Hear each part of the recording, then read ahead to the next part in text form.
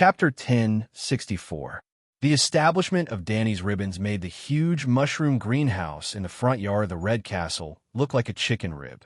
Not long after, Mia the First moved all the wood inside and rebuilt it into an underground hall. The center was as big as a basketball court, and the seats around it were raised in circles. It covered an area of more than 10,000 square meters and could accommodate thousands of people.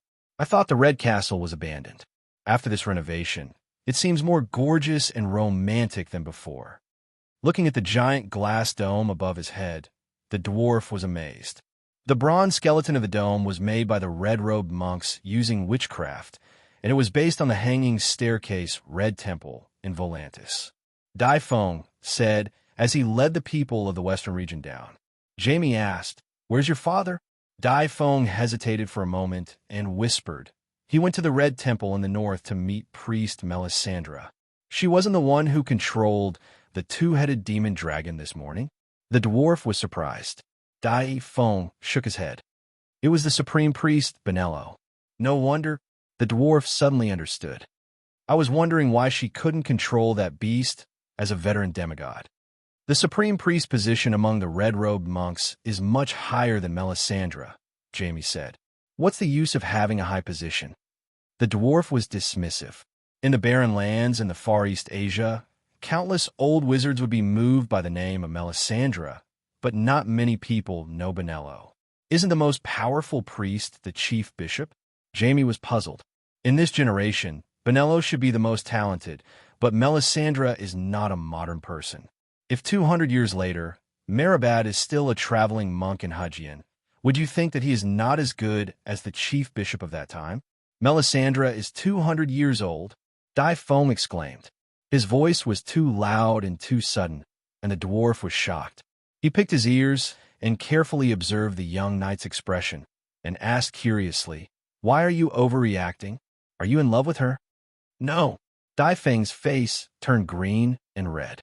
He waved his hand and ran away in a panic. "Hey, where are the seats you arranged for us?" The dwarf called out with a smile. "Come and sit over here," a familiar, hoarse female voice said. It made one's heart itch. Tyrion turned and saw a tall swordswoman waving at him from the bottom of the stairs. She had a charming smile on her face and a straight posture. Brown curly hair, brown eyes, and a heart-shaped face with a rosy glow. Wasn't that Margaret, who carried a golden greatsword and wore leather armor embroidered with golden patterns? The dwarf admitted that even if some women had taken a dump on the bed, countless men would still be moved by them. At this time, Stannis, who had arranged the seats for the River Bend nobles, jogged over and said apologetically, "Prince Duke, you can sit here." Yes, this 18 or 19-year-old young man was Davos' sixth son, and also the younger brother of Knight Devon. The dwarf wanted to strike up a conversation with Little Rose, but he smiled at her and sat down beside Fat Sam. However, there was nothing he could do. His wife, Princess Elaine, would represent Dorne at the Queen's funeral. However, they were not far apart and sat in the first row of the auditorium.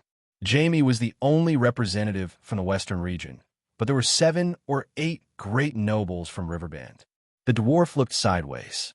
Other than Tally and Redwyn, there were also Count Rowan from Golden Tree City, Aelkin Florin from Brightwater City, and other veteran nobles from the Greenhand family. No, there was also Tywin wearing a sea monster helmet. Victarion Greyjoy was sitting beside Margaret. The two of them were chatting happily. "Why is he here?"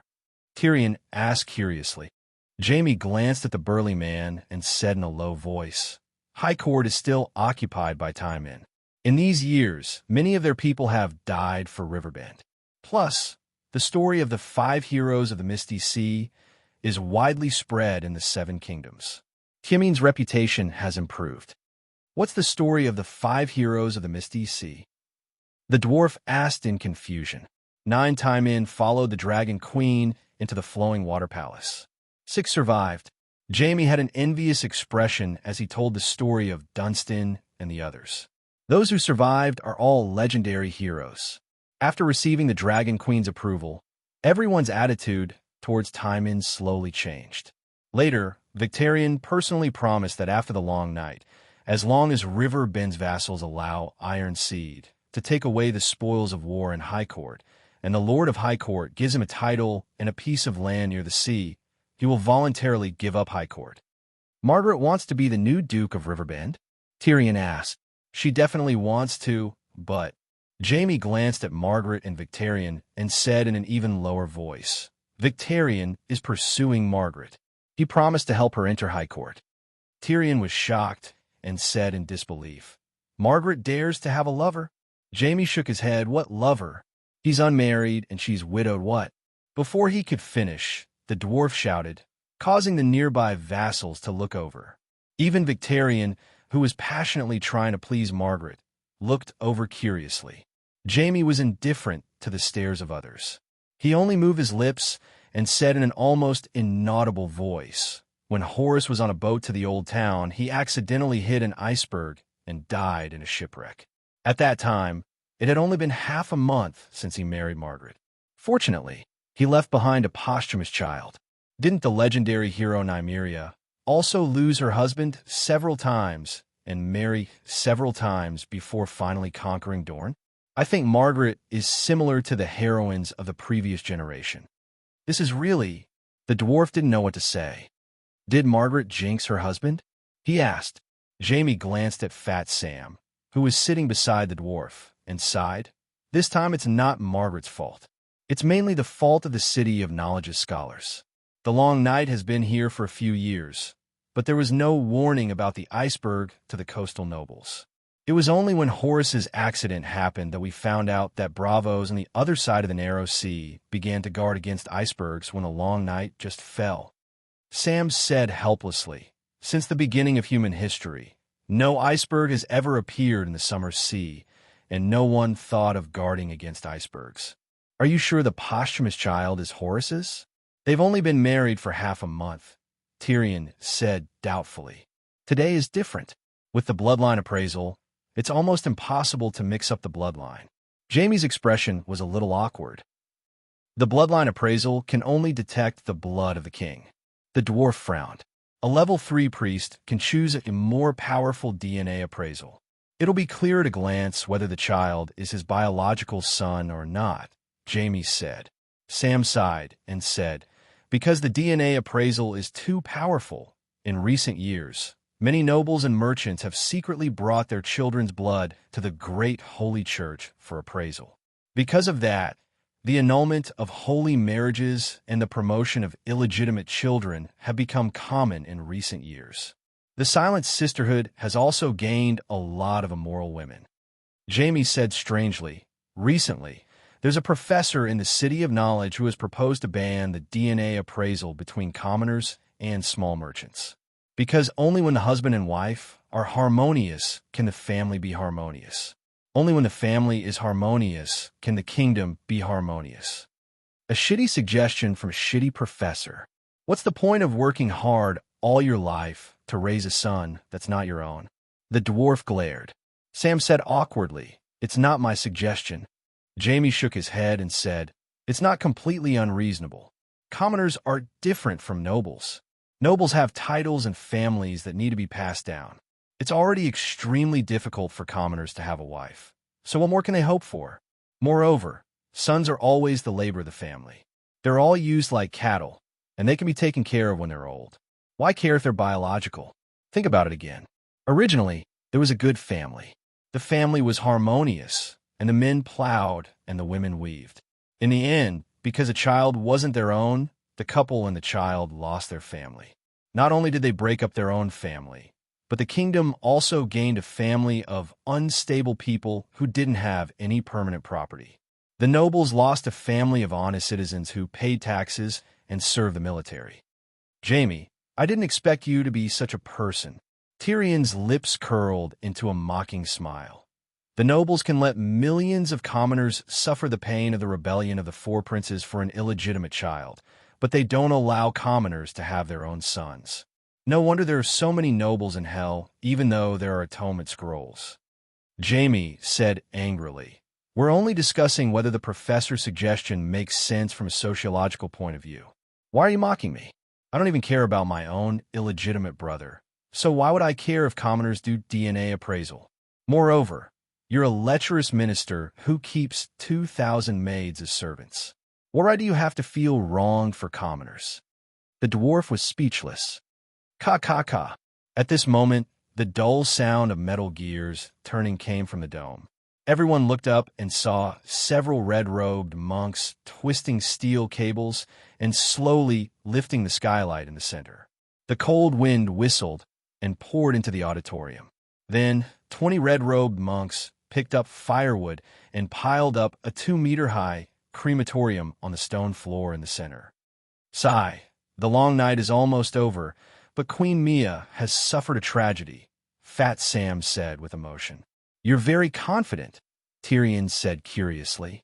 Fat Sam stroked his long beard and said matter-of-factly, "2 years ago, the Song of Fire resounded throughout the world, and the world was almost dyed red by flames.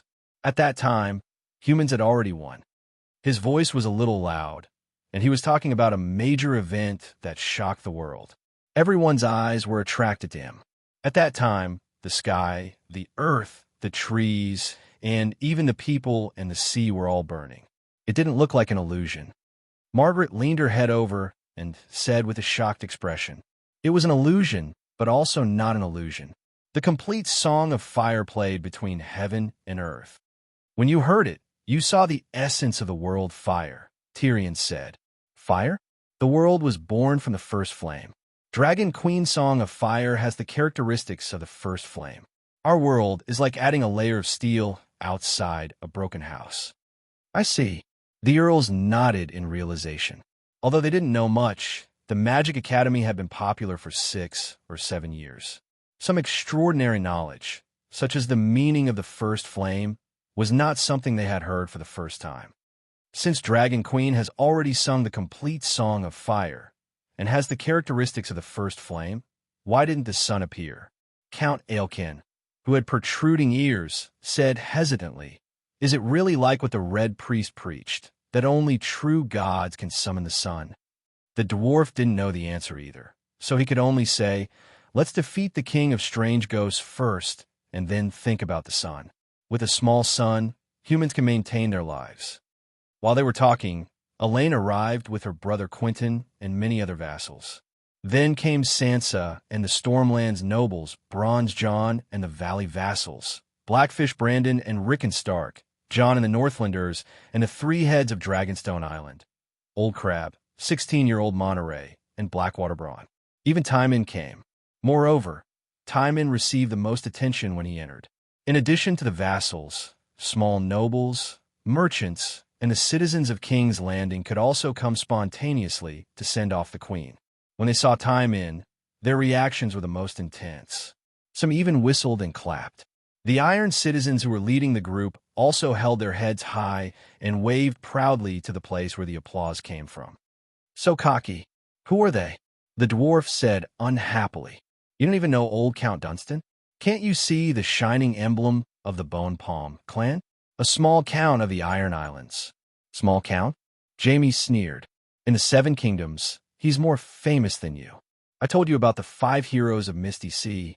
Don't you remember them so quickly? He's the leader of the 5 heroes. With a mortal body, he drew his sword and looked down on hundreds of gods and demons. He only drew his sword against a god, but I've killed a god more than once. But did I announce it to everyone?" The dwarf said loudly. Everyone heard his voice and turned to look at him. The dwarf was immensely pleased with himself as he looked back at everyone with arrogance. Chapter 1065. Drawing your sword and fighting against the demons is indeed courageous, but The dwarf poked himself in the chest and said loudly, "Eldest senior brother of the Mantra imparting team, father of barbarians, the number of gods and demons I've killed with my own hands is more than the total number of kings of the 7 kingdoms in the past 10 years. Silence filled the place as soon as he said that. Everyone's attention was drawn to him. The dwarf smiled proudly and continued, "It's not your fault. The Westeros are ill-informed. The Mantra imparting team is famous in Ursos and has amazing achievements, but none of you have heard of it. Tyrion, we all know the deeds of the Mantra imparting team, and we've all heard of Master Chizong's fame and amazing achievements.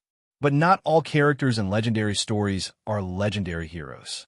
The dwarf looked over and saw a white-haired old woman in her 40s or 50s. She had a shriveled face and sharp eyes. She was not tall, but her back was straight. "Who are you?" His expression was solemn and puzzled. The other party was a stranger, but there were obvious magic waves on her body. She was very powerful, and she was wearing a golden seven-pointed star white robe that represented a level 3 priest. The old woman said bluntly, "It doesn't matter who I am. Let me tell you, the Westeros are not poor villages. The story of the mantra imparting team has spread throughout the 7 kingdoms, but you only have one role in the story to be captured, tortured, and humiliated by the demons, and then cry out, 'Master, save me.' You're just an old-fashioned warrior saving a princess. What kind of legendary hero is a princess in a fairy tale?" The people around nodded and looked at the dwarf with disdain.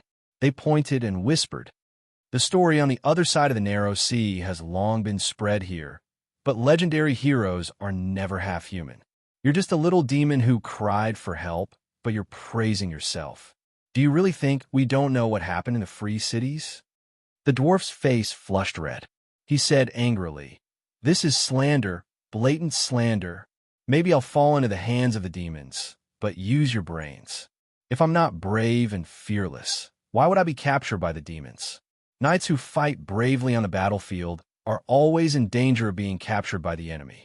Only cowards who hide in their castles and forever avoid battle will never be defeated. If you don't fight, you won't lose. But you were dragged into the dung pit by the dung demon when you went to the toilet. Everyone knows that." The dwarf glared at the speaker, only to discover that the speaker was one of the 3 heads of Dragonstone Island, Blackwater Ballin. The old chap was winking at him. Another time, he was caught while visiting the Passion Garden. Another person said, "It seems to be more than once. Who in the 7 kingdoms doesn't know that dwarves love to visit prostitutes? It's just a pity for Princess Yelaine." "What's there to pity? The Princess of Dorne isn't a good person either." The 2 of them went whoring together. Yelaine, who was originally standing at the side and watching her husband make a fool of himself, immediately became angry. Her eyes were filled with shame and relief. He was glad that the ridiculous things he and the dwarf did in Barren Land had not spread to the Westeros yet. At this moment, the white-haired Onion Knight walked over and said in a deep voice, "Ladies and gentlemen of the King's Landing, this is the funeral of Mia the First. Please keep quiet." Hearing this, everyone returned to their seats. Although they didn't completely quiet down, they only whispered to each other. "Who is that old woman? How dare she talk back to me?" The dwarf asked Jaime in a low voice. "It's the Misty Sea hero I told you about, the 4-drowned Iron Granny Tamon. There are many terrifying legends about her. No one dares to offend her." "Fuck, so it's that witch." The dwarf immediately gave up on the idea of getting back at her. He didn't want to have anything to do with it in the future. The ceremony after that was more boring. The king's hand gave a sorrowful speech, describing Queen Mia's life achievements and the cause of her death. Yes, Mia had made some achievements in the past few years. Even Marjorie knew how to copy Sansa's bed strategy, so there was no reason why Mia couldn't learn from her. Actually, Mia's strength was far beyond Sansa and Marjorie's. She had tens of thousands of red-robed monks behind her. It was easier to gain fame by pretending to be mysterious. The Onion Knight said a lot of things, but none of them repeated, which was proof. Mia's cause of death was also embellished. According to the Prime Minister, it was because the Queen couldn't bear to see the people suffer, so she wanted to gain more power to defeat the King of Deviant Ghosts and end the long night as soon as possible. "Actually, Mia was provoked by your nephew," Bronn said to the dwarf with a smile. The 2 of them sat together, one in front of the other. "Did you see the scene when the Northern Ice King returned to the city yesterday afternoon? Things like showing off martial arts were often seen in King's Landing in the past few years. In terms of public opinion, Mia had always been under great pressure. Many people gossiped behind her back, saying that Jon was more powerful than her and was more like the king of King's Landing. Actually, with the Northern Ice King's achievements, he deserved to be cheered by the people. However, No king could bear to have his reputation lower than a subject in their own territory. At least, she thought that the Northern Ice King should give up his title and pledge his loyalty to her. Although there were many warriors who killed deviant ghosts in the Seven Kingdoms, there was only one hero who could destroy the evil ice god, and that was Jon Stark. If Mia wants to suppress him, the only way left is to tame the two-headed demon dragon. Unfortunately, taming a dragon is risky, not to mention a deformed demon dragon with a confused mind. The dwarf's face was full of doubt. During the Battle of Winterfell, Melisandre was crowned as the world's first sorcerer by the Dragon Queen. Don't you know? She might not be stronger than Jon now, but it shouldn't be difficult for her to help Mia kill one or two evil ice gods. Bronn shook his head and said, I know about the first sorcerer Melisandre, but since Stannis died, she has been living in seclusion in a small red temple in North City. When the King's Landing was besieged by deviant ghosts, she didn't come out to defend the city. In fact, if Melisandre was willing to help, even if Mia failed to tame the dragon, she wouldn't have lost her life. The dwarf asked curiously, what is Melisandre thinking? Maybe she is disheartened? Everyone knows that she's obsessed with Asha's prophecy, but now the prophecy has become a big joke, Bronn said with a smile. After the speech, all the vassals took turns to take a look at Mia, the first in the coffin for the last time. They didn't even need to congratulate her. According to convention, the corpse should be handled by the Silent Sisters, who should dress up beautifully and wear gorgeous clothes to bid farewell to their friends and family. But this time, everyone only saw a white cloth. The charred remains of the body and the twisted iron sword under the white cloth couldn't be seen. The vassals knew the cause of Mia's death and guessed the state of her corpse, so when they saw the white cloth, their faces were calm and didn't show any surprise. Bronn said in a low voice, I heard that Mia was hit with venom and drenched from head to toe. She let out a heart-wrenching howl and scratched her face with her hands, pulling out large pieces of rotten flesh and melting her bones. When Prince Anda saw his wife's miserable state, he roared and jumped onto the back of the dragon's neck. He pulled out his sword and blinded one of the dragon's eyes. It was very heroic, but when the eyeball exploded, the blood that spilled out was also highly poisonous. The prince howled and fell from the dragon's neck. Then, the dragon's other head began to spit fire without restraint. The queen and her husband were burned until only half of their bones were left. Which Prince Anda? The dwarf was puzzled. Anda Royce, the eldest son of Bronze Jon. Look, Bronn raised his chin towards old Jon. The old count is crying so sadly. No wonder. The dwarf was deep in thought. How do you know so much? The devil hunter Richard was at the scene. If he hadn't activated his holy garment and resisted the dragon's flames, Mia and Anda's corpses would have been eaten by the dragon. Mia can still tolerate Richard. The dwarf said in disbelief. Sir Richard is a Kingsguard. If he doesn't follow the queen, where can he go? But he killed the king. Stannis was killed by Jon. At most, he was negligent in his duty. But even if their beliefs are different, the Red God disciples can't deny Richard's loyalty and bravery. Think about it. Is there a need to doubt the integrity of a knight who can go to heaven and become a saint? If you were Mia, would you tell Sir Richard to get lost? In the past few years, when Mia was fighting the deviant ghosts, she was in danger many times. Every time, it was Richard and Song Guying who saved her. When the two of them fought, they didn't care about their lives.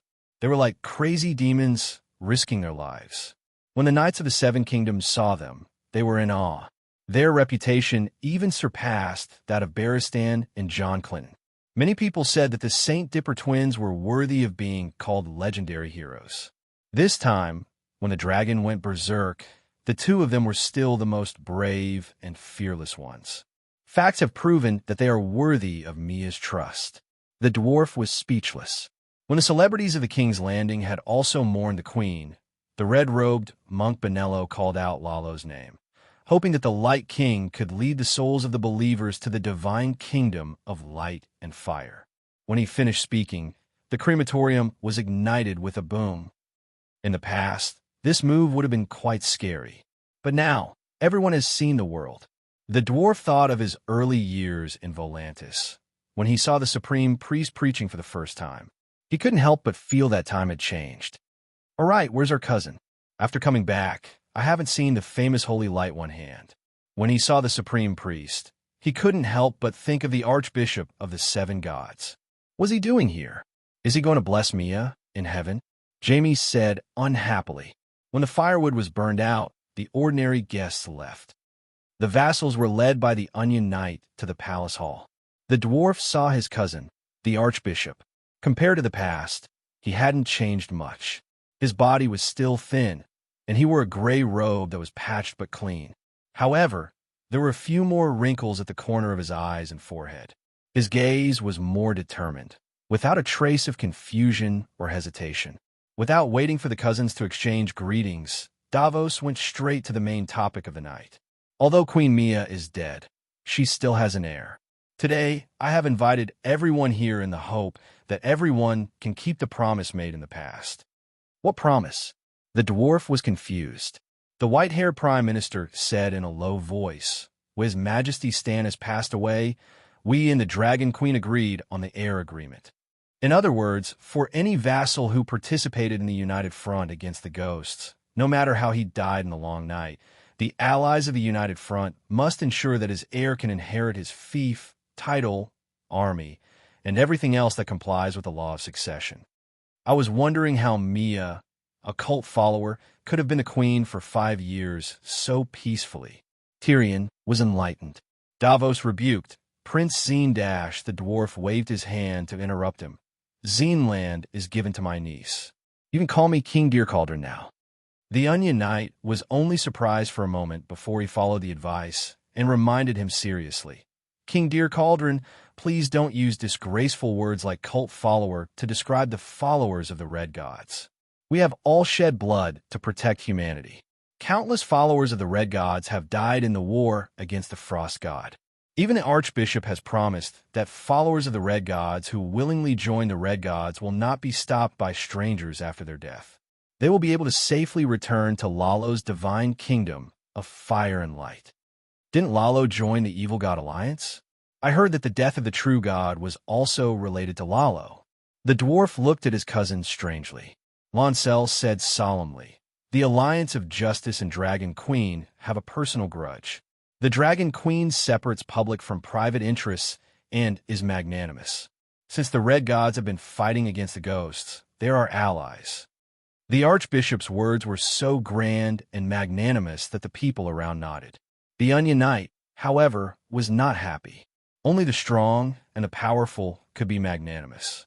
However, he was also a follower of the Seven Gods, so he did not help the Red Gods gain verbal advantage. He asked directly, "What do you think about the heir agreement?" "I have no objections." Yelaine was the first to speak.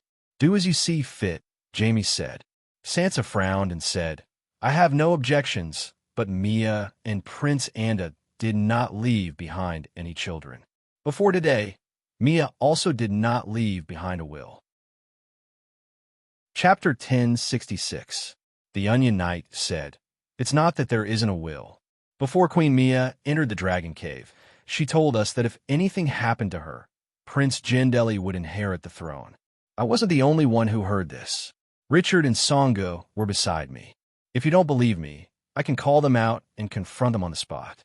With Richard and Songji's reputation and integrity, we won't doubt it."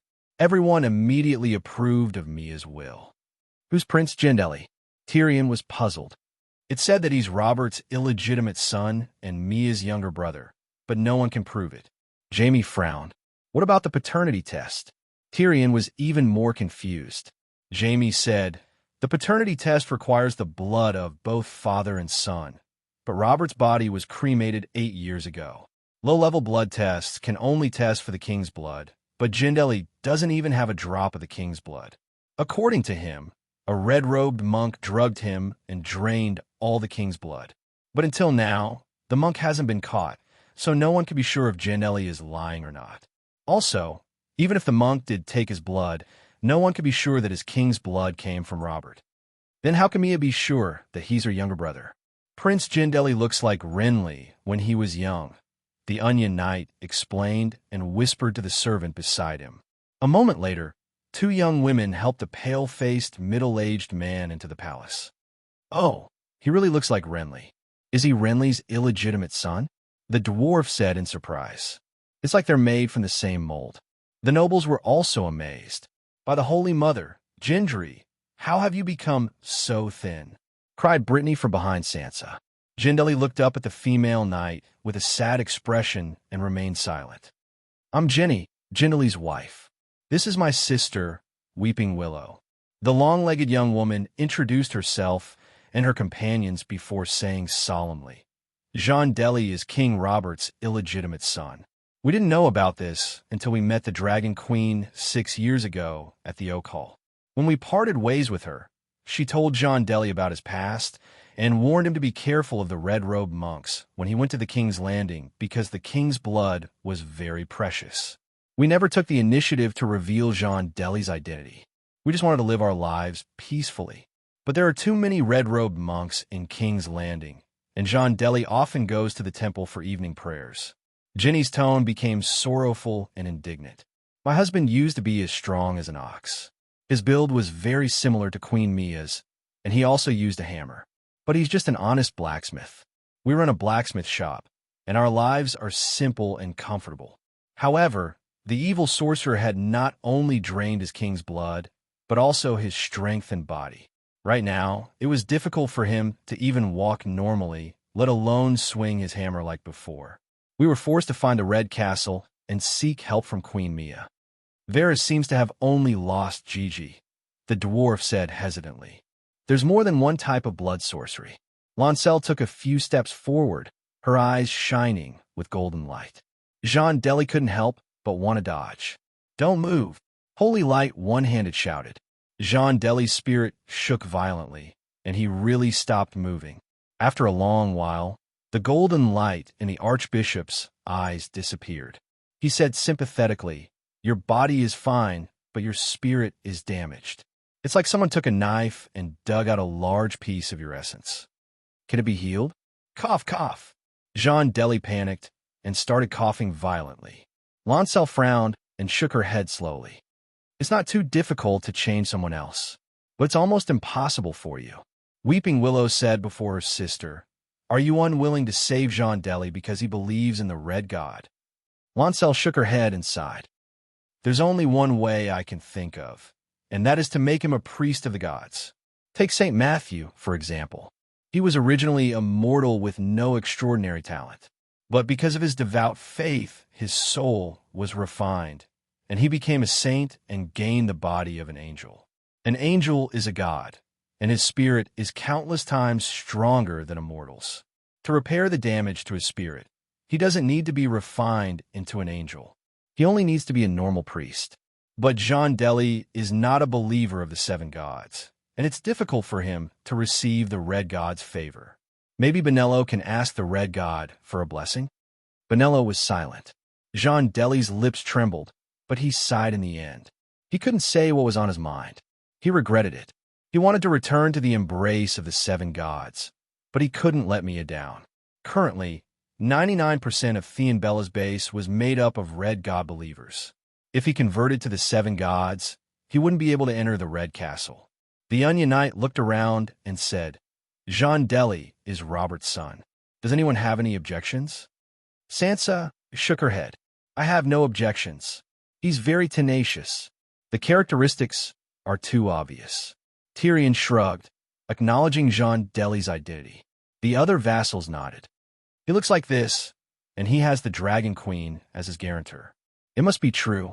Today's topic was to choose the successor of Theon Bella. It had nothing to do with the other vassals. That was why everyone was calm and realistic. If this was a real king selection convention, the atmosphere wouldn't be so harmonious. Davos heaved a sigh of relief. He pulled Gendry in front of him and said loudly, "Under the witness of the seven vassals and the Archbishop of the seven gods, I, in the name of Prime Minister Mia I, declare Gendry Wayshuey as the noble illegitimate son of Theon Bella.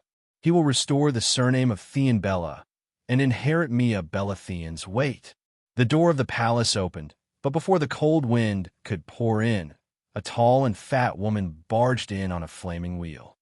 My lords, you all know me, right? I'm Jean, the true seed of Robert. The Dragon Queen has personally verified it.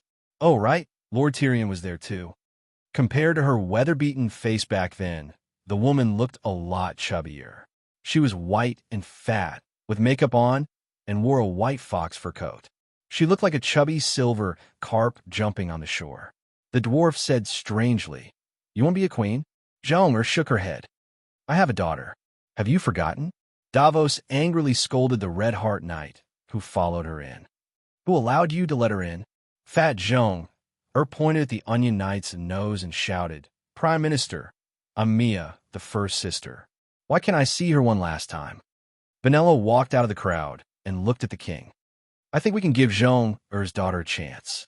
Davos's pupil shrank. "Supreme Priest, you were there when the queen entered the dragon cave. You must have heard what she said, right?" Benello said helplessly, "I have no prejudice against Prince Jean Deli, but we need a brave and healthy king to challenge and defeat the variant Ghost King, and then become the true ruler of the Seven Kingdoms and promote the teachings of the Red God." As soon as he said this, the atmosphere was no longer as relaxed and harmonious as before. The Grand Duke's expression changed several times. His sharp eyes swept back and forth between Jean Deli and the girl beside Zhong. Zhong pushed her daughter in front of everyone and said loudly, "Yes, I'm a prostitute. Countless men and women have slept on my bed in King's Landing. It's a joke to let a prostitute become the queen. I know all this, and I've always been honest. I've never harassed Queen Mia, but my daughter, Dominia, is a virgin. She's been trained as a knight since she was young.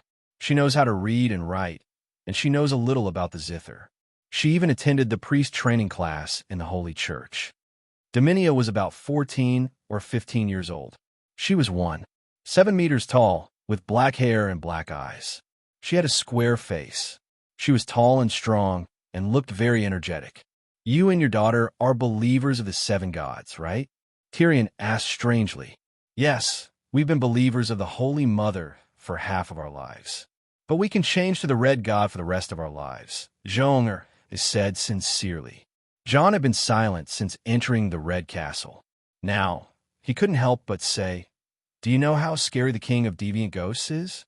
We've been dealing with deviant ghosts since the Long Night. It's been 8 years, and we can only face the King of Deviant Ghosts with the determination to die. Your daughter is so young and hasn't even experienced summer. Don't kill her." Zhong hesitated, but the girl puffed out her chest and said fearlessly, "I'm not afraid of death. Also, when I attended the priest training class, I went out of the city with the warrior's son to hunt the living dead. Because of my excellent results, I was praised by Commander Rando, Tarly himself." Looking at the girl's young and determined face, Holy Light One Hand said gently, "You may be a great warrior in the future, but you're still young. I'm not stupid. I'll do what I can." Dominia bowed to the Archbishop and said seriously, "This." Lancel didn't know what to say. Old Crab looked at everyone and said, "Whether it's Dominia or Jean Deli, they're both of Robert's bloodline. Why don't we let them decide?" The vassals thought for a moment and nodded in agreement. Just as everyone was about to leave, Sansa suddenly walked to Benello and said, "How do you plan to deal with the dragon?" "We have our own plans," Benello said with a straight face. "You can't do anything to it. Everyone saw it." Sansa said in a low voice, "Lady Sansa, what do you want to do?" The Onion Knight frowned. Sansa looked at everyone and said slowly, "Everyone knows that the deviant ghosts not only have the evil ice god that can fly, but they also have a large army of ice-winged dragons. Now, the two-headed dragon is flying north. We don't know where it's going, but there are deviant ghosts watching King's Landing. We're sure that the King of Deviant Ghosts has noticed the two-headed dragon's strange behavior. I don't think anyone wants to face a deviant ghost king riding an ice-winged dragon, right?" Jaime said seriously, "Now that things have come to this, we can only ask the Dragon Queen to help. Can the Dragon Queen help Prince Jean Deli tame the dragon?" Davos looked at Old Crab expectantly. Count Sedega shook his head, his face filled with reverence and worship. "We haven't seen Her Majesty for many years. At first, we could still communicate through the magic tower. Later, Her Majesty sang the complete Song of Fire and went to the sky beyond sky, the legendary astral plane. Only she can send messages to us. The magic tower in the mortal world can't contact her. Not long after, even the 4 megalosaurus left the prime material plane, guarding the great swamp in the extreme south, the land of eternal winter in the extreme north, the endless sea in the west, and the dark realm in the east. Is there really an end to the world? I really want to see it. Count Rowan was lost in thought. The land of eternal winter is the closest to us. It's only 10,000 miles away from the Great Wall. That's the home of the deviant ghosts. When the long night is over, you can go take a look, Old Crab said. In the current 7 kingdoms, as long as you leave the door, it's the land of eternal winter. What's there to see? The dwarf complained. Sansa said faintly, we don't need the help of the Dragon Queen and the Megalosaurus. We can easily tame the dragon. The Holy Knight's seal. The dwarf's heart jumped, and he blurted out, yes, the Holy Knight's seal can use the Holy Mother's might to tame the winged dragon. The dragon might be stronger than the winged dragon, but it definitely can't withstand the Holy Mother's might. Hearing this, the Duke's face was filled with excitement. He was eager to try. They were not holy knights, but in recent years, the second sons and even the eldest sons of noble families all took pride in joining the sons of warriors. Now, many noble families had holy knight children. Chapter 1067. Aren't you going? When they left the Red Keep, Bolton and Tyrion were together again. The two of them walked slowly side by side.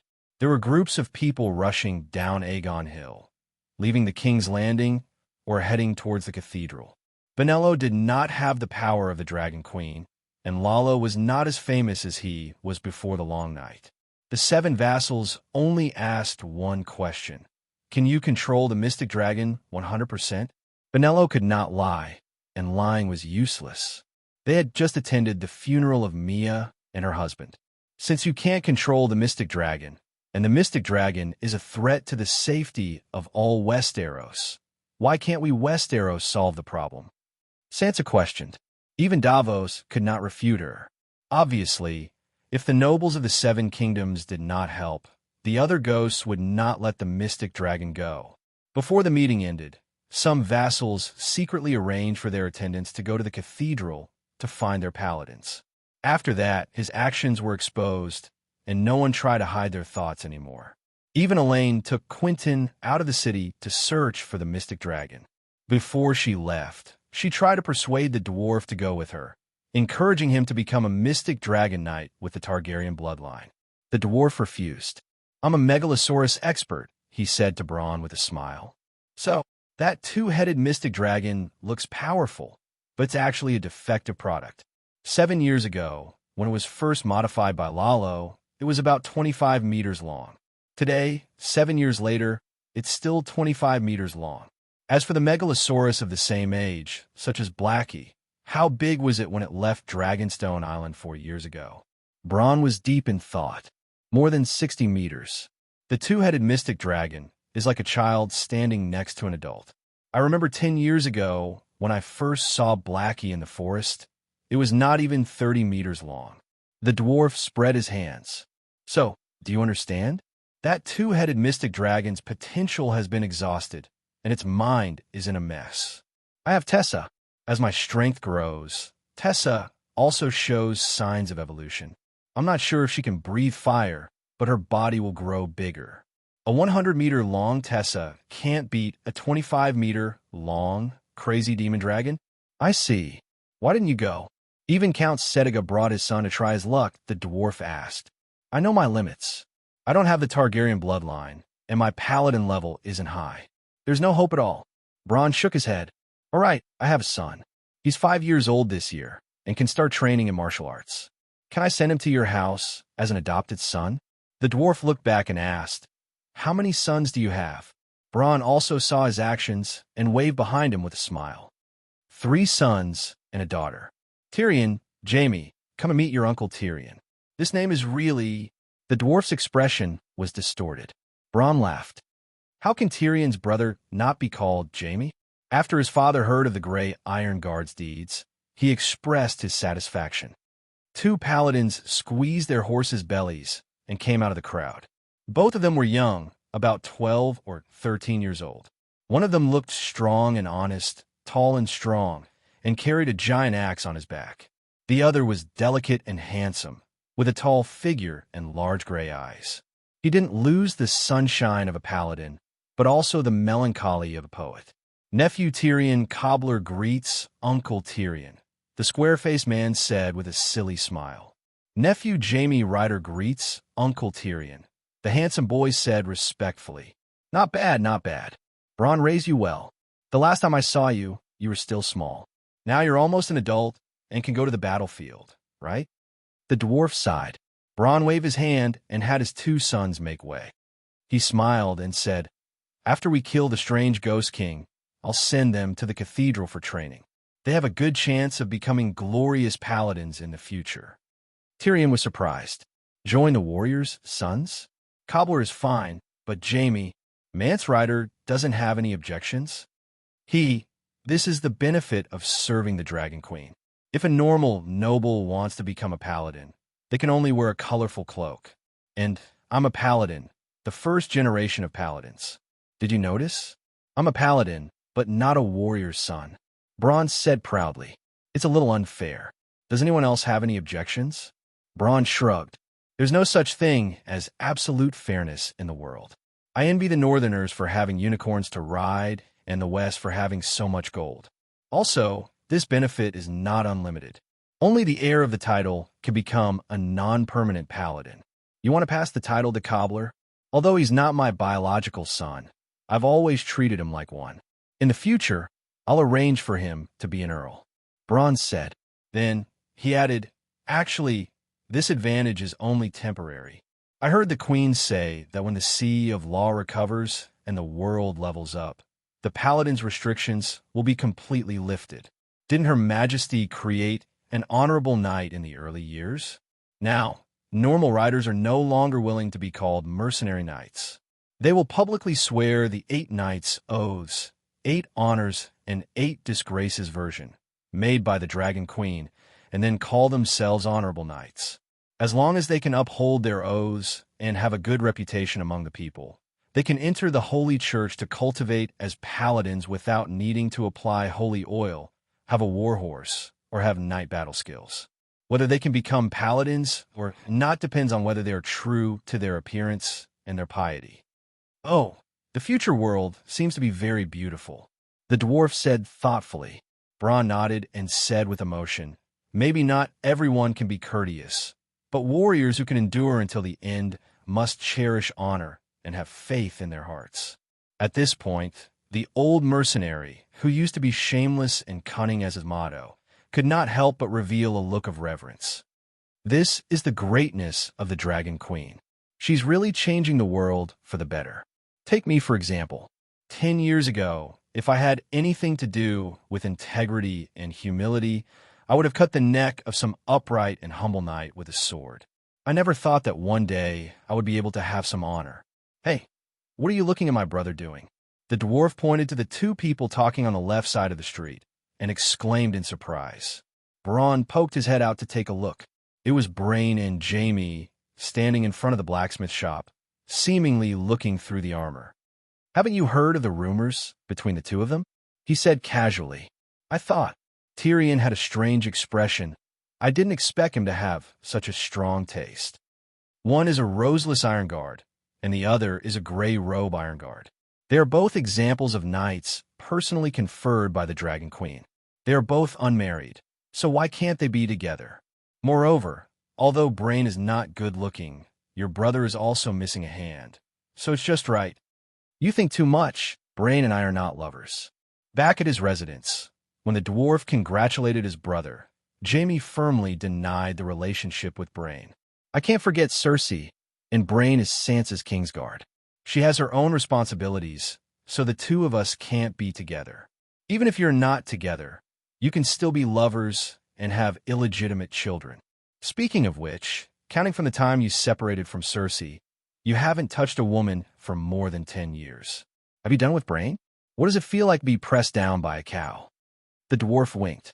Jamie glared at him and said coldly, I'm not like you. If I have a relationship with Brain, I won't just be a lover, I will marry her. The dwarf gave him a thumbs up and clicked his tongue. The Holy Mother should award you a chastity medal. Jamie snorted coldly and turned to walk towards little Tywin's bedroom. Hey, wait. The dwarf stepped forward and grabbed him. Bronn has a 5-year-old son named Dennis. He was going to give him to me as an adopted son, but you know what kind of life I've been living all these years. Bronn only has one precious son, and I don't want to raise him badly. How about you help me take in an adopted son? There's no future with me, Jamie said meaningfully. He was now pure of heart and had no interest in power, and he did not have any power outside of Casterly Rock City. A Duke of the Western region was a great backer for the son of an ordinary count, but Bronn obviously had a better choice. The dwarf said sincerely, In my heart, you are the best knight in the 7 kingdoms, and that is enough for a great future. Besides, Bronn is a super nouveau riche. The key is to strengthen the foundation and stabilize the current results. What future do you want? Okay, let him send the child to Casterly Rock City. Hiss, Mystic Dragon. The two looked at each other, surprised and doubtful. Quickly walking out of the hall, they saw the 2-headed dragon flying side by side with a striped pterosaur, flying at a low altitude outside a street. The dwarf saw with his own eyes a person sitting on the 2-headed dragon, the bearded John. Fuck, this is really the treatment of a child of prophecy. Although he did not think much of the Mystic Dragon, the dwarf had to admit that he felt a little unbalanced. He knew about John's nephew's situation. He had become a demigod long ago and had raised his Song of Ice to around 3%. After sacrificing the evil god of ice to the old god, he could obtain all of the evil god's divinity of death and darkness from the Holy Mother. The shadow and fire of the Shadowbinder had both been raised to the demigod realm, and in just a few years, he had achieved what Melisandre had achieved after hundreds of years of cultivation. Now that he had the Mystic Dragon, it was like adding wings to a tiger. Too fast, he left for less than 3 hours, and not only did he find the Mystic Dragon, he even tamed it. Jamie was shocked. Isn't it obvious? The shapeshifter's animal companion has been watching it all this time. The dwarf sneered. Let's go and take a look. Jamie ordered Podrick to get the horse. Jamie was not the only one who was interested in the Mystic Dragon. When Lannister and his brother arrived at the Northern Ice Lord's mansion in South City, all the lords who had attended Mia's funeral were there. Oh gods, the person who dared to tame such a ferocious Mystic Dragon is either a madman or a king. Just as he stepped over the threshold, the dwarf heard a loud voice shouting in the courtyard. Fuck, can you not be so blunt? Uncle Tyrion and Aunt Dany are both shrewd people. Instead of learning from the 2 successful people, you have to learn from the unlucky Stark. He could not help but complain. Tormund, is this the Northern Ice Lord's idea? Davos' expression was unpleasant. What do you mean? I don't understand what you're saying, but I feel like the Northern Ice Lord is the prince in the prophecy. A hint of cunning flashed across the red-haired Tormund's eyes as he laughed loudly. Jon Stark wants to be the king of the 7 kingdoms? Bronze John asked directly. Whale tucked his blonde hair behind his ear and looked around at the lords with different expressions. He smiled faintly and said, Who doesn't want to? All the lords gathered at the King's Landing because of the Dragon Queen's promise to end the other Ghost King. Chapter 1068. You intend to help my nephew become king. The dwarf was sweating profusely as he laid on the feather mattress. He stared at the ceiling, his breathing uneven. Her red hair was wet and stuck to her fair and plump breasts, but Sansa didn't have the strength to push it away. Jon will help me become king. Haha, the barbarian Tormund is a wily old fox. His words are not nonsense. With your intelligence, can't you see that he is helping Jon? And that beautiful barbarian princess whale.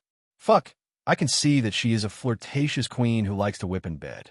I didn't expect Jon to like that too. The dwarf smacked his lips. She announced Jon's ambition to everyone. Did she just say it casually?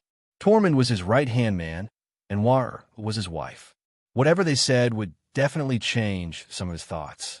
At the very least, they would change some of his previous thoughts. The lust in Sansa's eyes disappeared. I believe that John will not lie to me. When did he say that he would help you become queen? The dwarf asked with a smile. Sansa recalled. In Winterfell, when we brothers were reunited. In Andromeda City, when he found out about his past. It has been 6 or 7 years. Even the Dragon Queen can sing the complete song of the 2 laws of light and fire. The world has changed so much.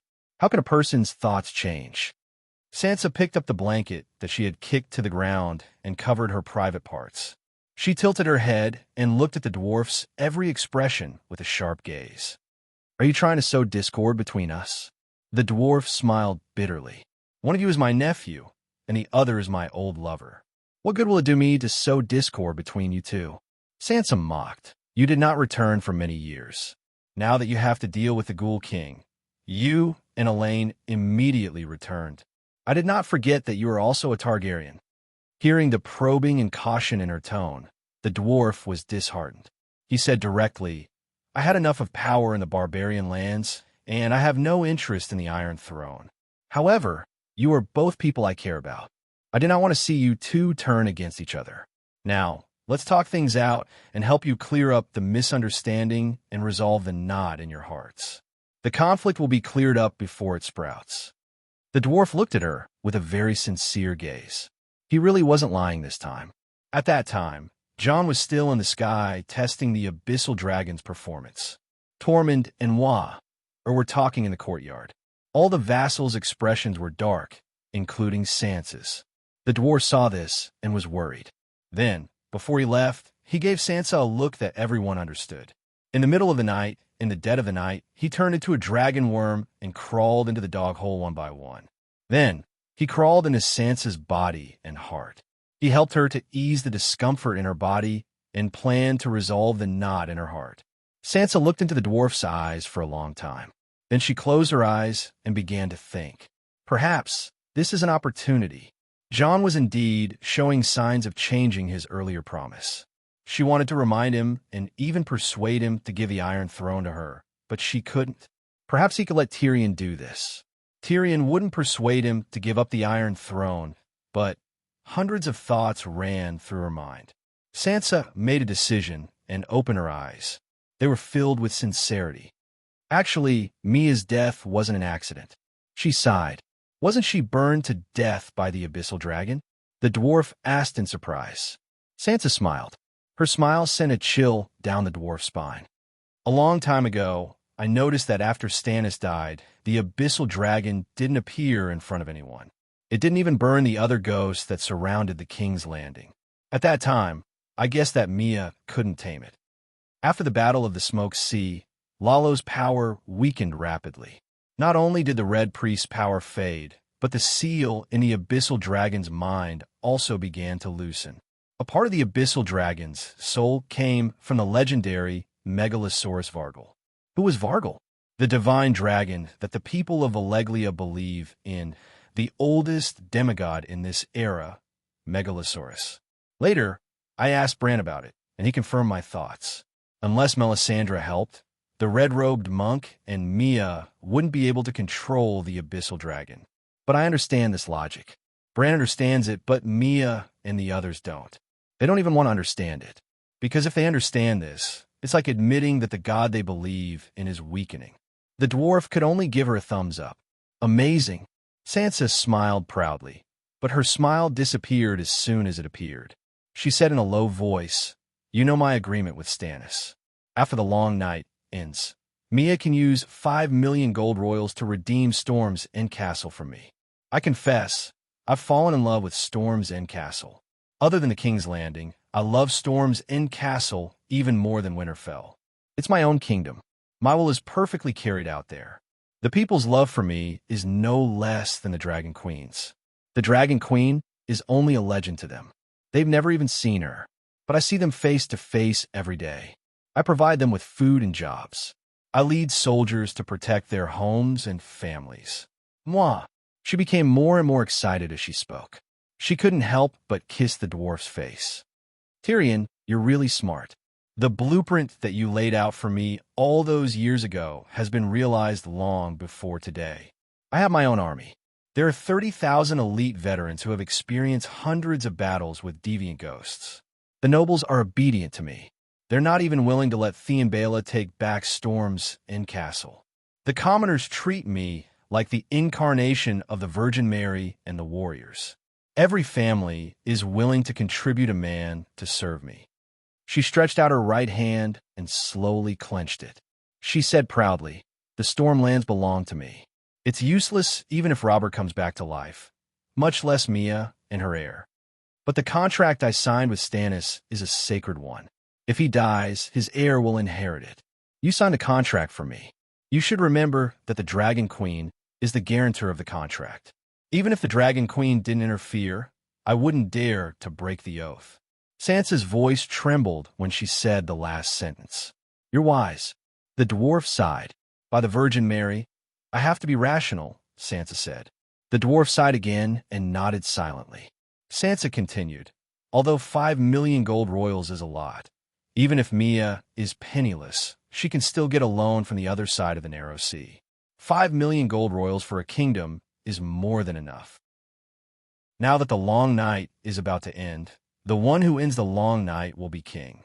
But no matter what, Mia can't be the hero who ends the deviant Ghost King. I can't be either. If she fails, she can only leave King's Landing and return to Theambela's land. I can't refuse. If I fail, I can't give up my roots.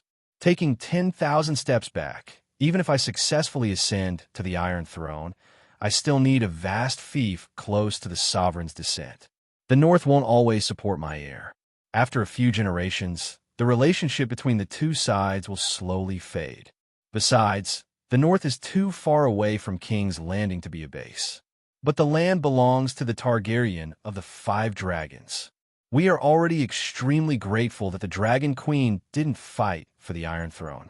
Anyone who becomes the king of the 7 kingdoms shouldn't and wouldn't dare to renege on her ancestral land. You've seen it all. You've almost completely avoided the conflict of interest with the Dragon Queen, the dwarf praised sincerely. She's like an unsolvable problem. We can only avoid it, Sansa said helplessly. The dwarf thought carefully and said in surprise, "I remember now. In the contract I signed with Davos, the second party is Stannis and his heir. So Mia must die," Sansa said coldly. The dwarf frowned. "Joan, and John Deli are also considered Stannis heirs, right? They can be, and they can't be. The description in the contract is not detailed. There will definitely be a lawsuit in the future." At this point, Sansa smiled and said proudly, "If the lawsuit reaches the Dragon Queen, I will take the initiative to hold a small king selection in the Stormlands and let the people and nobles choose the Storm King they admire the most. The king selection is also a tradition of the 7 kingdoms. The Dragon Queen has no reason to go against the tradition for a heretic." "I'm convinced." The dwarf sighed and gave 2 thumbs up. "How did you assassinate Mia?" he asked again. "I just pushed the boat with the current and forced Mia to do something she knew was impossible. All these years, I saved millions of people in the Stormlands and killed hundreds of thousands of deviants. How could Mia not feel pressured? When she found out that Marjorie was also doing well on Enchanting Island, the pressure would be even greater. And Jon was right under her nose. Every time he returned victorious, tens of thousands of people would gather and the streets would empty, cheering for him. What would the real Lord of the Red Keep think? Why is Jon so popular? Because I bribed many famous poets to sing praises for Jon. But I didn't deliberately say anything bad about Mia, and I didn't let the poets slander her. I only wanted Mia to feel the pressure. Actually, I'm not the only one who has this idea. I dare say that the other vassals also saw Mia's predicament and intentionally or unintentionally put pressure on her. With so many of us working together, she should have died long ago, but she has a good prime minister." At this point, Sansa glared at the dwarf. "Do you still remember your promise to me? Be my hand of the king and help me ascend to the Iron Throne. Look at Davos, who worked so hard. Don't you feel ashamed? It was because he promised to fulfill his duty to Aegon, be her hand of the king for the rest of her life, and protect her to become the king of the 7 kingdoms that she let him in bed. At that time, she was still pregnant." The dwarf smiled and said, The Holy Mother suddenly gave me a heavy burden. I was helpless. Sansa's eyes were full of disdain. Who doesn't know your role in the teaching team? Just like what Sign Granny said, you are a princess who screams, "Master, save me." You're the last person we need. Also, I know the situation at that time. Dragon Queen only chose Chizong, Arya, and Hound. You were the one who took the initiative to go over, hoping to gain some virtue. Slander. The dwarf's face turned red. The person Dragon Queen chose at the beginning was me. Chizong was my backup. It was because of you that I rejected the teaching mission. Without me, would Chizong and the others be able to govern barbarian lands so well? Would they be able to complete the reformation of barbarian lands' faith so quickly? Also, look at yourself. With a few of my strategies, you became the strongest vassal of the Seven Kingdoms. Look at Mia. Davos couldn't help her protect a corner of King's Landing even after working so hard. A genius needs to use 1% of their effort to defeat 1,000% of a normal person's effort. Davos is not a mediocre person. He used the red-robed monk's power to rule King's Landing, and then used his rule over King's Landing to command Jon and the Lion Army of the West in the King's Landing, stabilizing King's Landing's rule over the royal territory. Then, he successfully married Mia and Ander Royce, and continued to tie the valley to Theon Bella's broken chariot. With the power of the royal territory and the valley, Hajian and Riverbend, who had lost their dukes, were unable to resist Theon Bella's nominal rule over the Seven Kingdoms. I also signed a contract with Stannis, and barely had the status of ruler and vassal. See, if the long night doesn't end, Mia will be able to sit on the Iron Throne until the day she dies of old age. I even took the initiative to give Davos a favor, bringing his wife and son to Taz Island to take care of them, hoping that he would pledge his loyalty to me in the future. Sansa sighed. Is it necessary? He's just an illiterate smuggler who's been illiterate for most of his life. The dwarf felt very upset, as if his things had been stolen. Dragon Queen was illiterate for the first half of her life as well. Sansa said calmly. Chapter 10:69. Davos is rational, pragmatic, and loyal. If he did not dissuade her, Mia would have tried to tame the demon dragon a few years ago. Just based on this, you have to think highly of him. Just based on that old man's height of 8 meters, I would think highly of him as well, the dwarf complained. Sansa rolled her eyes at him and said with a complicated tone, I've been watching Mia for so many years, of course I won't let go of her demon dragon. Mia's death can guarantee that Stormlands will always belong to me. With the two-headed demon dragon, my chances of killing the king of deviant ghosts will greatly increase. The moment the holy church bell rang, I had Rickon send out his tiger-headed golden eagle. The demon dragon has never left his sight. If you're so prepared, why did you let Jon become a dragon knight? The dwarf asked in confusion. Am I stupid? Sansa asked back. You're very smart. If I'm not stupid, why would I be stupid enough to think that the demon dragon will belong to me? The dwarf said strangely, Jon is a spare tire? You have to make sure that the demon dragon is always in Stark's hands. Do you know what divine spells priests have? Sansa suddenly asked a question that confused Tyrion. There are too many divine spells. They are roughly divided into healing, exorcism, investigation, summoning, and so on, the dwarf said vaguely. He wanted to say, whatever the Dragon Queen knows, you will have a chance to learn that type of divine spell.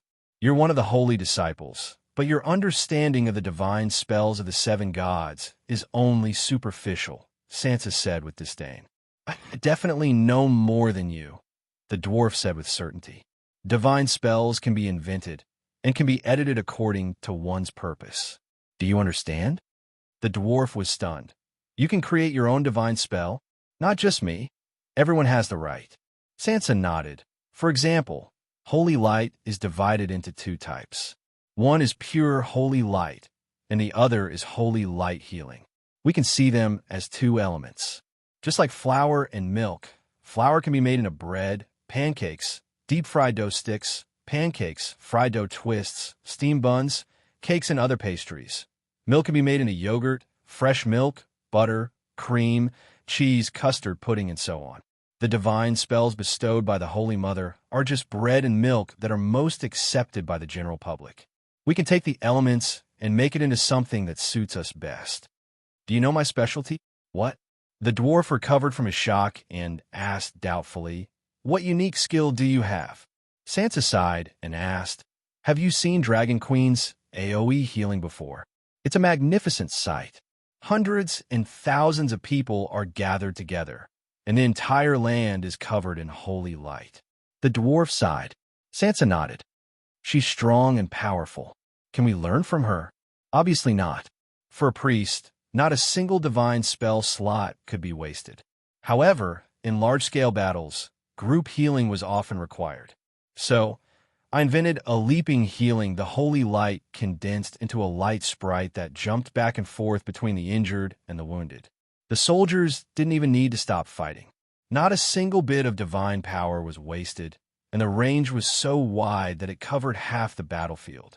So I gained the honorary title of Flash Queen in the Seven Kingdoms. "So you invented the leaping holy light?" The dwarf was really shocked this time. The holy healing that Sansa mentioned had appeared long ago. He had seen Qizong use it countless times, but he had always thought that it was the Dragon Queen who invented it and then bestowed it to all priests through divine spells. "Do you know that other priests also know this divine spell?" he asked. "Of course," Sansa nodded proudly. "It's because of this divine spell that I received the Holy Mother's praise and advanced from a level 1 beginner priest to a level 3 priest." No wonder, no wonder. The dwarf finally understood why the Dragon Queen valued supernatural cultivators so much. Then, he remembered the improvements that Qizong had made to the Holy Mother's palm over the years. Originally, there were only 4 palms: light, water, fire, wind. Later on, Qizong combined water and fire, wind and fire, fire, fire, and so on. The Dragon Queen had most likely learned all of them. Even if she could figure out herself, with so many people, how much time would it save for her? Actually, Tyrion's vision was still not broad enough. The time saved was not worth much. Did God lack time? More importantly, it was ideas. New ideas, and endless wisdom. Sansa did not linger on this topic for long, and continued the previous topic. "Since I started plotting against Mia and the Mystic Dragon a few years ago, naturally, I also began to invent new divine spells long ago. Combining the soul attack divine spell Wrath of the Father and the Holy Night Seal, I created a seal of the Father that can continuously suppress souls. When using this divine spell, the Father's divine might is like a mountain that heavily presses down on the enemy's soul. It's not just a moment of Wrath of the Father, it's continuous. With the seal of the Father, I really did subdue the demon dragon. However, at the crucial moment, Lalo made his move. If not for Jon's help, I would probably have ended up like Mia." Sighing, she said bitterly, "I will do my best to pursue what I want, but once I'm sure that I can't get it, I'd rather give it to my family than let it run away or let others get it. The Mystic Dragon is like this, and so is the Iron Throne. So, you don't have to worry that Jon and I will kill each other for the Iron Throne. In my heart, the Iron Throne is not worth that price." Very rational. "I hope you can keep this thought," the dwarf praised. Sansa's eyes were covered with a layer of mist as she recalled. "When I was 14, before I saw my father's tragic death, if I couldn't get the Mystic Dragon, I might have killed it. During the years of the rebellion of the Four Princes, the House of Stark was destroyed, and my brothers and sisters were homeless. At that time, I understood a principal family is the most valuable asset. Almost 10 years have passed, but I haven't forgotten this principle. Jon is still my brother, my family. I won't forget it for the rest of my life. Since you want to resolve the conflict between the two sides and be the peacemaker, help me pass these words to Jon. I hope he can believe this principle. The Iron Throne is not as important as family, and I am his family. Strong strength leads to weak intelligence." The dwarf was weak in his early years and could only rack his brains, surviving with his wits and schemes. Later, he met the Dragon Queen and had a powerful backer. His magic power also increased day by day, and his way of handling matters began to lean towards the way of the king, using strength to suppress others. In these years in barren land, he rarely tried to guess the thoughts of others. With his current strength, he could do whatever he wanted, and there was nothing he couldn't do. This time, he came on his own accord and became Sansa's puppet. At noon the next day, in the Arctic King's mansion, a short table was placed on a heated brick bed in the side room. In the middle of the table was a mandarin duck pot with a few cold dishes on the side. The Targaryen uncle and nephew were drinking and chatting happily. Sansa understands that family is the most valuable asset. If you change your mind and insist, the Iron Throne should be yours. I think she will most likely give in, the dwarf said. This guy took Sansa's words seriously and passed them on to Jon. Jon was stunned, and his heart was filled with mixed feelings. In the end, he was moved inside. She's right. Family is the most valuable asset. She will always be my sister, my family. I will never forget her. Then what exactly do you think? The dwarf's face and eyes were red from the burning knife, but the corner of his eyes was still sharp. It was as if he could cut open Nephew Goo's chest and see his heart. I don't have any other thoughts. Tormund likes to talk nonsense and wail. He paused for a moment and hesitated. Whale thinks I should inherit my father's throne because I'm the son of Lei Jia, but I never agreed. You haven't married Whale yet, have you? Tyrion asked with a muffled voice as he stuffed a bean sprout into his mouth. We should have a formal wedding, but the seven gods and the old gods don't allow two wives, Gu said awkwardly. The drunkenness in the dwarf's eyes completely disappeared. He looked straight into Nephew Gu's eyes. Sansa is your sister, and Whale is your wife. They are both your family, but they have different goals. Jon immediately said, I will not fight with Sansa for the Iron Throne. This is a promise I made to her long ago. It will not change today, nor will it ever change. Jon, I am not forcing you to give in. Tell me your true thoughts. Only then can you completely resolve the unresolved conflict between you and Sansa. Jon smiled and shook his head. Tyrion, your words are a little childish. Lei Jia is my father. I would be lying if I said I had no thoughts about the Iron Throne. So between Sansa and I, one of us must give in. I am the older brother, and I am satisfied with what I have now. When I see Sansa realize her dream, I will be happy. This happiness will be far greater than if I get the Iron Throne myself. You are a good brother. The dwarf was relieved.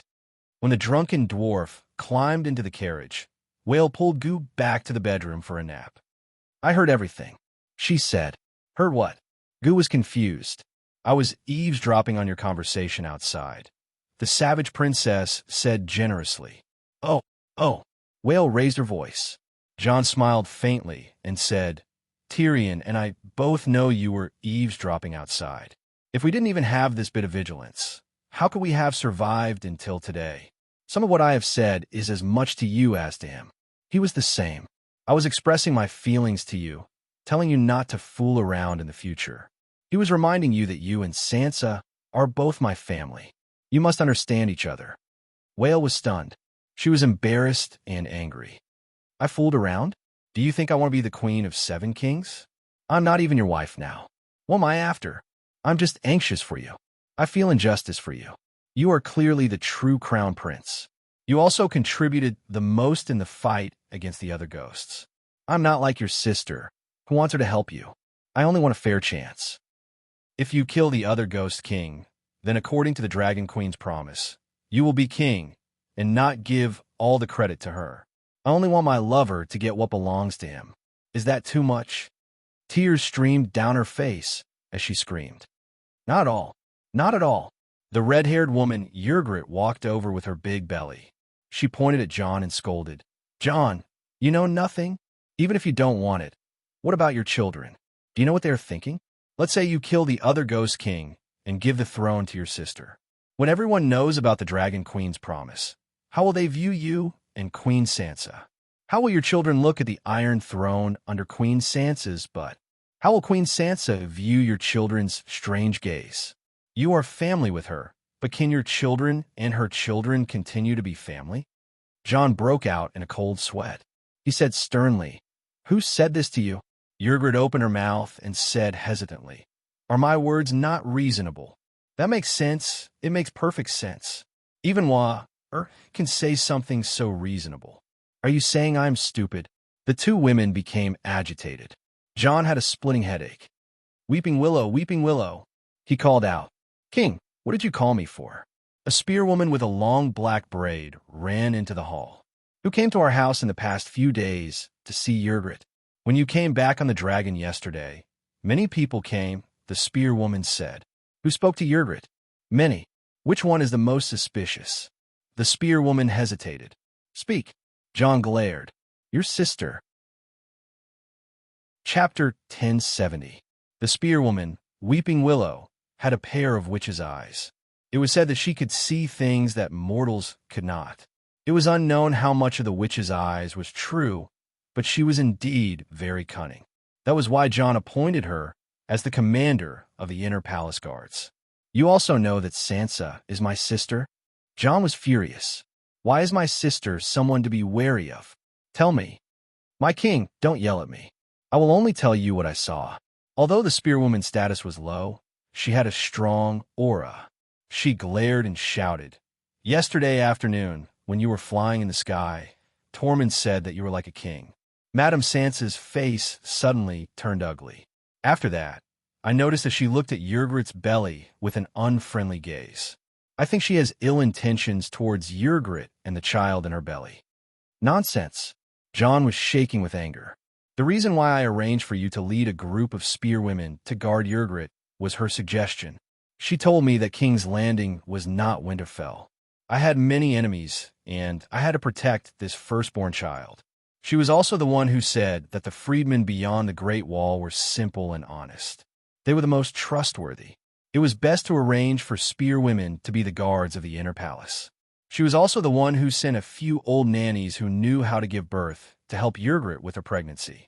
She was also the one who taught you how to guard against enemies who used underhanded means to harm a pregnant woman and her child. John wiped his face and smiled bitterly. You don't know anything. You don't understand Sansa's expectations for Yrgrit's child. It's a boy. His name is Ide. Weeping Willow lost her temper after hearing this. She said weakly, My king, don't be angry. Maybe I was wrong. Madame Sansa's expression was ugly, but she didn't have any evil intentions. Sigh. John sighed and shook his head without saying anything. His words were clearly directed at the spearwoman, but in reality, he wanted his two wives to dispel their hostility toward Sansa. If they did not often say unfavorable things about Sansa behind her back, why would the spearwomen around them think of Sansa as the person they should be wary of? War saw through John's thoughts and nudged Yrgrit. The red-haired girl also knew that John was hurt. She stepped forward and grabbed his arm, shouting, All right, I'll confess. Those words were told to me by Madame Margaret. Little Rose Margaret? Green Pavilion Islands, Margaret Tyrell? John's expression changed. Yes, that's her. She told me a lot about women. What's the reason? John quickly asked. That's what I said before, and the red-haired girl pouted and mumbled. Since the man has provided you with the conditions, a woman should treat herself better and live a more exquisite life. The man was in charge of conquering the world, while the woman was in charge of riding a horse and accompanying him to see the beautiful scenery of the country. A woman who is lucky enough to be protected by an eagle must at least become a white swan, because a sparrow cannot fly as high as an eagle. With an eagle's breadth of mind, it will not always be satisfied with flying sparrows. What kind of nonsense is this? John was confused.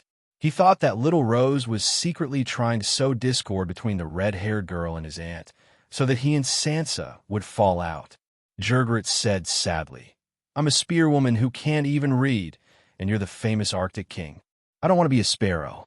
I need to improve myself and not distance myself from you. John pulled the red-haired girl into his arms and sighed. I love spearwoman Yrgrit, not some noble white swan. Don't listen to Margaret's nonsense. She's up to no good. Margaret may be up to no good, but her words are very reasonable, War said calmly. Yes. Yrgrit pushed John away and said seriously, Listening to her, I have a sense of seeing the light of the fog dispersing in front of me. Savoring her words is like drinking a bowl of warm chicken soup on a cold and hungry night. Let that damn bowl of chicken soup warm the other demons. John cursed and reminded the two ladies, "You have to understand that people who are hostile to you will not say good things about you." Then tell me, what's wrong with her words? Before the siblings got married, they were family.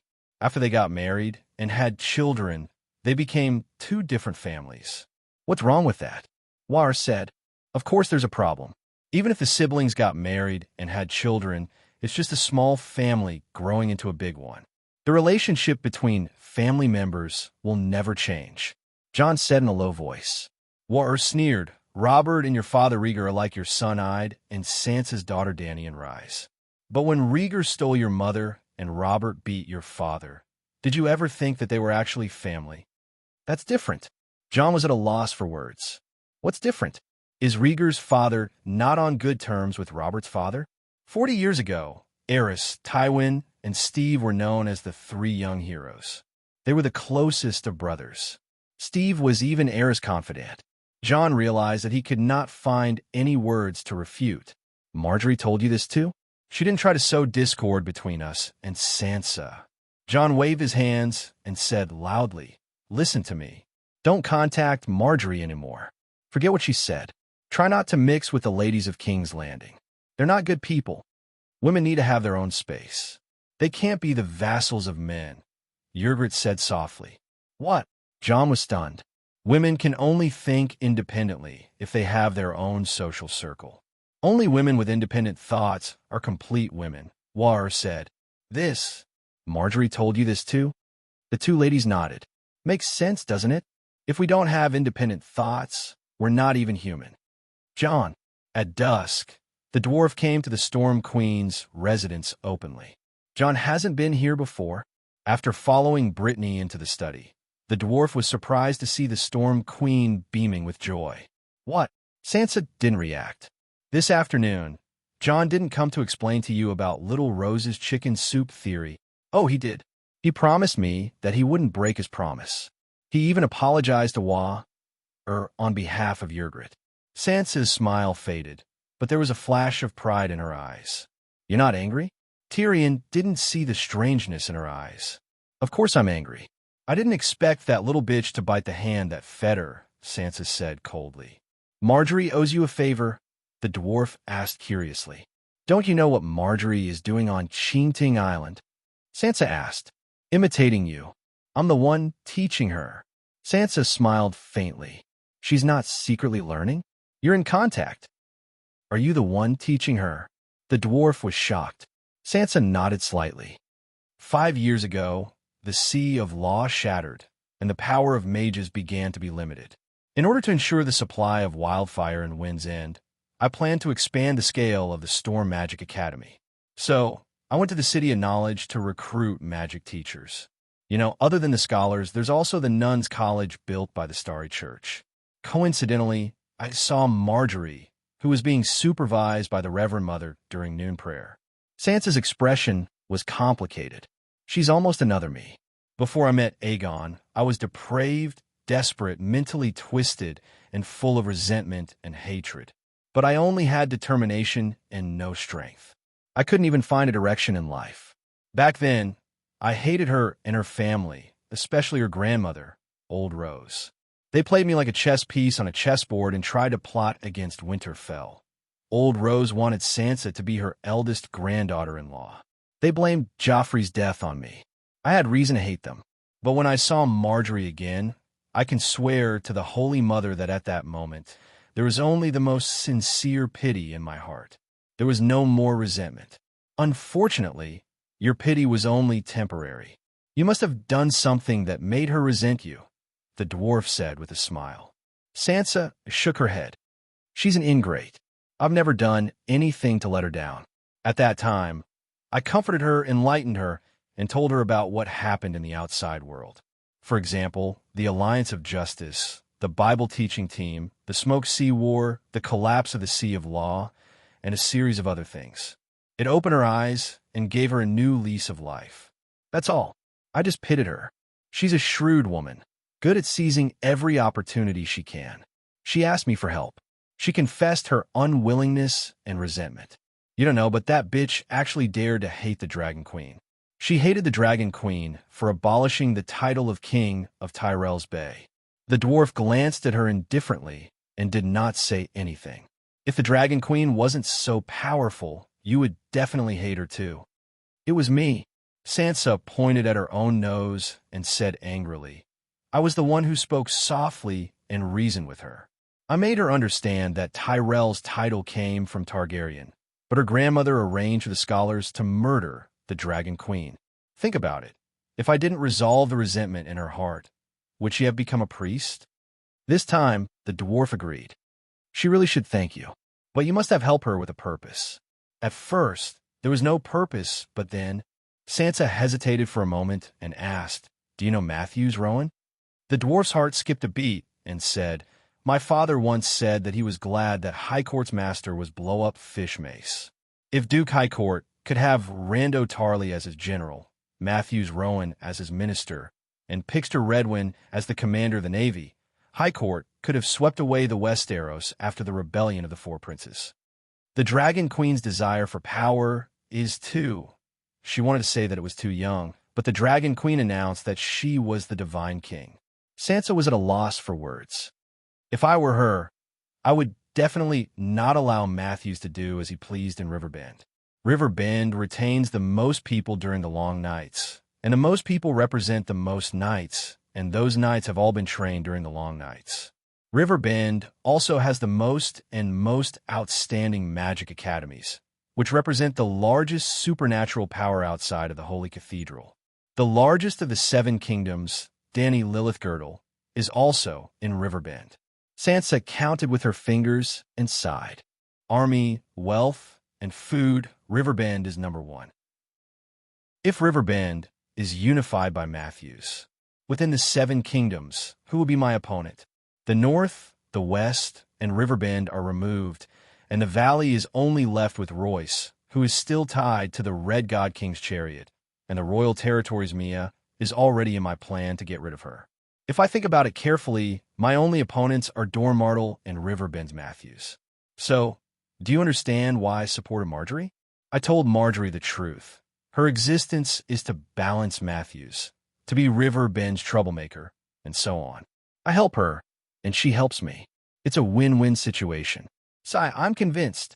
The dwarf sighed deeply. Sansa shook her head disapprovingly. How is this little trick worth bragging about? No, you misunderstand.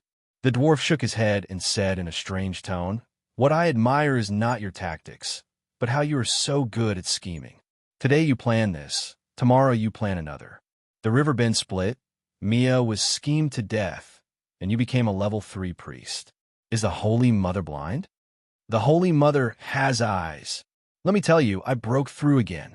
Just this afternoon, in the Holy Cathedral of Baylor, in front of countless church members, I received the Holy Mother's blessing and became a level 4 priestess.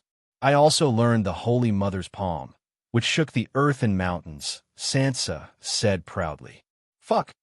The dwarf's chair tilted, and he fell to the ground.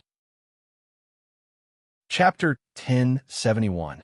Holy Mother, are you asleep? Open your eyes and look at this woman. She's vicious and obsessed with power. How did she become a level 4 great priestess? After the dwarf fell to the ground, he did not get up. He only sat on the blanket and howled. Although his behavior was a little exaggerated, it also represented his true feelings at the moment. From the dwarf's point of view, Sansa's ability to become a level 1 priestess had already affected the believer's faith. If she were to level up to level 2 or level 3, it would cause the other honest priests to lose their minds and shatter their worldview.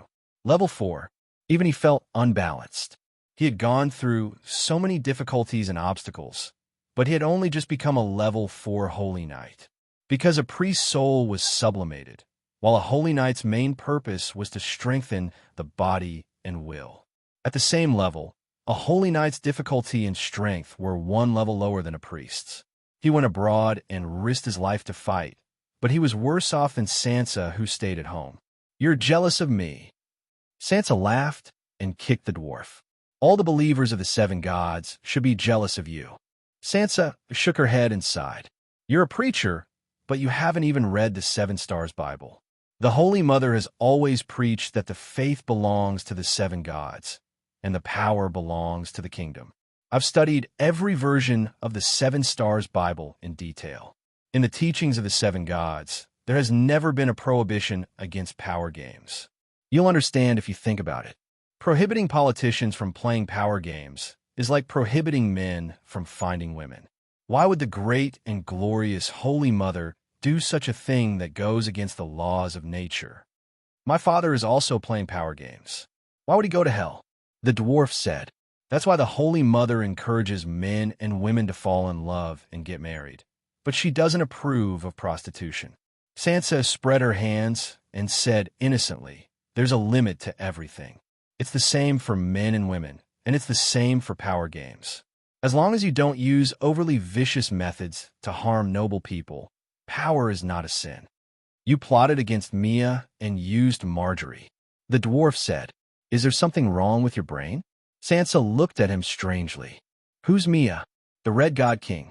In the earliest version of the Seven Stars Bible, believers who killed the enemy gods could even be rewarded by the Holy Mother and become righteous people who would be remembered forever by the world.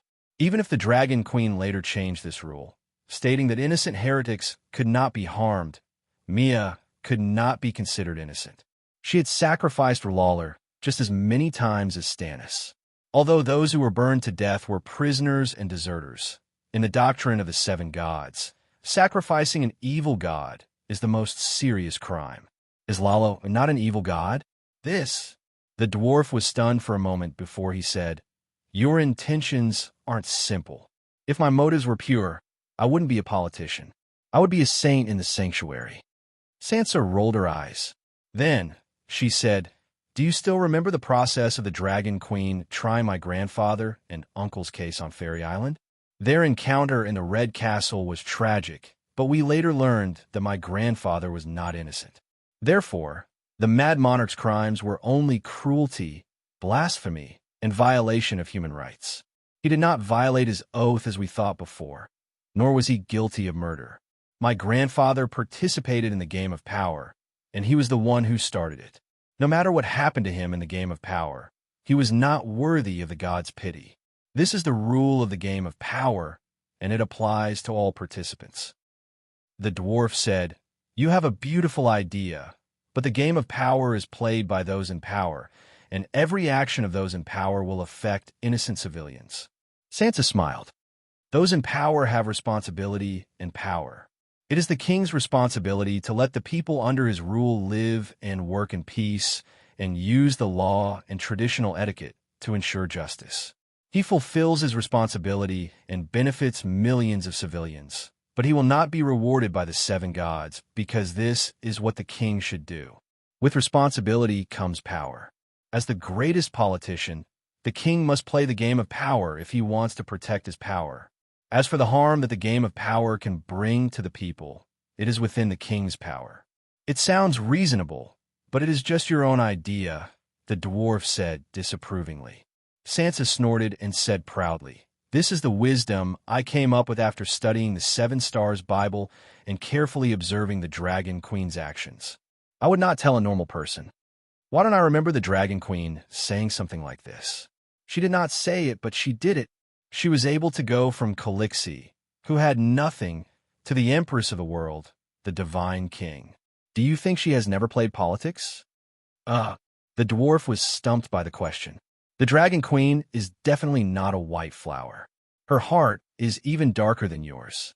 But the moral requirements she has for you are definitely different from the ones she has for herself. Take it easy. It is hard to guess the king's thoughts, let alone the gods. He could only persuade her like this. Don't worry, I will repent to the Holy Mother every day, Sansa said. Repent for what? The dwarf was confused. Sansa smiled and said, before I plot against Mia and Count Mattis, I will confess my plans and goals to the Holy Mother. After the plot is carried out, I will also repent to the Holy Mother and ask for her forgiveness. I will also make a vow to become the Queen of the Seven Kingdoms. I will work hard to reform the corrupt government and create a Sansa golden age that will be difficult for future generations to reach. The Holy Mother agreed. She did not object. The dwarf was speechless. The Holy Mother is too busy to care about you, but she will definitely record your mistakes in her little notebook and settle the score with you in the future. Nonsense. As long as I treat the commoners well and let them live a good life, the Holy Mother will not blame me no matter how I plot against the nobles. Otherwise, how can I become a level 4 priest? Sansa said proudly. The dwarf said suspiciously, "Did you offer the Holy Mother divine arts again? I have never heard of that divine father seal before." How did you know? Sansa looked at him in surprise.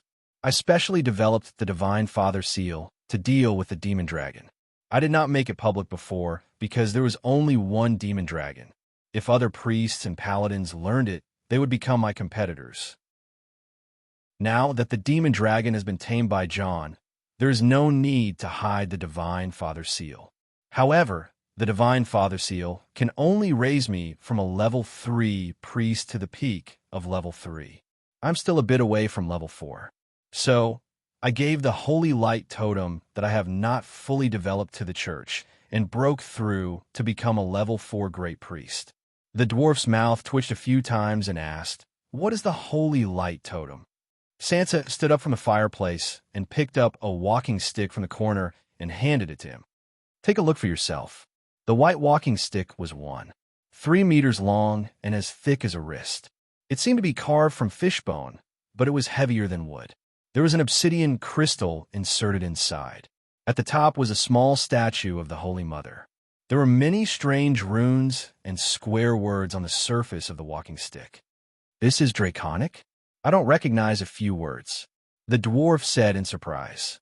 "The way of the heavens, the virtue of the heavens, the creation of all things, the benevolent Holy Mother." Sansa read in fluent Chinese. The dwarf was shocked. "You are so familiar with it?" "Sigh. Every day I wake up early and memorize words for 2 hours. Before I sleep, I read the text aloud for an hour. After 6 or 7 years, I finally have some achievements. It is about the level of a middle school student." Sansa did not look proud. She only sighed. As expected of the supreme language that records the laws of the Tao, it is so difficult. You must know that I only took 3 years to learn advanced Valeglia. Hearing this, the dwarf could not help but feel ashamed. He was the one who suggested that Sansa learn Draconic. He was also the one who copied Blackie's Draconic textbook. He kept a copy for himself and made a copy for Sansa. Both of them were self-taught. He even started 3 years earlier than her. Now, he had not even graduated from primary school. "No, I have to reduce my morning exercises with the singers in the future. At night, too. Maybe I should be like Sansa and develop new witchcraft. Now that I have turned my entire body into a dragon worm, can I split half of the dragon worm to be a bookworm and focus on memorizing and learning? The other half of the dragon worm will leave behind desires and transform into a human to enjoy the pleasures of the world. If the other me does not learn the 2 of me, wouldn't that be twice the happiness?" What are you thinking? Why are you laughing so lewdly? You're drooling," Sansa said in disgust. "Ugh."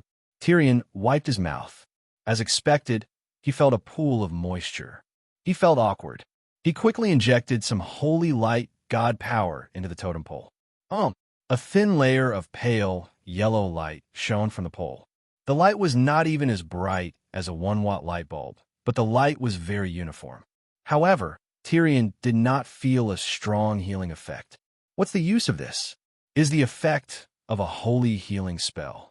It will be released slowly in 10 minutes. He was puzzled. Sansa explained, "This is specially prepared for remote mountain villages. There is no need for a priest to charge it.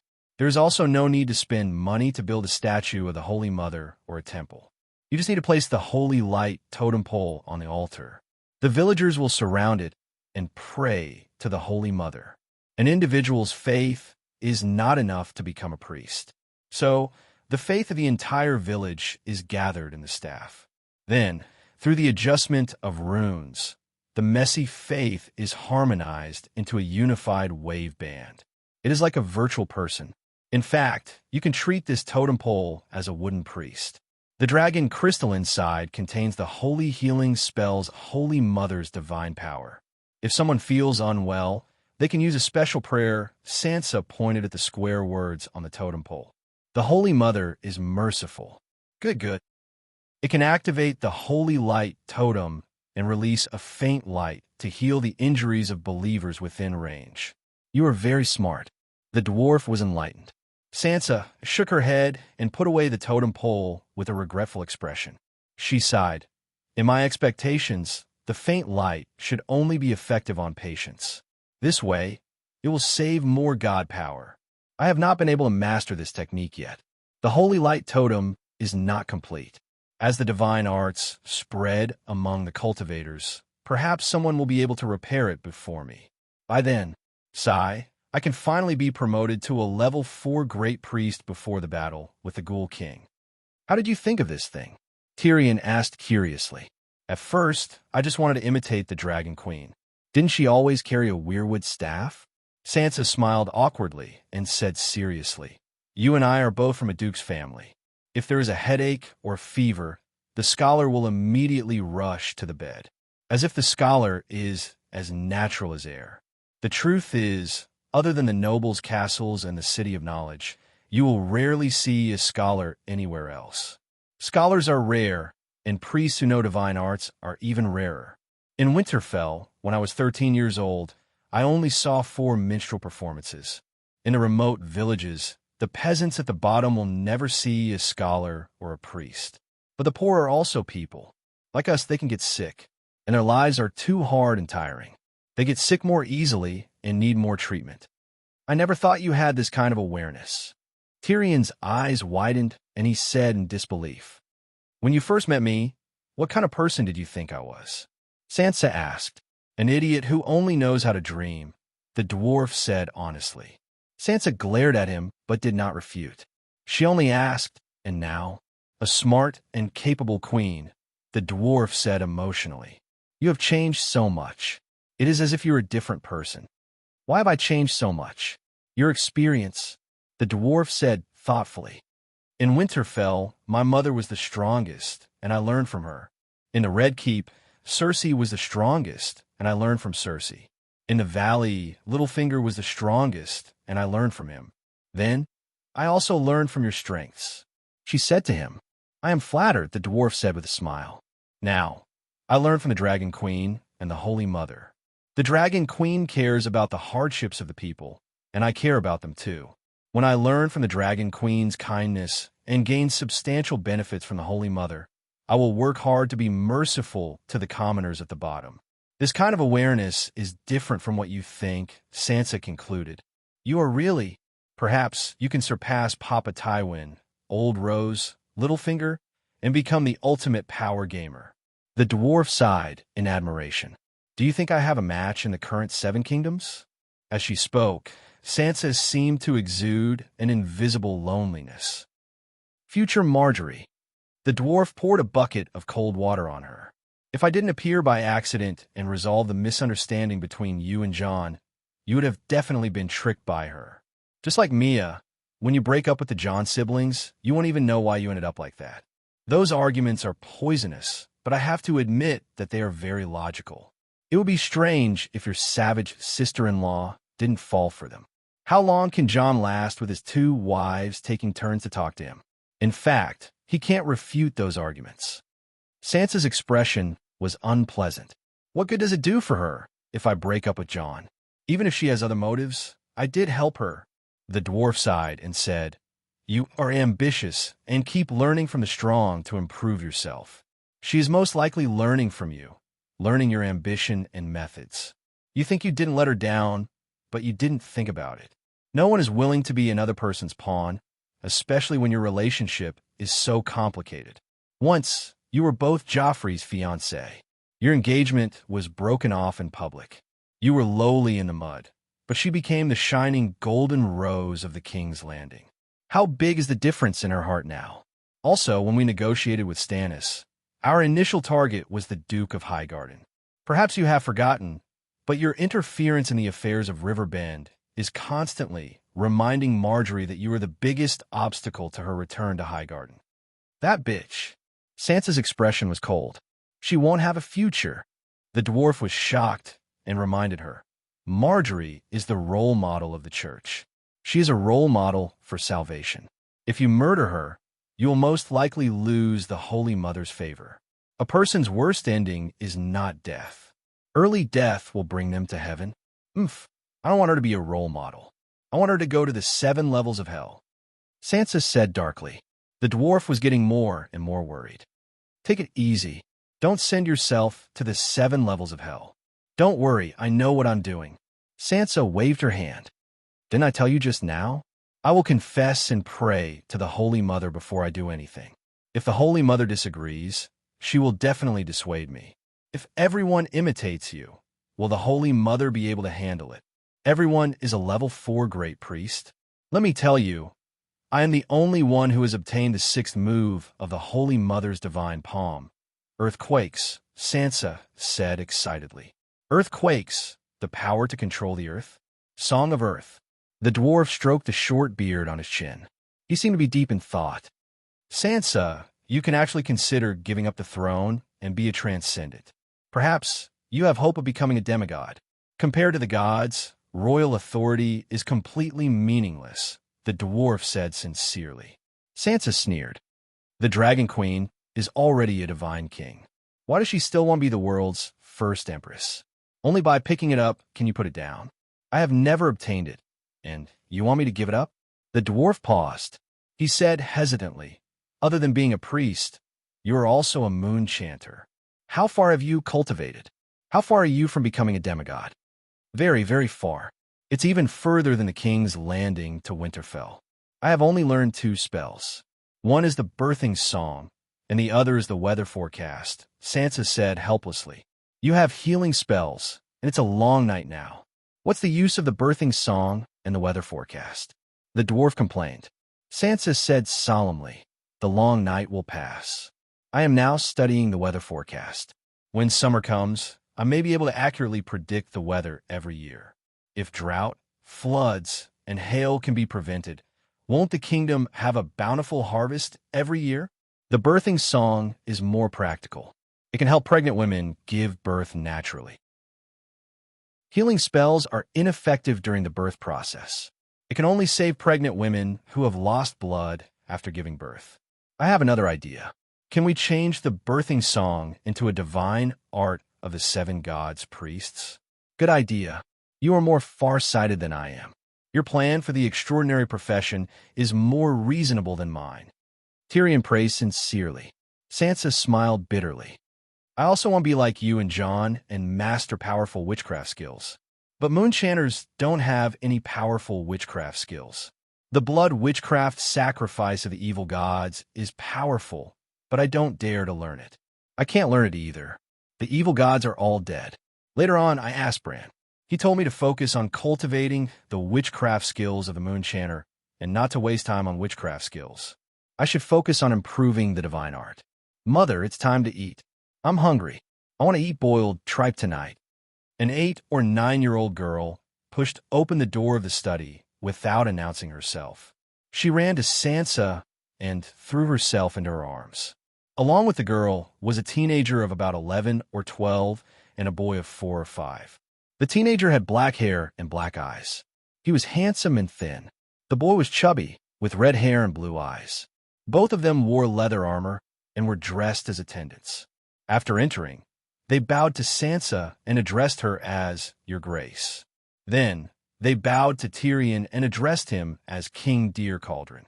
Tyrion saw the boy's familiar face, and his expression changed slightly. Stop fooling around. There are guests here.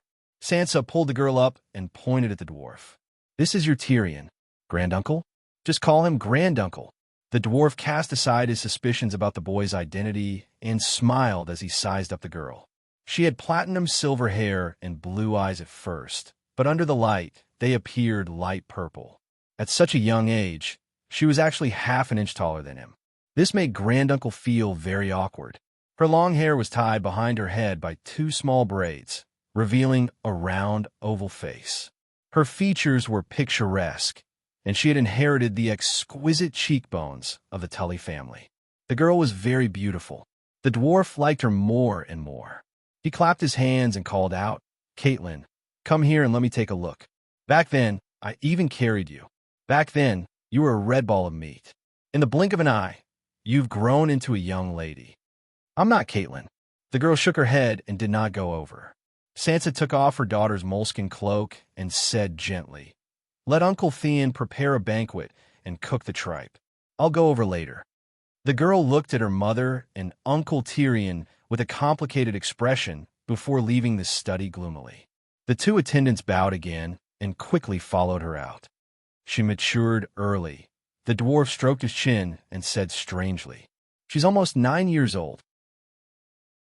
My parents are good people, but I can't learn from them and raise little Dany into the Winterfell." Sansa sighed. "I remember her name is Caitlin," the dwarf said with a frown. "Not long after you left, Aegon descended to the mundane world to see his daughter. He excitedly named her Dany Rise. I said I intended to call her Caitlin. Aegon felt that he only had one daughter, but my mother had more than one granddaughter, little Dany. He was right. 2 years ago, Mara gave birth to a daughter for Bran called Caitlin.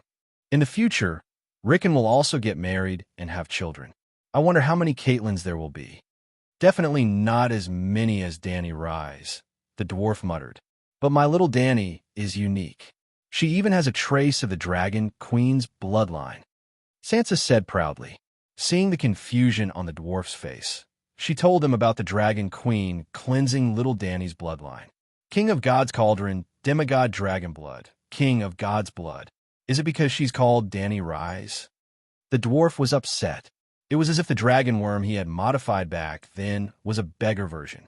"She's the reason why I dare to fight with Jon for the Iron Throne." Sansa looked in the direction of the dining hall and said softly, "Actually, I've always known that the others are weak. Jon is my biggest competitor. Maybe, for little Dany's sake, the Dragon Queen will give me the same chance as Jon."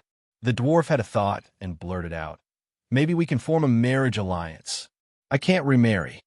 It's not you, it's little Dany." "Actually," the dwarf gritted his teeth and whispered into Sansa's ear, "Actually, I have a nephew." "Myrcella?" Sansa was confused. "The Dragon Queen has a son," the dwarf said in a low voice. Asterisk boom. Asterisk this sentence was like a bomb that made Sansa dizzy. She did not know what was going on. "I didn't expect the Pope of the Seven Gods to raise an illegitimate child." Her expression was complicated.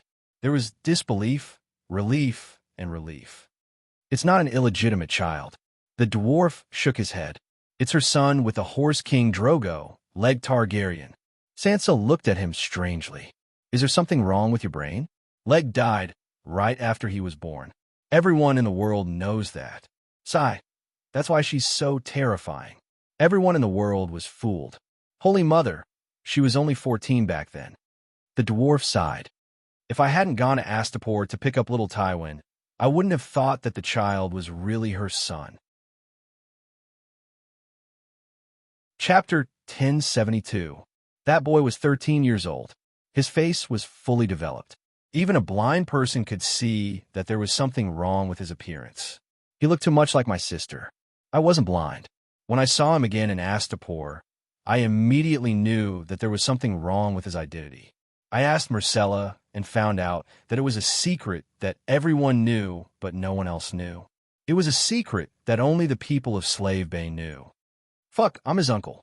I'm not the first person to know the secret. The dwarf was indignant. Sansa was surprised. How many sons does she have? It was Leg who died in the Red Wasteland. There was only one Leg. Back then, she saw that the Horse King's condition was not right. He was about to die, so... Do you know about Caesarean section? Of course.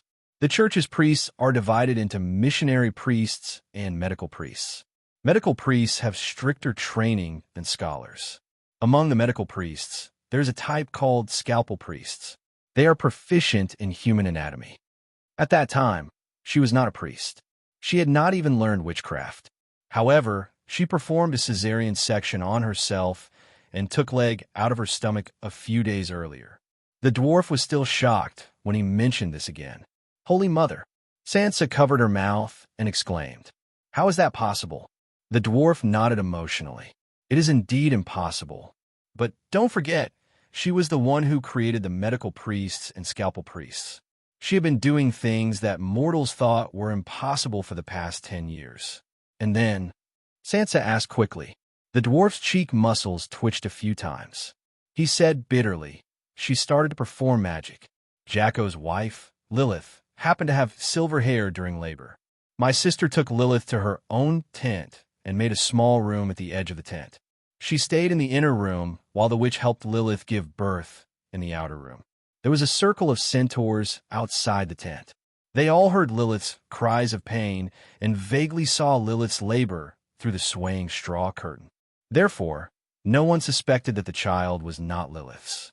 However, when Lilith's child was born, she passed it through the curtain to Calixi in the inner room.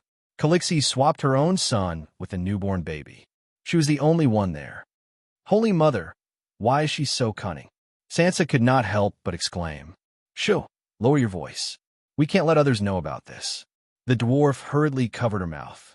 It took Sansa a long time to calm herself down. Why didn't the witch who delivered the baby notice anything? She has seen children before. Could it be that the two boys are of the same size and appearance? Hee. Do you think my younger sister wouldn't have thought of this? She didn't let the witch see the baby a second time. The witch, which was not a scholar and had no status in Colossa. She even caused the Horse King to be heavily injured and was locked up as a prisoner by the centaurs. In fact, my sister burned the witch to death a few days later. Sansa nodded. Yes, it's more about revenge. That witch killed the Horse King. I didn't expect the Dragon Queen to be so wise at such a young age. In the end, Sansa, who had regained her rationality, did not say the word cunning. The dwarf shook his head and smiled bitterly.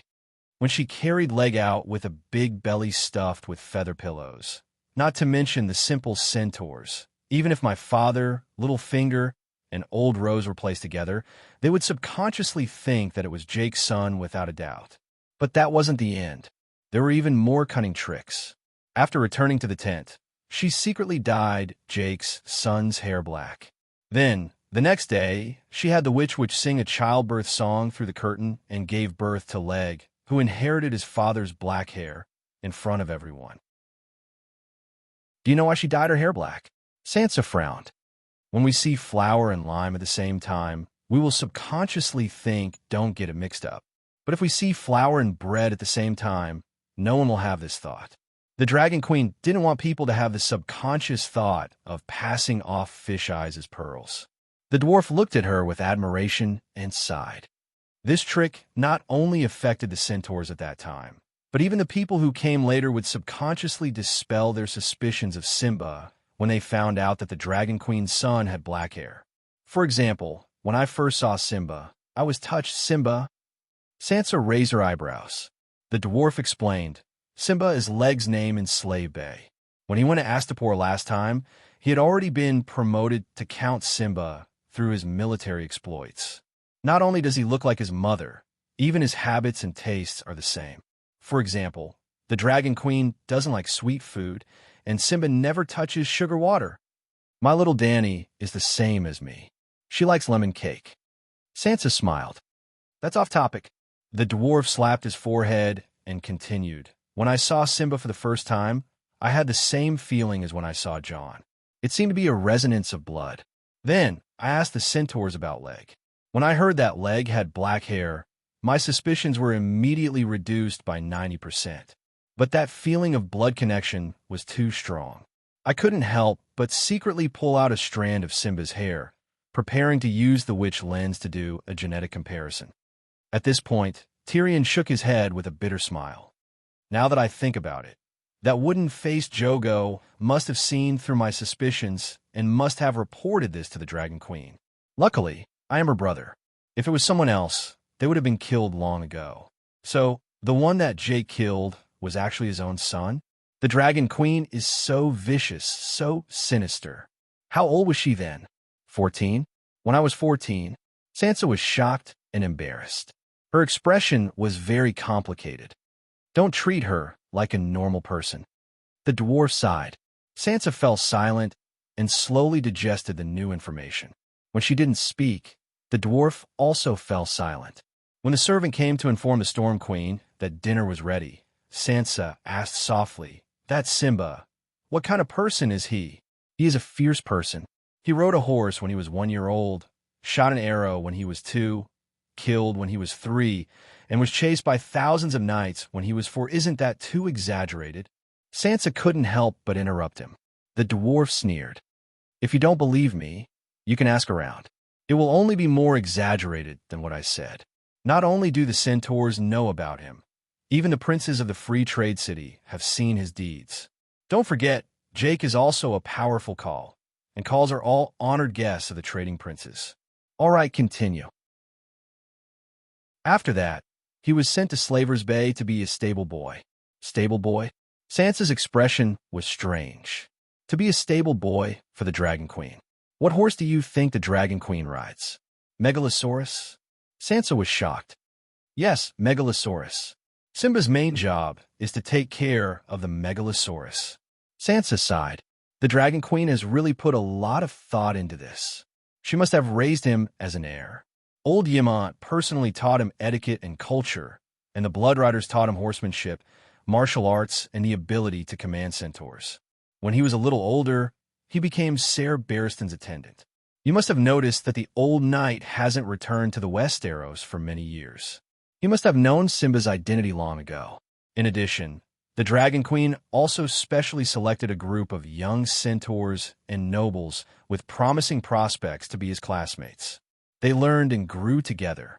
In the end, they all became his underlings and subordinates. 5 years ago, when the Dragon Queen led 200,000 roaring warriors to clean up Ursos, Simba was one of her Khal's royal guards. His current position as a count was all earned by fighting with his sword. What about other aspects? Sansa asked again. What aspects? Targaryen's appearance is naturally not bad. The lad is handsome and strong. His talent is also not bad. He's the first son of God. Fuck, those evil gods in hell should take a good look at him. What kind of son of God am I? They've got the wrong person. In the end, the dwarf could not help but curse with a face full of resentment. The whole world has been fooled by her. This shrewdness is frightening. Sansa shuddered. She quickly cut off some rebellious thoughts in her mind. What's the child's character like? Tyrion did not immediately answer this question. After thinking for a long time, he said uncertainly, Ymont and Barristan's conduct is impeccable. However, Simba looks honest, but his mind is sharp. There seems to be a shadow of melancholy in his heart. He gave me the same feeling as Jon. Sansa's pupils contracted. She asked in surprise, will he bear a grudge against the Dragon Queen for killing him? By the way, how did his foster parents die? They died of illness. It has nothing to do with the Dragon Queen. The dwarf shook his head. Sansa, who was looking forward to a melodramatic scene, was slightly disappointed. The traditions of the centaurs are different from ours. The Dragon Queen's blood, oath guards, and centaur maids were all captives of Horse King Drogo. Drogo massacred their tribes and annexed their khalasar. But look at them. Are they disloyal to the Dragon Queen? The shadow in Simba's heart was more of confusion about his identity, just like Jon. Outsiders could guess his relationship with the Dragon Queen based on his appearance. Not only was he not stupid, he was also very smart. He must have felt that Ymont, Jorgo, and the others were special to him. Also, he should have a bloodline connection deep in his soul. Is he kind? What's his attitude towards women? I heard that the centaurs ride women like horses. Sansa asked again. The dwarf rolled his eyes. What do you think old Ymont and Barristan do? Babysitters and guards? Sansa nodded and asked again. Does he have an illegitimate child? He's a virgin.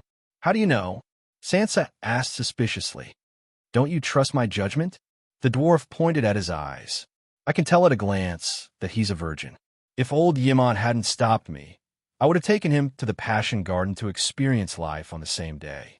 Yes, just like how I guided Aegon back then. Sansa glared at him. Simba should stay away from you. You like this son-in-law?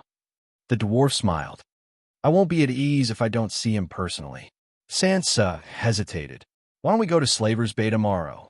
If we ride a dragon, it'll only take a week to go there and back.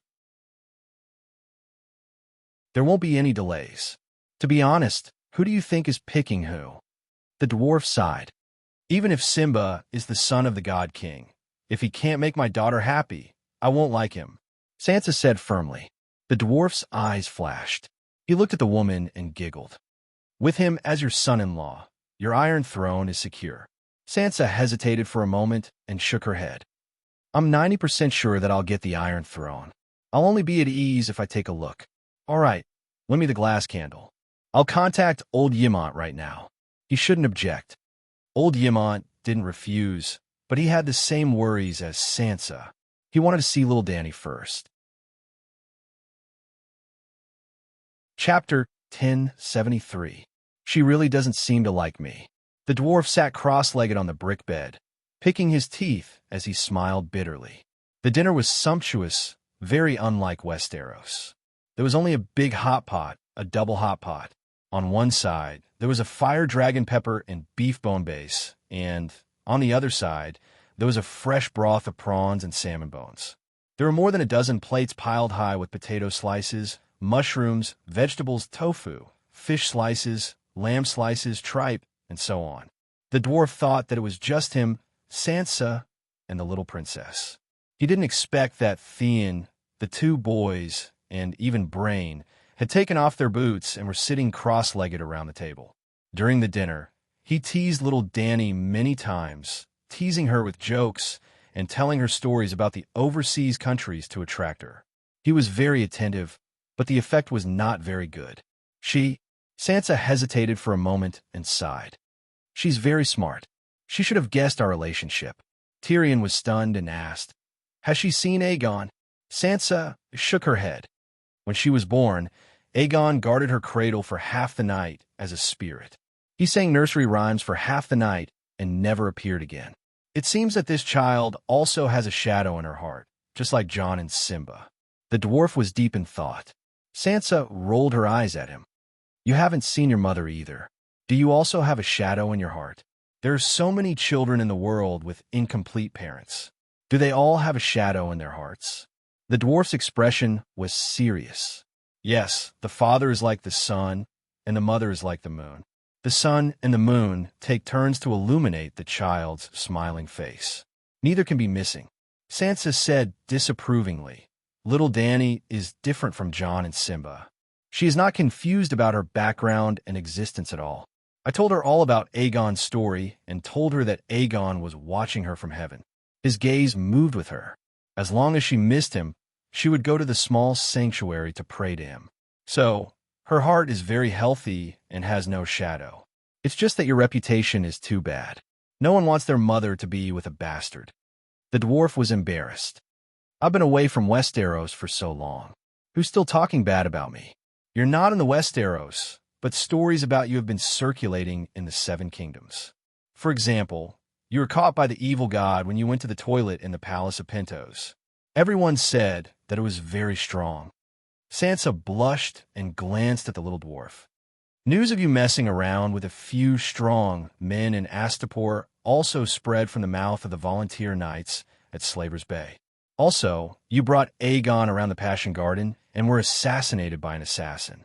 The Dragon Queen burned queers in rage. Damn it, little Dany is still so young. How can you allow these evil stories to poison her? The dwarf said angrily. Didn't the scholar teach you heraldry when you were young? Every noble family's coat of arms, main characters, and stories have to be taught from a young age. Otherwise, how can they communicate with other nobles when they grow up? Sigh. The dwarf covered his face and groaned. I should have written half-human legend earlier. I will write my own history, fair and objective. The half-human legend you wrote is no different from a piece of trash. Sansa laughed coldly. Who are those two children? They are little Dany's followers. The dwarf changed the topic. Didn't you see the family emblem on them? Sansa's expression turned dull. That skinny boy is Greyjoy? Theon's illegitimate son, Robb Greyjoy. What about the red-haired boy? He has the direwolf emblem on his coat. The dwarf's heart thumped violently. but he still asked the question that had been in his heart since the first time he saw the child. He is my illegitimate son, Ben Genstorm. His worst guess became reality. The dwarf's expression turned ugly, as if he had seen his wife having an affair with 10 black men. Looking at the calm woman opposite him, he could not help but ask loudly, "Who is his father?" A handsome, passionate, and talented bard. He was my lover for half a year. After that, I got tired of him, so I gave him 1,000 gold royals and told him to get lost, Sansa said calmly. How could you? The dwarf pointed at her and shouted. Halfway through, he stopped and put down his hand. You've changed. Sansa nodded. My thoughts are more mature, my power is stronger, and I have more control over my life. The current me is the best me, and also the truest me. I don't feel good. Tyrion's expression was gloomy. Why do you feel bad? I am not your wife. You have no right to make any requests of me. Sansa's expression turned cold. The dwarf looked at her, his eyes sad. If I didn't love you, would I have helped you so much? You left the Westeros for 7 years. Sansa sighed. Do you want me to be a widow for 7 years? What about Aegon? Do you still have him in your heart? The dwarf asked. There was no hesitation on Sansa's face. My lover is Aegon, you are my lover, and Simone is my pet. I can tell them apart very clearly. Fuck. The dwarf could not help but raise his middle finger at her. Sansa said calmly, when Aegon entered my dream for the first time, he told me that I was at the right age, and I should find a man to marry as soon as possible. Only when I am happy can he truly be at ease in heaven. The second time, his saint's soul descended from heaven, and I told him about us. He only sighed that you were not a good lover, and did not blame me. He really did not blame me? The dwarf said excitedly. Sansa nodded lightly. Phew, that's good. The dwarf let out a long sigh, and his expression relaxed. Actually, I feel a lot of pressure when I am with you. I am afraid that I will see Aegon one day. He was smiling, but his smile was very complicated. Sansa got up and put on her boots. She looked at the dwarf and said, It is getting late. We still have to go to Slaver's Bay tomorrow to visit our relatives. The dwarf hesitated for a moment and shook his head. Let's not go tonight. I have to go back and tell Elaine. Sansa nodded and did not force him to stay. When he walked out of the door, the dwarf was surprised to see little Dany secretly hiding behind a pillar and looking at him. When she saw him walk out of the courtyard alone, she could not help but let out a joyful chuckle. The dwarf wanted to immediately turn around, hug her mother and kiss her a few times, then look at her proudly and laugh. Shaking his head, Tyrion threw away this childish thought. He rolled up his sleeves and sang a song as he walked towards the Dornishmen's encampment. The vassals did not travel alone. The reason why Sansa and Elaine did not live with Jon and the dwarf was because they led thousands of troops and hundreds of duchy nobles. There were 15,000 Dornishmen stationed near the Dornishmen's residence. Today, the entire King's Landing had gathered an army of more than 70,000 people. When they reached Dany and Rise's belt in the Three River Basin, the number would definitely exceed 20,000. They were all true elites who had experienced 8 long nights and participated in countless battles against the other ghosts. One of them could defeat 5 soldiers from 10 years ago. In this decisive battle against the other ghost king, all the vassals brought out their trump cards. They all knew that this would be the last battle, and it was destined to be recorded in history. Even if they could not obtain the Iron Throne, they would still be able to obtain supreme glory. All the participants would be praised by future generations as heroes. Outside Elaine's bedroom, the dwarf's action of pushing the door open froze. Tyrion? Come in. Elaine had already been informed by the maid and saw the oil lamp outside the room and the short shadow on the glass window. The dwarf opened the door slightly and stuck his head in like a turtle.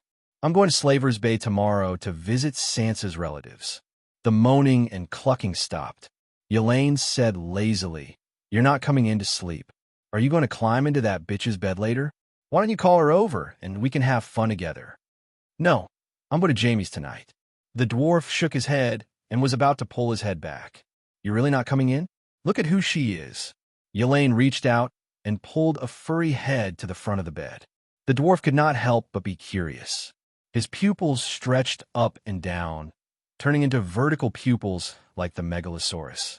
The darkness could no longer obstruct his vision. The woman's face was like the lines on a palm, and every detail could be seen clearly. It was a woman in her 30s. She was not too beautiful, and there were a few wrinkles on her eyebrows. Her eyes were watery, and her cheeks were flushed. The dwarf frowned. He could tell at a glance that this woman had been a prostitute for a long time, but she was not exceptionally beautiful and did not have any special aura. Why would his wife find such a woman? Could it be that she was tired of the handsome boys and girls in the barren lands and wanted change? But if she wanted to change, he did not have any interest in her. "I really don't know her," he said evasively. He was about to leave. "Sigh, my lord is so forgetful. Back then on the beach of Enchanting Island, you said that you would never forget me for the rest of your life." The prostitute complained. The dwarf stopped in his tracks and looked at her carefully. He thought seriously. Hundreds and thousands of women's faces floated in his mind. Then he entered the keyword Enchanting Island. The number of women decreased rapidly. His heart skipped a beat as he remembered her identity. "Oh, it's Rosie. Why did you leave the old town?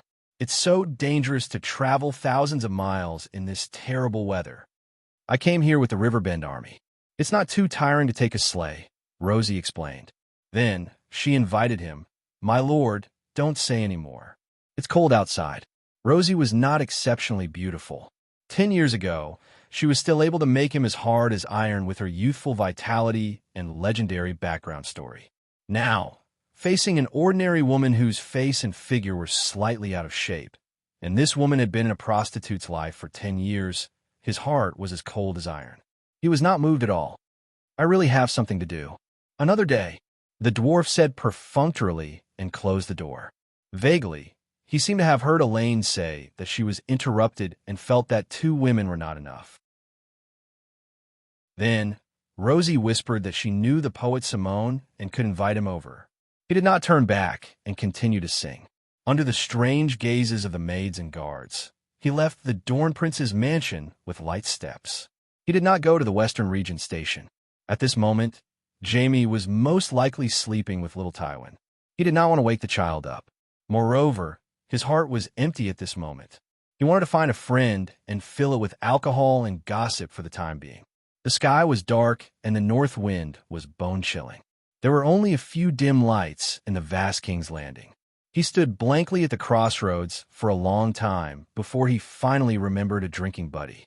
"Fuck, how'd I end up like this? Bronn is the only friend left in the entire King's Landing?" Muttering, the dwarf came to Angel Avenue in the outer ring of the great cathedral. Unexpectedly, he saw a sea of people and brilliant lights outside the volunteer army station. "What's going on?" He pulled a passerby and asked. "The Slavers Bay's Arts and Arch Troupe is holding a joint performance of Together Towards a New Era," the person said casually and squeezed his way in. "Yes, it's the style of Slavers Bay." The dwarf grinned and disappeared into the crowd. He was like a snake slithering in the grass, easily making his way to the front of the stage. A male singer was affectionately singing a poem praising Saint Danny. The dwarf listened for a while and felt bored. He crossed the stage and prepared to go to the back of the house to find Bronn. "My dear, you eat one." Tyrion's body trembled. The woman's voice was so familiar, yet so distant, as if it came from his previous life. "I'm full. You eat." Between the stage and the wall, there was a fence for the actors to rest and put on makeup. On a handcart near the fence, a man and a woman in costume sat side by side. The female dwarf's face was delicate and pretty. Her facial features were well-proportioned, and there were fine crow's feet between her eyebrows. The male dwarf's arms were thick, and he looked old, giving off a deformed feeling unique to dwarves. However, his smile was very warm, and his movements were very gentle. Under the warm yellow light, the porcelain bowl in the male dwarf's hand emitted white steam. He even blew a long breath of white steam at the dumpling in the spoon, looking ferocious and hateful like a fire-breathing dragon. Then, he put the spoon next to the female dwarf's lips. The female dwarf smiled shyly and quickly opened her mouth, sucking the entire spoon into her mouth. This is mutton and celery stuffing. It smells so good, it's delicious. She chewed vaguely. The happiness in her eyes was like the white steam coming out of her mouth, clearly visible under the light. You eat one too, she said to the male dwarf. The male dwarf could not resist. He went to the edge of the bowl and drank a mouthful of soup. Then he passed another dumpling over and said, "Hurry up and eat. It's our turn soon." The female dwarf ate another 3 dumplings, patted her stomach, and laughed. "Wally, I'm full. You eat." After saying that, she even burped. "Finn and I, eat 2 more." The man still stuffed dumplings into her mouth. Sob, sob, sob, sob. At this time, a child wearing a skull cap stumbled over, crying as he ran. Finn and I did not care about the dumplings anymore. She supported herself with both hands and jumped off the handcart nimbly. She held the child in her arms and looked left and right. "Little Hugo, what's wrong with you?" Sob, sob, sob, mommy tooth. Little Hugo raised his right hand. A piece of malt candy was tightly clenched in a sheepskin glove, and a blood-stained front tooth was stuck on it. Ouch, he bit his tooth off. Finn and I glared at her husband. "Who told you to buy him sesame candy?" "It doesn't matter. Hugo is growing his teeth anyway. It'll fall off sooner or later. What are you doing here?" Bron saw the dwarf's figure from afar. It was dark, and he could not see the dwarf's expression, but he was very familiar with the dwarf's clothes and appearance. He thought that the dwarf was here to look for him, so he stood at the gate and waited. Who knew that after waiting for a long time, the dwarf seemed to have lost his soul and stood there like a wooden stake, motionless. "His name is Hugo." The dwarf was stunned and said blankly, "What?" The place was noisy, and the dwarf's voice was trembling as if a ball of cotton was stuffed in his throat. It sounded like he was crying, so Bron did not hear it clearly. "I want to eat dumplings," the dwarf said loudly. "Oh, come with me." Bron nodded casually and pulled him to the gate. As they walked, he said, "The dumplings were originally prepared for the art troupe. There are only 7 for each actor, so it's very expensive, but it shouldn't be difficult to get a bowl for you." With Bron's status, it was indeed easy for him to get a big bowl of bulging dumplings. "Can you feed me?" The dwarf stared at the steaming bowl in a daze. "What?" Bron's eyes widened, thinking that he was hallucinating. "Feed me." The dwarf handed him the spoon. Scram! Bron turned his head away and ignored him. For a long time, the dwarf did not make a sound. He turned around curiously and found that his old friend was already in tears. Fuck! Bron had goosebumps all over his body. What happened? The dwarf shook his head and said nothing. "All right, I'll feed you." Bron quietly glanced at the door. Seeing that there was no one, he dug up a dumpling and stuffed it into the dwarf's mouth. "It's hot, blow on it." The dwarf dodged. "You are a Targaryen. You never blow on hot pot," Bron said with a straight face. "Blow on it." The dwarf insisted. Bron had no choice but to blow on the dumpling. "The taste is not right. It's bitter. Can you change to another bowl?" "There's no change. You chose the lamb and celery stuffing yourself. No matter how bitter it is, you have to eat it." As the dwarf chewed, he began to cry sorrowfully again. The tears reached his lips, and he swallowed them together with the dumpling. "Is it really bitter?" Bron saw it and was puzzled. He scooped up a dumpling and stuffed it into his mouth. "It's delicious. How is it bitter?" "From what I see, you're just used to living a good life. So pretentious. When I came in with such a big bowl of dumplings just now, I don't know how many people were so envious that they were drooling." "Is that so?" The dwarf looked up blankly. "Why don't I exchange this big bowl for a small bowl?" Chapter 1074. Jon knew that Sansa had taken her daughter to Slaver's Bay to visit relatives. If she had informed him in advance, he would have taken his 2 wives to Slaver's Bay before the final battle. Because 2 years ago, he had received news from Dragonstone Island that old Ymont had accidentally fallen to the ground while climbing the pyramid. He had caught wind and could not move half his body.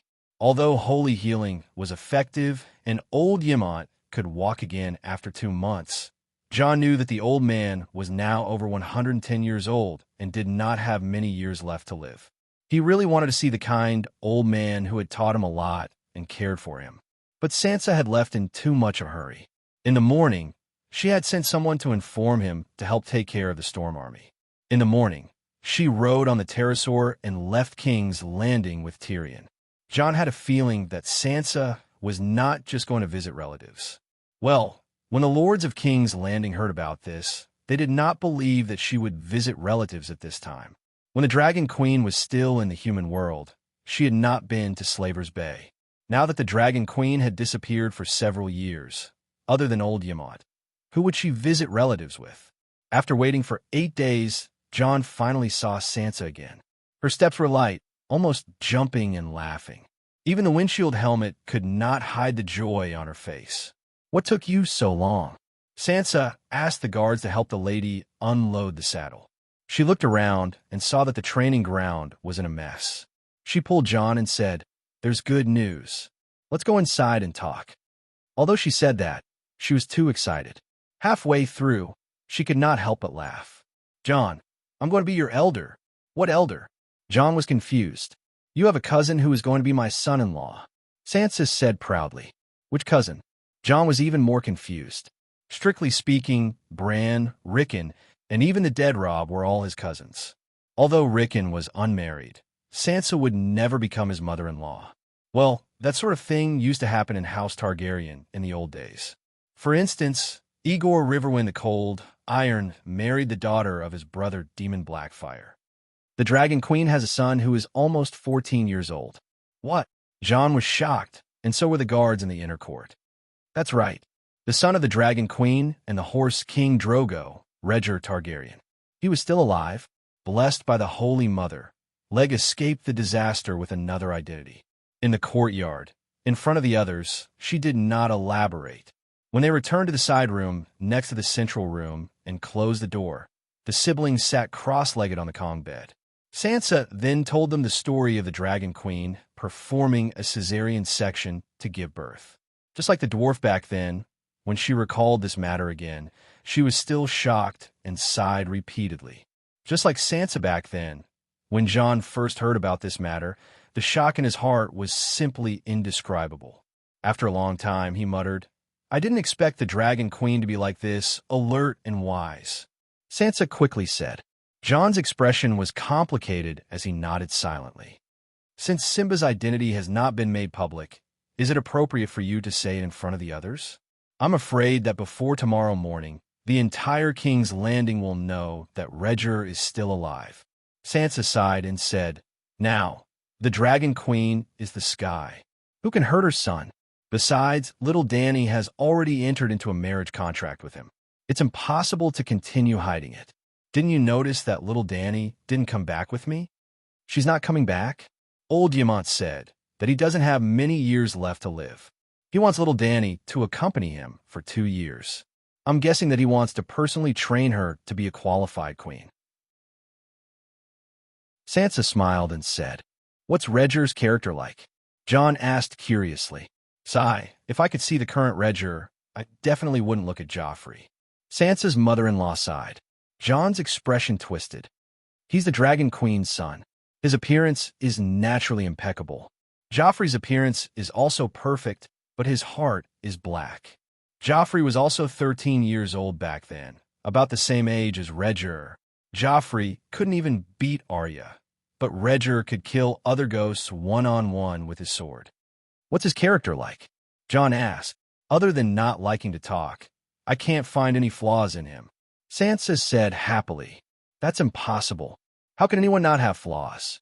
Jon suspected that Sansa was examining Rhaegar as a lover and not as a mother-in-law.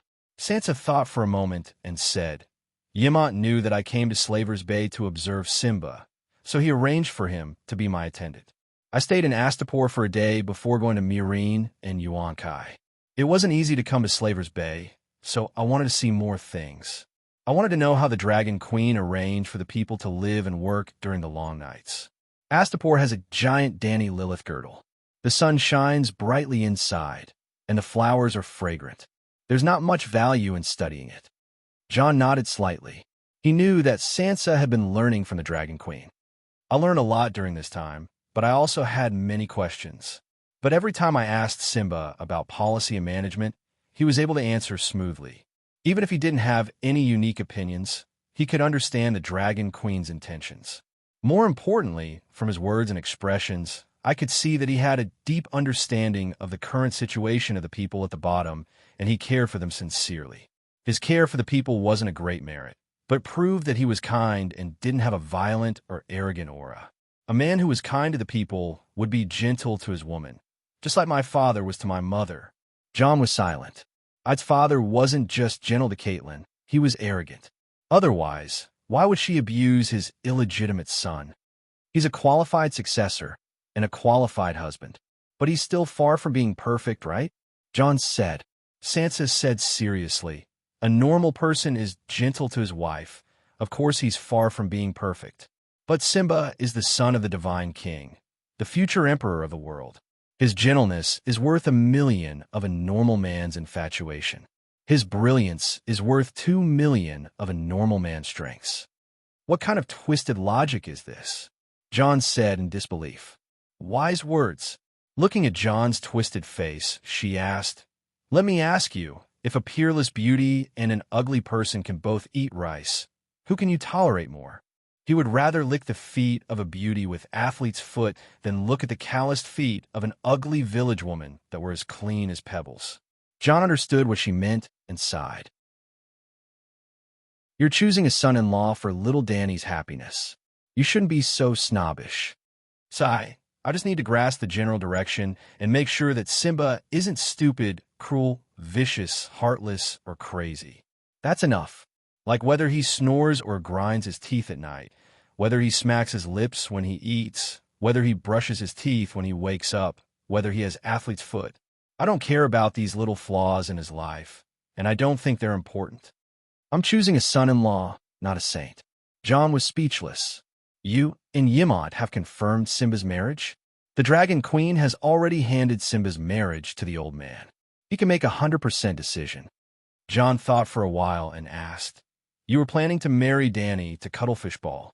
They were childhood sweethearts, and their marriage was just a matter of time. What should we do now? The smile on Sansa's face disappeared, and she said calmly, Rob can't stay with Danny anymore. Let him follow you. You can adopt him. I don't want what happened to Littlefinger and my mother to happen to Rob and Danny again. He likes Danny a lot, and so does Theon. You had an agreement. John was in a difficult position. Sansa's gaze was firm. A verbal agreement, when we were young, isn't a sacred marriage contract. You should understand that I don't dislike Rob. If I did, I wouldn't have brought him along and even planned to let my daughter marry him. It's just that Simba represents too much. Aren't you disliking Cuttlefish Ball? He was speechless. If you're unwilling, I'll pass Cuttlefish Ball to Tyrion. He likes to teach young people. John's mouth twitched. Even if you don't want him to be your son-in-law, don't harm him. After this war, let Rob follow me back to Winterfell. Winterfell? Sansa's eyes flashed as she was overjoyed. Not wronged. Not wronged at all. Marjorie looked at the ceiling and murmured, what's not wrong? Victarion took a swig from the wine bottle at the bedside and said in a muffled voice, we didn't lose unjustly. My grandmother didn't die unjustly. She dared to go against the cunning Dragon Queen. The sooner she dies, the better, Marjorie said. Victarion's body stiffened, and he said with a complicated expression, Lady Alina, old Rose was beheaded by him and fed to the sea monsters. It had nothing to do with Dragon Queen. But now, he was openly pressing little Rose under him as grass. This world was strange and crazy. I can't just sit here and do nothing. Marjorie didn't seem to hear her lover's words. She shouted and sat up. I can't let that bitch become the queen of the 7 kingdoms. I want to take action immediately. Calm down. Victarion grabbed her round arm and said sternly, the news of Sansa and Dragon Queen becoming in-laws has spread. Everyone knows that the situation is set. You don't have a chance. Just be a Countess of Green Pavilion Island. There's still a chance. The one who ends the long night will be the king. The Dragon Queen won't go back on her words, Marjorie insisted. The one who has the best chance of killing the King of Strange Ghosts is Jon Stark. He's a powerful demigod. Do you understand the meaning of a powerful demigod?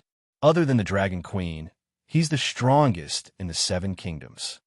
I just don't want Sansa to become the queen. I can accept anyone else as the queen of the Seven Kingdoms."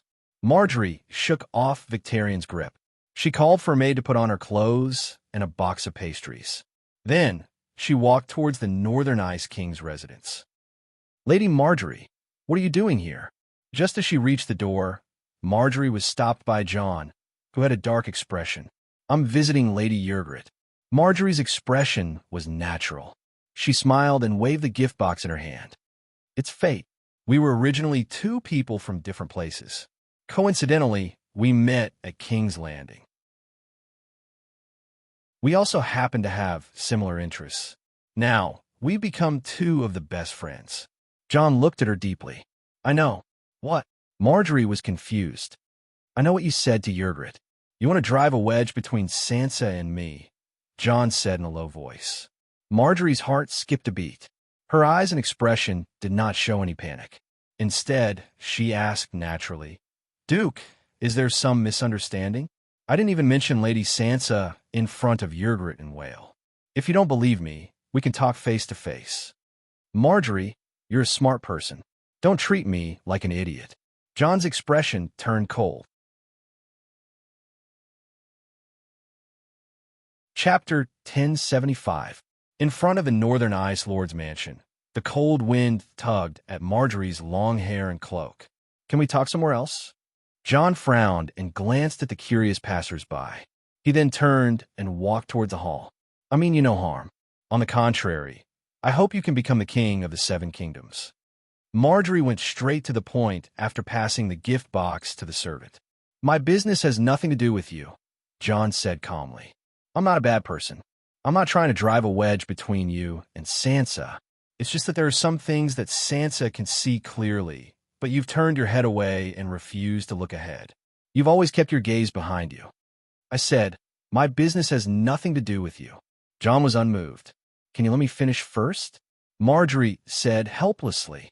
"A poisonous snake can only spit out venom. A visible snake isn't scary. What's really scary is the poisonous stinger under the candied fruit."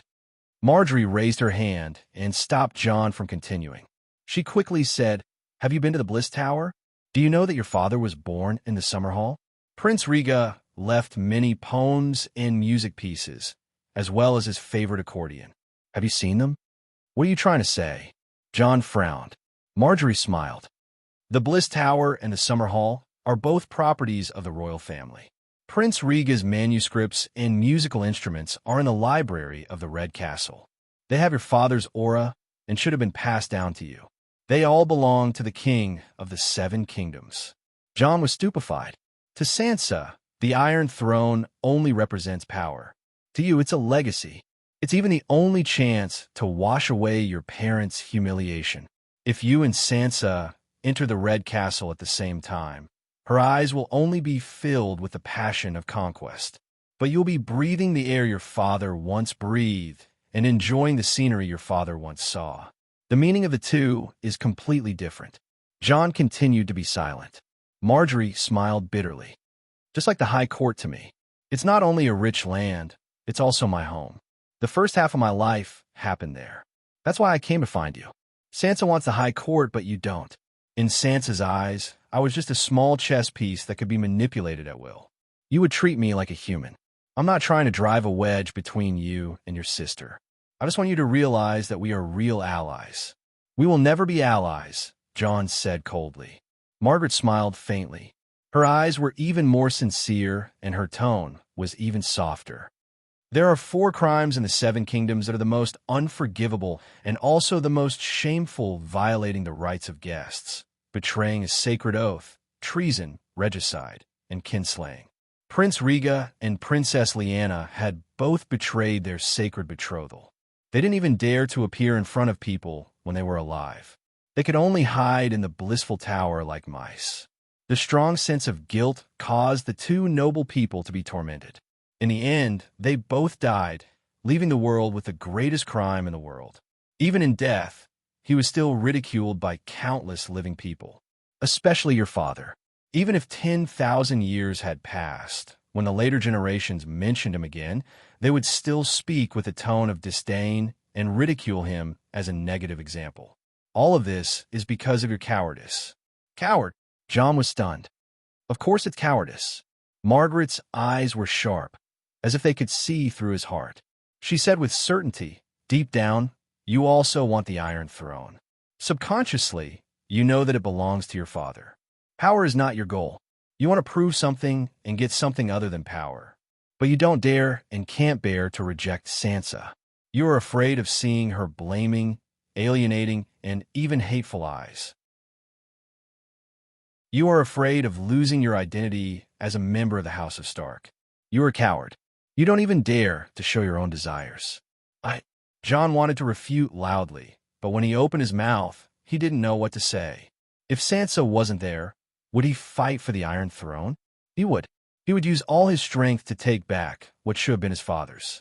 Then he would loudly say to everyone, "My parents' sins will be washed away with my glory."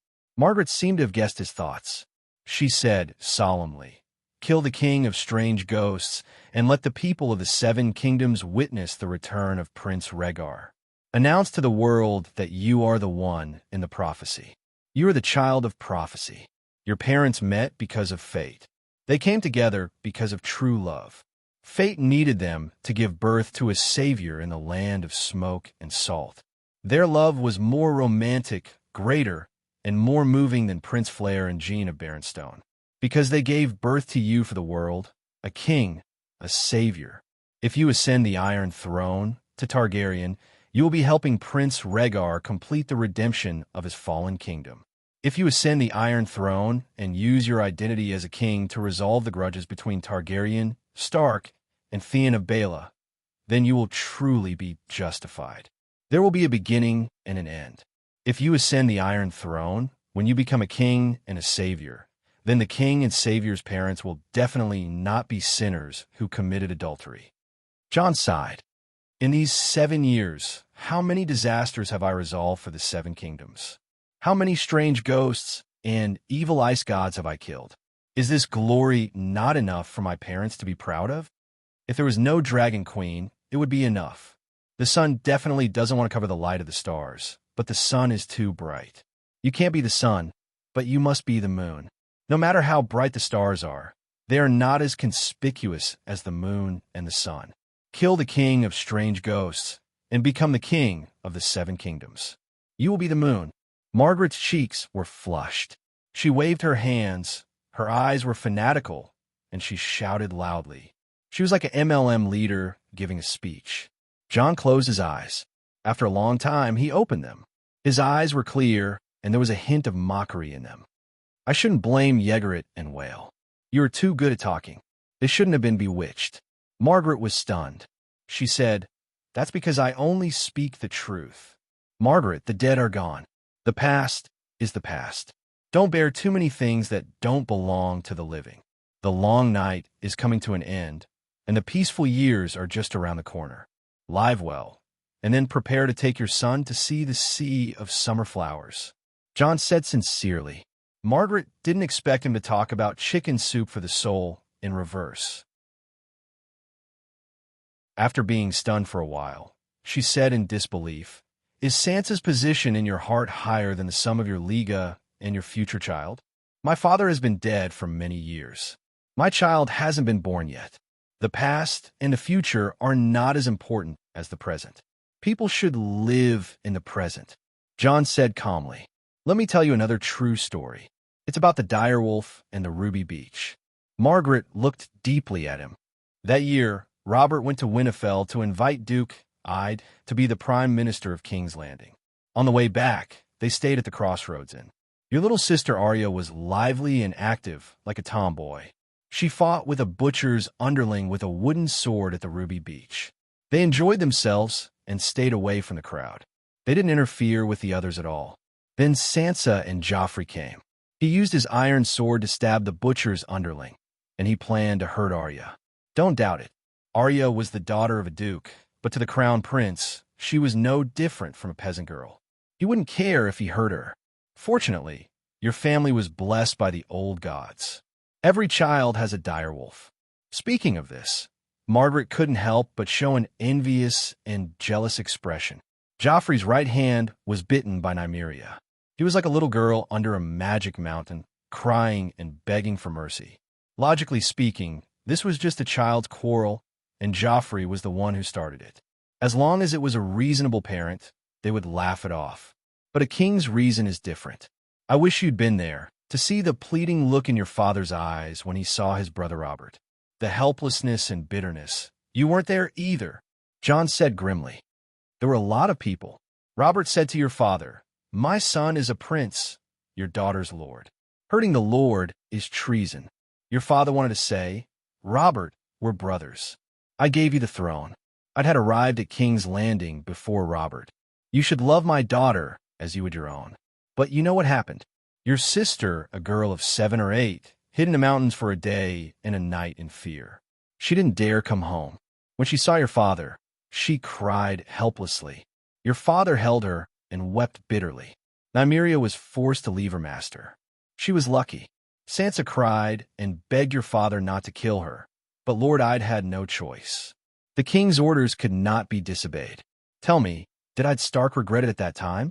That night, Sansa not only lost her companions and her transfiguration talent, but also Stark's characteristics gradually left her. But she gained a precious treasure. She understands the meaning of power better than you brothers. You're very generous now because you haven't experienced the helplessness of being oppressed by power. When you really experience it, it'll be too late to regret. Margaret sighed softly. Sitting in a different position in the same sky, the scenery is different. Jon, you're not stealing what belongs to Sansa. If Sansa can kill King Strange-Ghost, then without a doubt, she'll be at ease as the king of the 7 kingdoms. But if she can't defeat King Strange-Ghost and you win in the end and give up the throne, then it'll be terrible. If you're on the throne, Sansa will still be your sister. You'll still be a friendly family. If you give up the throne to her, you'll lose not only the throne, but also a sister and a family. You can leave, Jon said woodenly. Margaret said sincerely, Jon, I'll give you a suggestion. If you really don't want to fight for the Iron Throne, wait until the final battle, then stand aside and leave King Strange-Ghost to Sansa. She'll kill King Strange-Ghost and get the crown. It'll be completely different from you giving the Iron Throne to her after you become the savior. Remember, the throne can only be fought for, not given up. Make the person feel like she's sacrificing a lot and subconsciously ask for more gratitude. The person receiving it is already restless and sensitive. After reading your words and actions too much, she'll be even more suspicious. In the end, the suspicion will make her. Margaret smiled faintly. Without finishing her words, she turned around and left without any hesitation. Her words make a lot of sense. Whale walked out of the side room and looked at Jon, who was pulling his hair and sighing.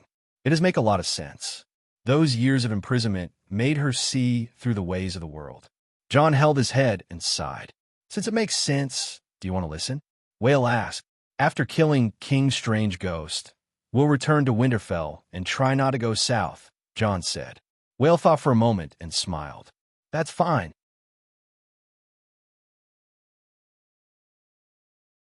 Chapter 1076. The war has begun. In a dark void, when Dany opened her eyes, the astral world was instantly illuminated. The darkness was dispelled, and a star lit up in the night sky. The astral world, the world of stars. Lychees had 3 layers: the core, the flesh, and a hardwood shell. The world was like a lychee. The astral world was the outer hardwood shell, the material world was the core, and the flesh was the atmosphere between the two. Outside the hardwood shell was the outer space that represented emptiness and nothingness. The shell of the lychee had protruding spikes that protected the fruit from physical harm. The stars in the sky were the spikes of the astral world. Most of the stars were just meaningless meteorites. A few of them emitted bright light that could be seen by everyone on the ground at night. They represented a true God who had comprehended the laws, or a small plane attached to the material world. Even if a true God died, the laws they comprehended would be recorded by the world. Their stars would only dim, but not extinguish. Danny was in the astral world at this time.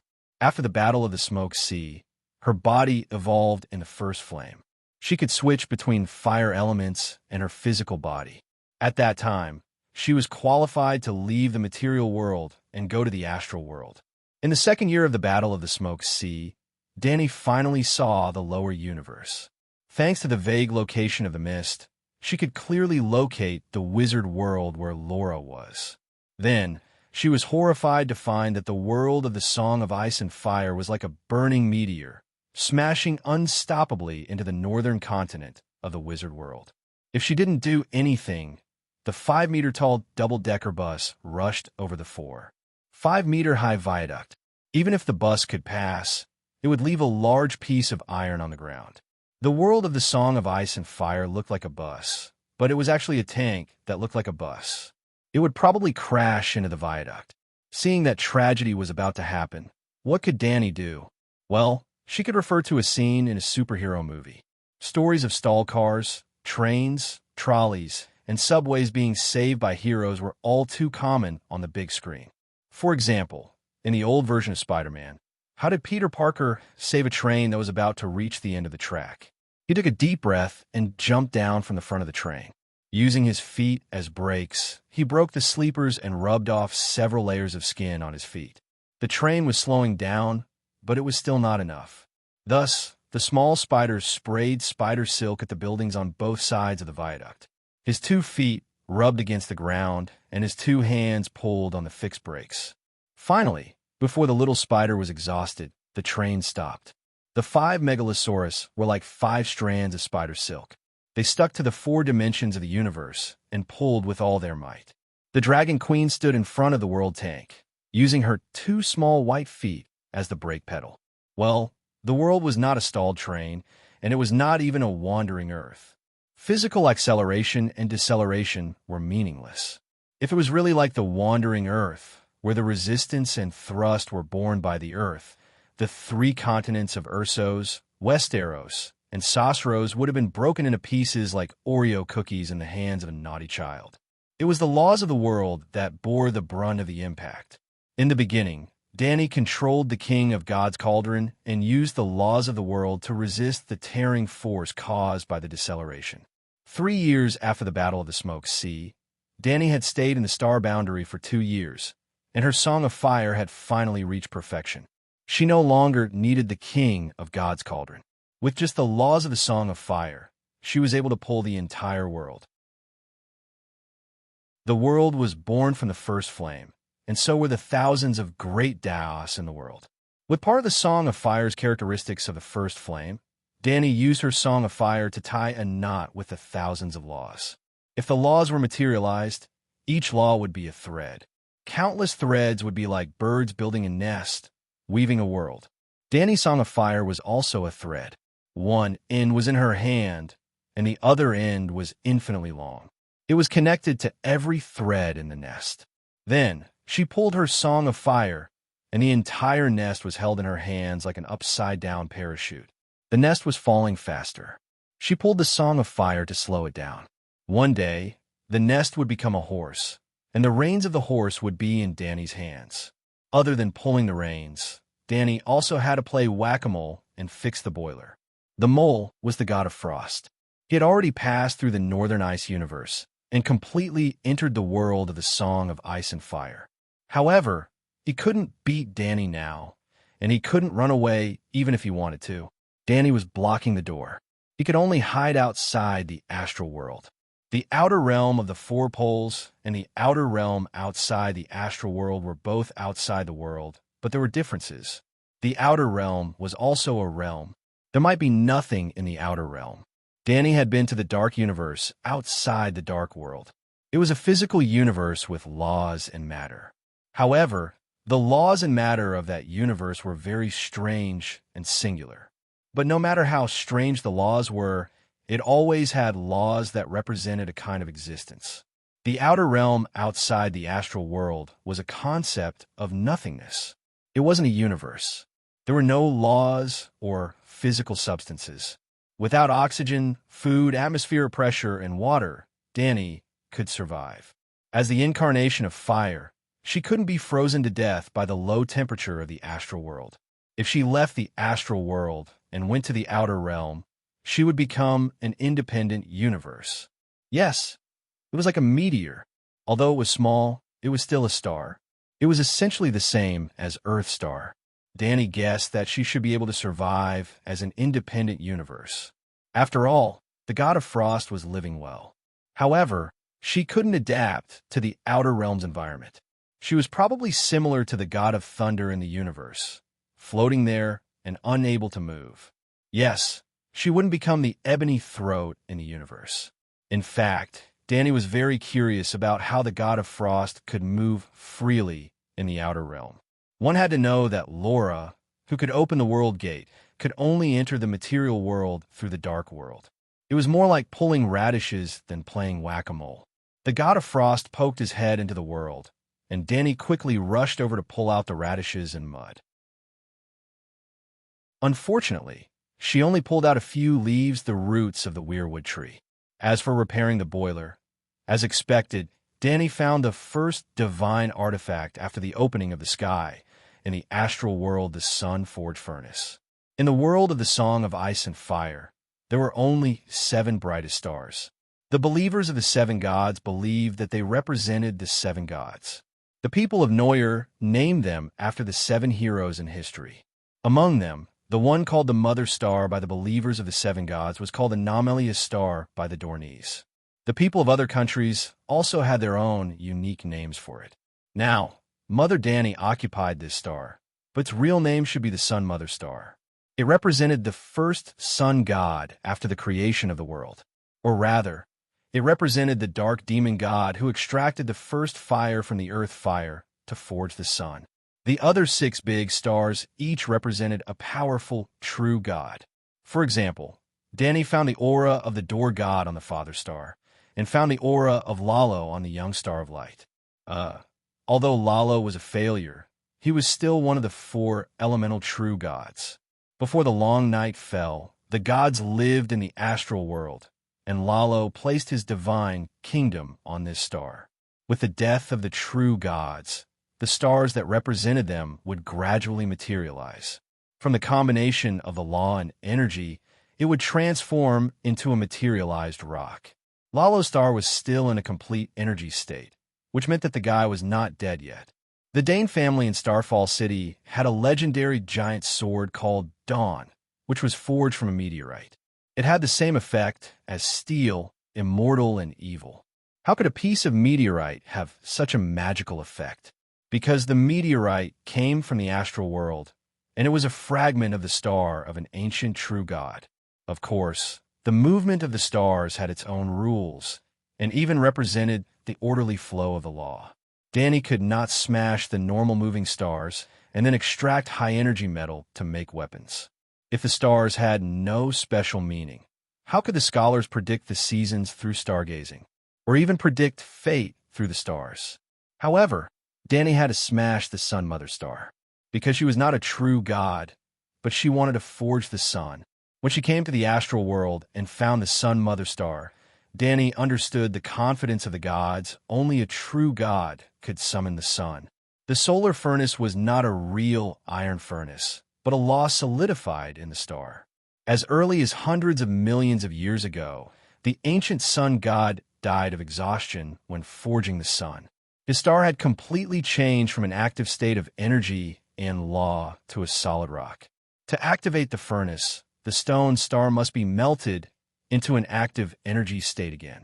The true gods with the status of true gods all raised a star in the astral world that represented themselves. Therefore, it was easy for a true god to reignite a dead stone star. They only needed to move their own star in the energy state to coincide with the stone star. It could be simply understood as transferring the fuel in one's car into the empty fuel tank of another car. Fuel could be regarded as a special energy extracted from the high-dimensional universe by the true God's Godhead.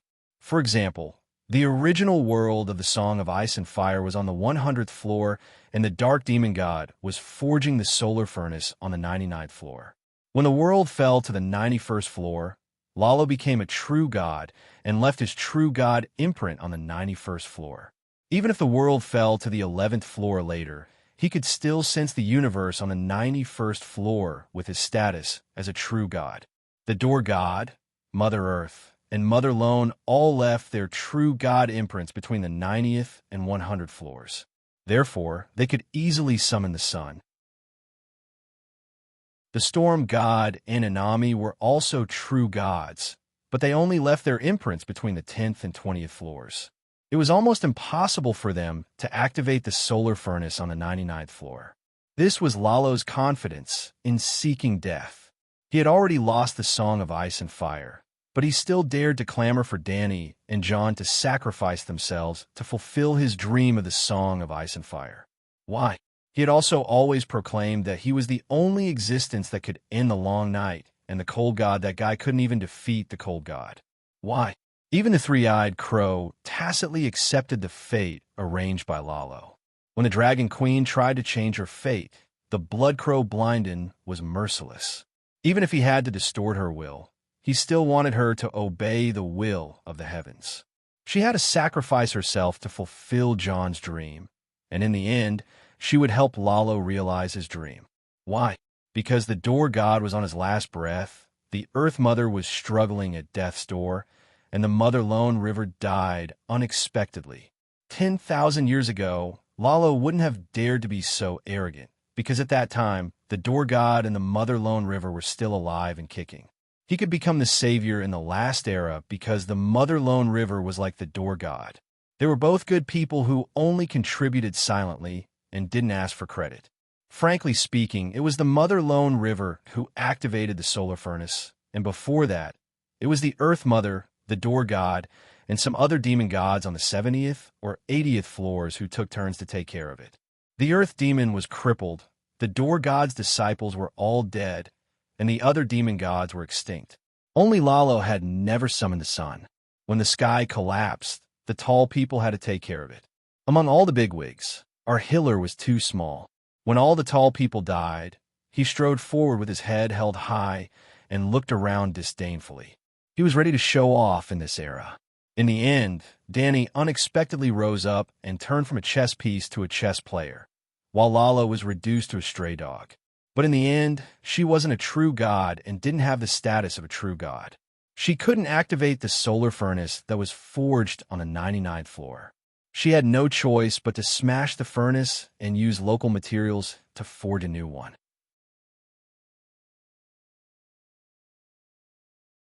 Chapter 1077. Westeros, Trident River, near Ruby Beach. More than 200,000 human soldiers lined up neatly from east to west like a 10-kilometer-long crescent scythe. 10 kilometers away, a thick cold fog came from the north like a tsunami. Woo, woo, woo.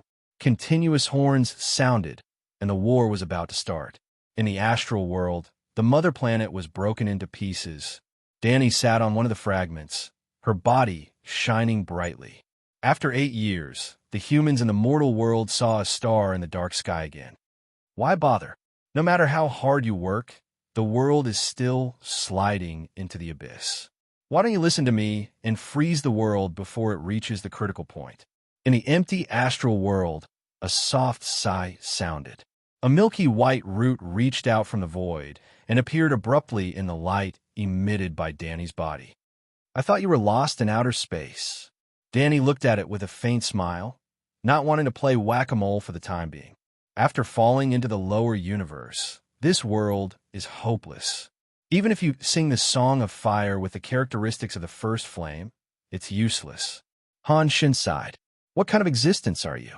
When I first heard that you were an ES god, I only thought that you were like Sassuro's evil god from a subsidiary dimension outside the main material world. But now, it seems that I was wrong. You're a real visitor from another world, Danny said curiously. What's the point of saying this now? Why don't you step aside and let me take back the remnant soul in Bunyan's mind and open the door to the land of eternal winter?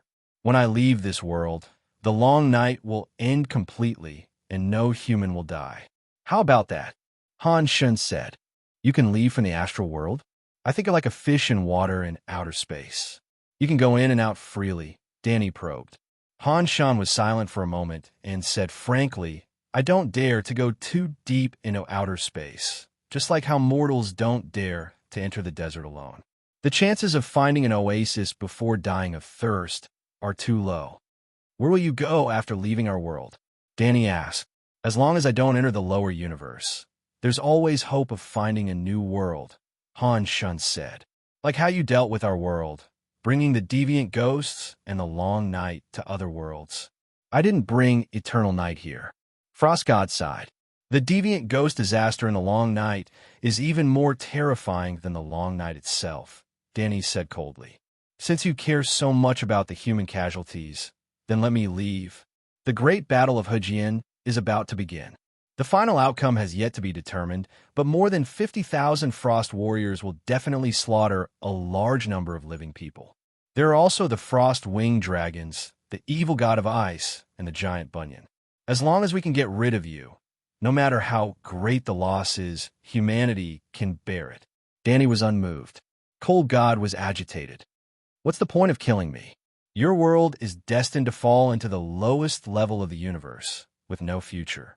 Can you take revenge and vent your anger by killing me? But you have to understand that I only want to lead the world into the Ice Age and fix the dimension of the world at a higher energy level, thus completely ending the world's decline. Now that the world has fallen, it's all because you've killed each other. You've killed too much, and your enemies have chosen to fight to the death and perish together. Instead, I'm the victim of worldfall. Frost God shouted loudly, feeling wronged. In a way, he had a reason to feel wronged. He had already entered the world and boarded the broken ship of the Song of Ice and Fire. If the ship sank to the bottom of the sea, he would not be able to escape. Seeing that the world of the Song of Ice and Fire had become the Titanic, Frost God wanted to escape, but there was an extra tiger at the door. It was not easy to get in, but it was even harder to get out. But if he did not jump off the ship now, he would follow the world into the lowest level of the universe and never be able to rise again. Long live the living. For humanity, for the kingdom.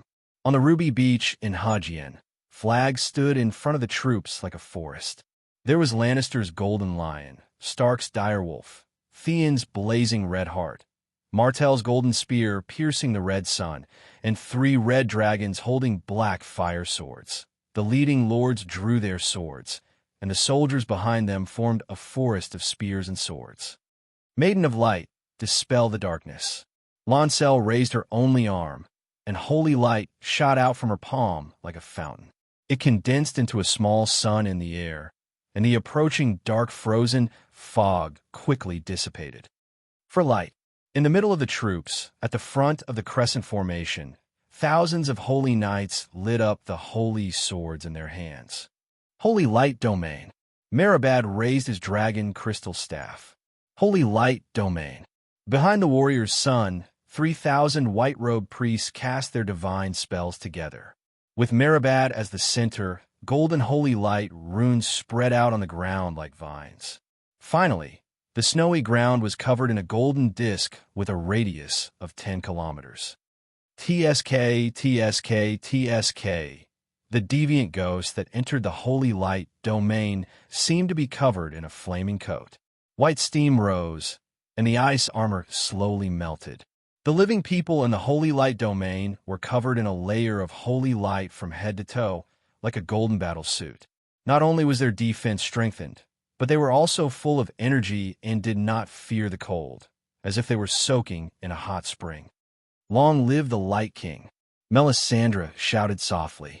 Within half a kilometer of her, all the soldiers' swords were ignited. Above the soldiers' heads, there were red clouds floating back and forth. Any frozen fog that got close to the red clouds would immediately be ignited into tangible flames. The red-robed woman finally left the small, run-down temple and replaced Benello as the leader of the red-robed monks. However, Lalo did not have much god power to lend to his believers.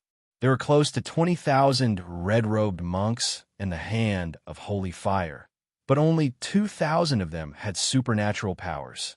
They were not as good as the 7 gods. The deviant ghost's icy blue eyes were like fireflies, visible to the naked eye. Rando Tarly raised his iron sword, shining with holy light, and charged forward. Knights of the Holy Sword, charge with me, for holy light, for the living. The holy knights were like a golden river, and were the first to charge towards the icy tsunami. For light, forever summer.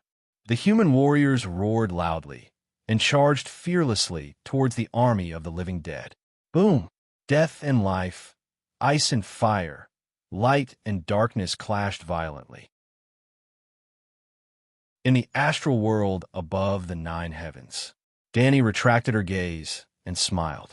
You've lost. Right now, both sides are in a stalemate. The deviant ghost will not tire, so I've won. Frost God said lightly. When the deviant ghost army cannot defeat the living in a field battle, you've lost. Dani sighed. If you join the battle, the humans will definitely win. Frost God said. Huh. Dani smiled sarcastically. I'll keep an eye on you, big fish. Ruby Beach. Every second, there would be balls of holy light jumping among the crowd, and the sound of spring water could be heard, instantly healing the wounds caused by the ice swords. Every second, there would be a warrior's head cut off. However, within the holy light domain, all the dead would not be revived unless, the dead are reviving. The flames here have been extinguished. It's the ice domain. The deviant ghost king has appeared. 7 gods, and it's so huge. The battlefield fell into chaos. It's finally here. The dwarf who was idling at the edge of the battlefield put his axe beside him and shouted to the sky, Tessa, human and dragon become one. Hiss, the 50-meter-long pterosaur flew at a low altitude, and the dwarf melted into countless dragon worms like a puddle of mud, leaving only a complete set of iron armor on the ground. Whoosh, whoosh, whoosh, whoosh. The dragon worms were like a dense rain of arrows, shooting at Tessa, who was flying at a low speed, landing on the surface of its body and burrowing into its scales like a venom suit. The dark red dragon worms gradually wrapped around Tessa, dyeing its body red. Tessa was a swamp dragon, and its scales were gray with mottled green.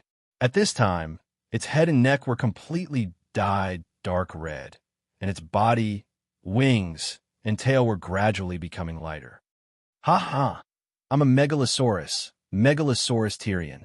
The venom pterosaur roared to the sky, its voice becoming thicker and more evil, but one could tell that it was Tyrion's voice. Boom! The bright red dragon flames were like a pillar of fire, leaving a wall of fire among the ghouls. Tyrion has become a Megalosaurus. The nearby Western Knights were dumbfounded. Be careful of the ice spears. Jaime's sword was like a stream of light, stabbing a deviant ghost to death, and shouted to the sky with a worried expression. Whoosh, whoosh, whoosh.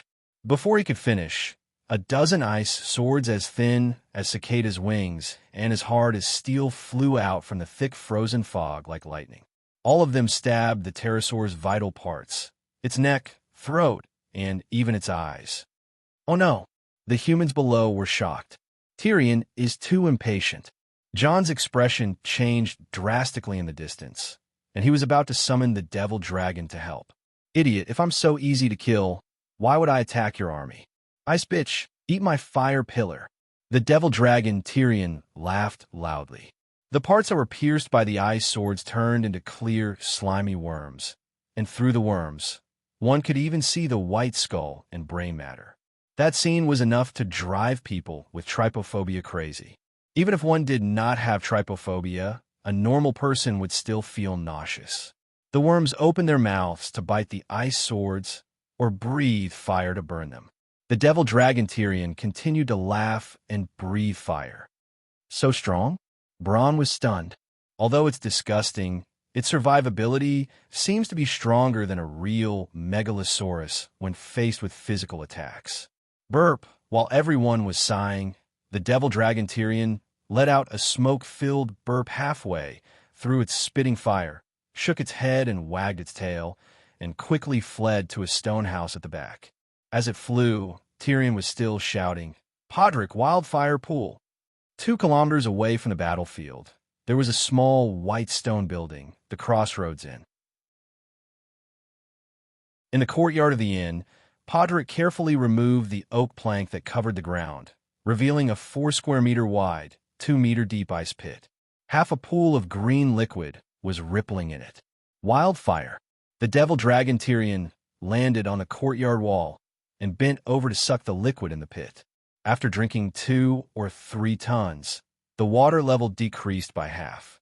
Tyrion shouted, so full, like a sports car that had been filled with gas. It was full of power again. It soared into the sky, leaving behind pillars of fire among the deviant ghosts. It was not the demonic green of wildfire, but pure dark red dragon flames. Can Targaryen really turn into a dragon after drinking wildfire? Everyone who saw the gnome's actions were confused. At the same time, when the dwarf and Tessa fused and transformed into the demonic dragon, 50 kilometers north of the Ruby Beach, on the King's Road, near the Mingyuem mountain range, a gray shadow gradually materialized. It was a tall girl with long limbs, black hair, gray eyes, and a long horse-like face. It was Arya, who was supposed to be leveling the land. Dimensional door open. Her rapier was unsheathed, and she drew a black line in the air. The line pulled open to both sides like a black door that led to the void. A bald fatty and a tall knight walked out of the door. The Deviant Ghost King has appeared. You guys block the Deviant Ghost retreat. I'll go assassinate the Deviant Ghost King. After saying this, Arya turned into a shadow again, and like a gust of wind, she disappeared into the air. The fat eunuch said, I've been holding back for 6 years, and until today, I've accumulated a total of 20,000 summoning divine spell slots. Now, let me change the fate of mankind. Great summoning, celestial Holy Spirit.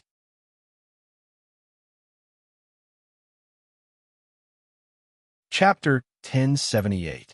Great summoning spell, Holy Spirit of Heaven. A huge amount of divine power poured out, and Varys' divine spell slots decreased rapidly. A golden rainbow with a peaceful aura appeared in the sky, and the air rippled. Under the rainbow, a door opened, and an ethereal and holy voice came out from it. Ah, this is the holy voice from heaven. Varys felt as if his body and soul had been cleansed by a clear spring. He felt as if he was floating in the air. For humanity, for glory kill. A voice that Varys was familiar with resounded in the sky, and then thousands of golden lights shot out from the rainbow door. Surprisingly, they were golden-armored warriors riding white-winged Pegasi. Clear all the ice monsters in the sky.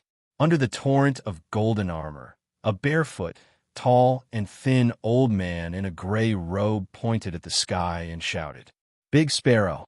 Varys exclaimed, Holy Mother of Heaven, this is the Holy Seiya of Heaven. The hound was excited. The Big Sparrow only glanced at them, and then flew to the southwest like lightning, until he was 1 kilometer behind the other ghost army. His hands moved in a strange pattern, and the air in front of him rippled with transparent ripples, and a huge dimensional door appeared in midair. His hands pressed down, and the 7-meter wide and 7-meter tall golden dimensional door landed heavily on the ground, splashing the ice and snow on the ground 4 to 5 meters high. Sons of the Night Watchers, let us welcome this glorious moment together. The white-haired Elisa Thorne looked up to the sky and laughed.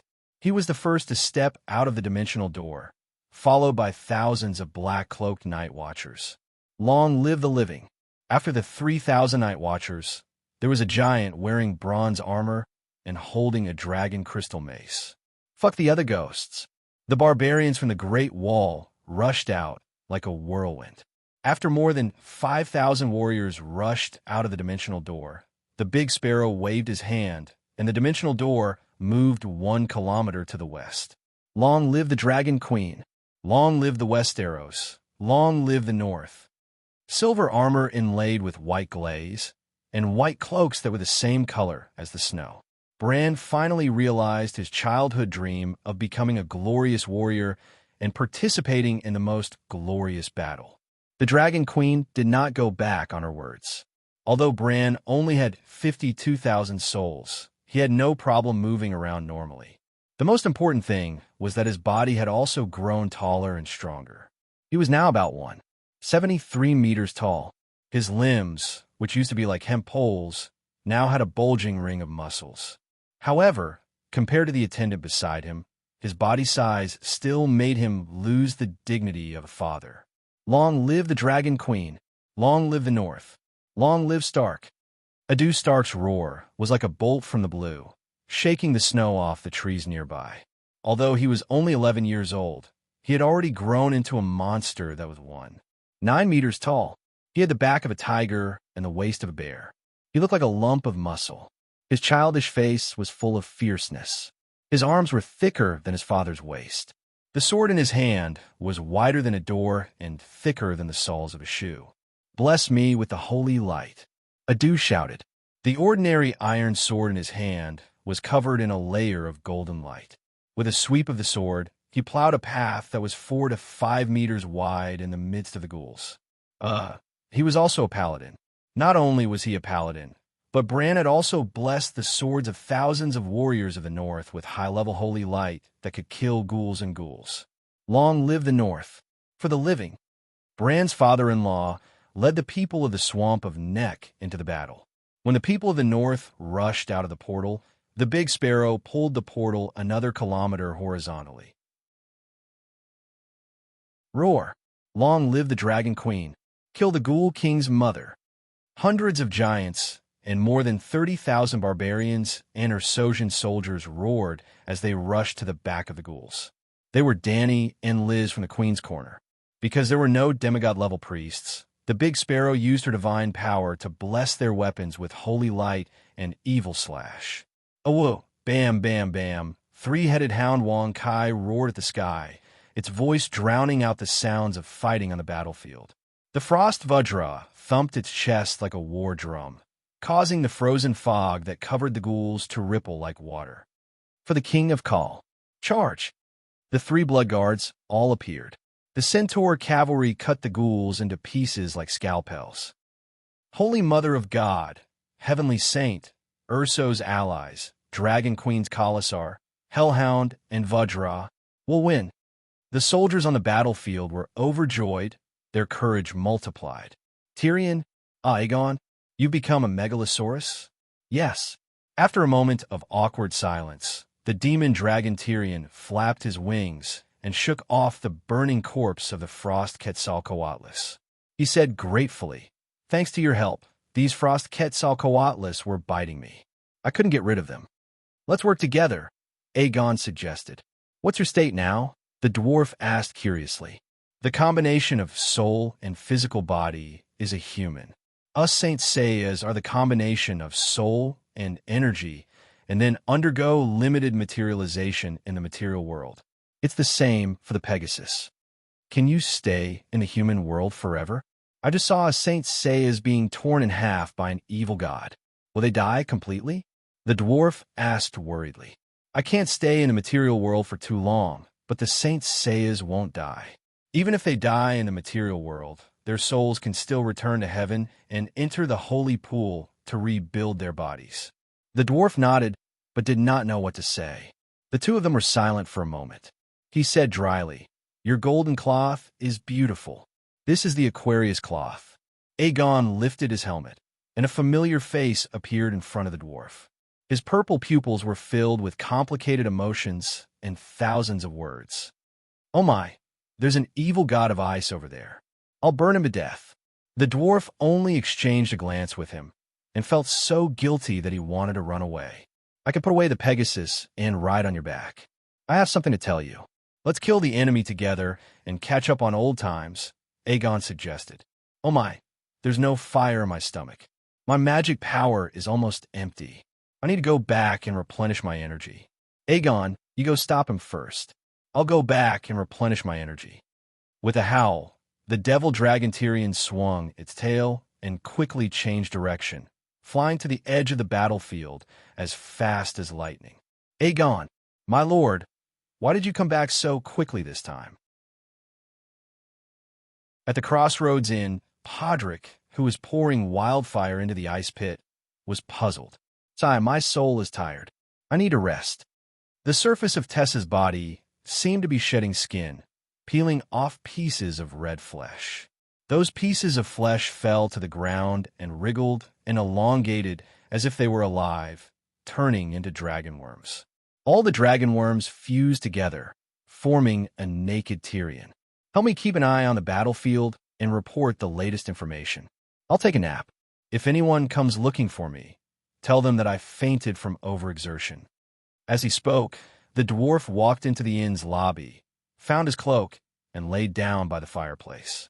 Podrick was confused, but he did not dare to ask. He could only take a pair of binoculars and ran to the roof to observe the situation on the battlefield. 10 minutes later, my lord, the main force of the deviant ghost has appeared. There are hundreds of ice-winged dragons. Wow, the densely packed corpse ghost ravens, goshawks, and vultures have drowned the Saint Seiya army. Have the Saint Seiya retreated? The dwarf asked with his eyes closed. No. 15 minutes later, the Northern Ice King rode the Devil Dragon to help the Saint Seiya. He was surrounded by 3 evil gods of ice. Ah, Holy Light one-handed used the Holy Mother's palm to kill an evil god. Holy Mother, the Archbishop has slain a god. Half an hour later, the mighty King Kong is surrounded by 1,000 deviant ghosts' army. Wow, the King Kong is so strong. It also has ice armor. Someone tried to assassinate the deviant ghost king. I heard many people shouting Arya. There was also a Cerberus. Sigh, the assassination failed. The Cerberus was frozen into ice. I wonder if Lady Arya was hurt. Are the Saint Seiya still there? The dwarf opened one eye. The Saint Seiya suffered heavy casualties. Only a third of them are still holding on. They are so brave. An hour later, my lord, the final battle has begun. The vassals are leading the strongest soldiers to launch a desperate attack on the deviant ghost king. Have you rested well? Podrick said excitedly. How many Saint Seiya are left? The dwarf opened his eyes. A few dozen. I didn't count. I'm not the only one left, the dwarf said hesitantly. An hour and a half later, Podrick already knew what the dwarf was thinking. He said directly, the aerial battle is almost over.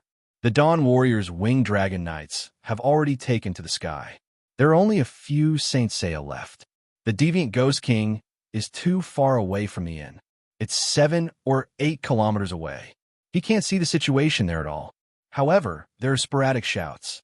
It seems that we have the upper hand. Hundreds of vassals are attacking the deviant ghost king. I'll go take a look. The dwarf couldn't sit still anymore. He got up naked, put on a fur coat, and ran upstairs. Victory, victory, we won. The deviant ghost king is dead. The deviant ghost king is dead. The humans won. The humans won. Long live the North Ice King. Long live the North Ice King. When the dwarf reached the top of the 3rd floor, he was standing on his tiptoes with a pair of tactical binoculars. He heard a wave of cheers in the distance. Shit, so fast. The dwarf threw away the binoculars and shouted to the backyard. Tessa! Tessa! Hiss! Tessa jumped up and flew diagonally across the roof. The dwarf also wriggled into a pile of mud and stuck to her face. At the same time, there was a sudden change in the astral world. The moment the deviant ghost king died, Dany's eyes shone brightly. She activated the soul suppression strike, but the target was not the frost god who had only stretched out a root, but a remnant soul from the material world the frost gods that had fused with Bunyan's soul. How fast could the will return to the body? It was definitely faster than the speed of light, because there was no limit to the speed of thought. However, it was this process that was faster than lightning across the sky that was caught by Dany. She couldn't catch real lightning, and the speed of her body couldn't keep up with the speed of light. She couldn't even reach supersonic speed, but the speed of her thought was enough to stop the remnant soul. She had done similar things many times. For example, when she was in Balerion and the sheep-egg dragon spirit, she stopped the dragon soul halfway. When she grabbed the remnant soul from the deviant ghost king, a message came into her mind. The frost god's body is here. Come and catch him. Be quick, or it will be too late. The message also included a star map, the space-time map of the astral world. Dany didn't hesitate. She had waited for this voice for 7 years. It was the voice of the door god root. She locked onto the position of the red dot on the star map in her mind and shouted, "Frost god, you've lost. Surrender." Her body quickly flew towards the tree root that was stretching out of the void. It seemed to be the same as countless times before. First, she attacked the tree root with her soul and knocked it unconscious. Then, her body went to pull out the radish. At least that was what the frost god thought. He wasn't worried because the root was here, but his body was infinitely far away.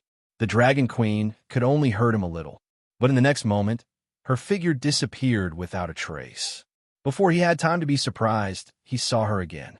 At the edge of the astral world. The next step was outside the astral world. The frost god was shocked and then furious. "You betrayed me. I've never been loyal to you." The tree root under him grew crazily, desperately drilling into the astral world. "Quick, kill him," the tree root urged.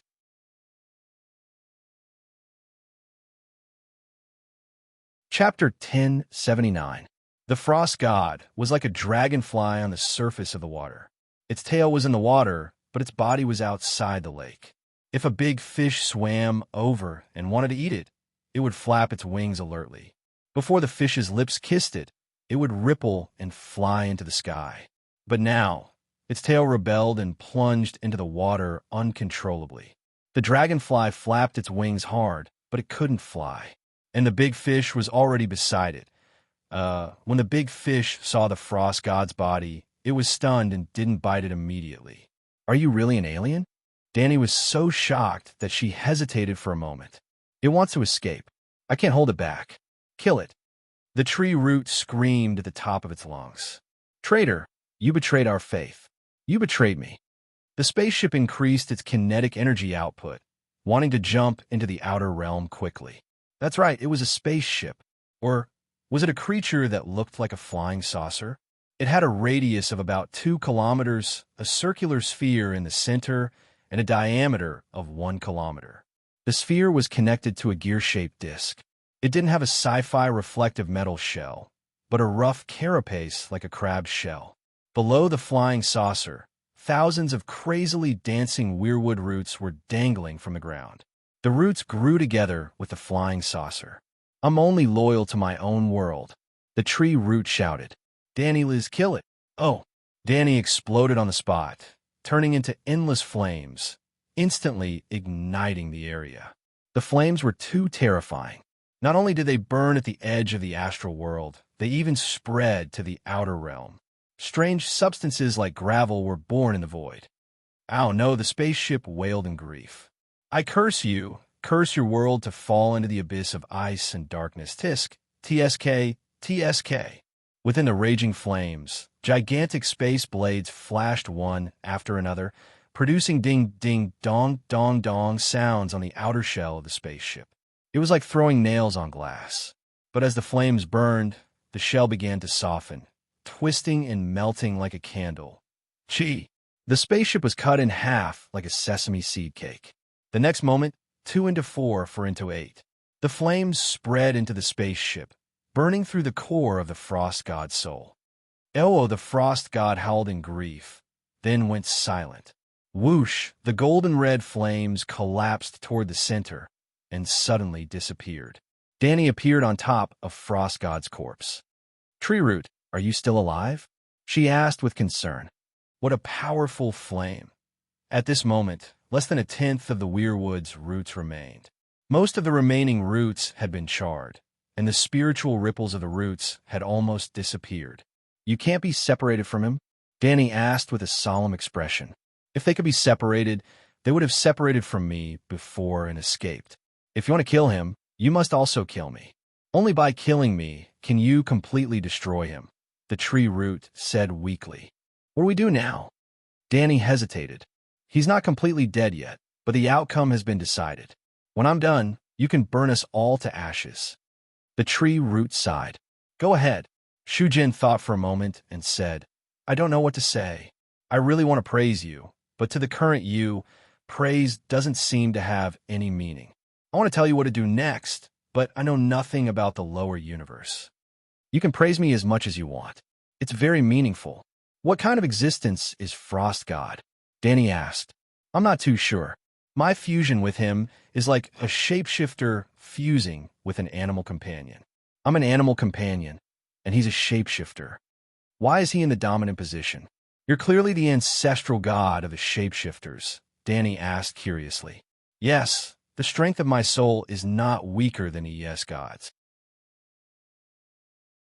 If I fought with him for control of my body and mind when we fused back then, perhaps we would have become two-headed monsters. But I gave up myself, gave up my power, and gave everything to him. Because I was afraid that what happened today would happen. The tree root said bitterly. Isn't what happened today a good thing? Danny was confused. If you had greater control in the new Frost God, perhaps the long night would have ended 7 years ago. What if the person who stopped Frost God wasn't you? If you didn't control the supreme power of ice and fire, but I couldn't bear it and hesitated, I let Frost God's efforts go to waste. In the end, you couldn't save the world, and the world completely collapsed. What would you do? If not for the fact that I had no choice, if not for the fact that I was too desperate, why would I separate from my main body and choose to believe that ES God could bring new life to the world? 15,000 years ago, when I chose to fuse with ES God, the world was only one step away from completely falling. Only the first flame could change fate. And the only true God who was qualified to comprehend the first flame was Lalo. After billions of years, he still couldn't raise Song of Fire to the highest level. Who would dare to expect him to control the power of the first flame in 10,000 years? Instead of believing in him, I'd rather give my hope to ES God. At that time, no one would have thought that someone like you would appear. At that time, I thought that since I chose to believe in him, I had to be firm in my beliefs. Now, it seems that I, who have been rooted in the dark land all my life, still despair too easily.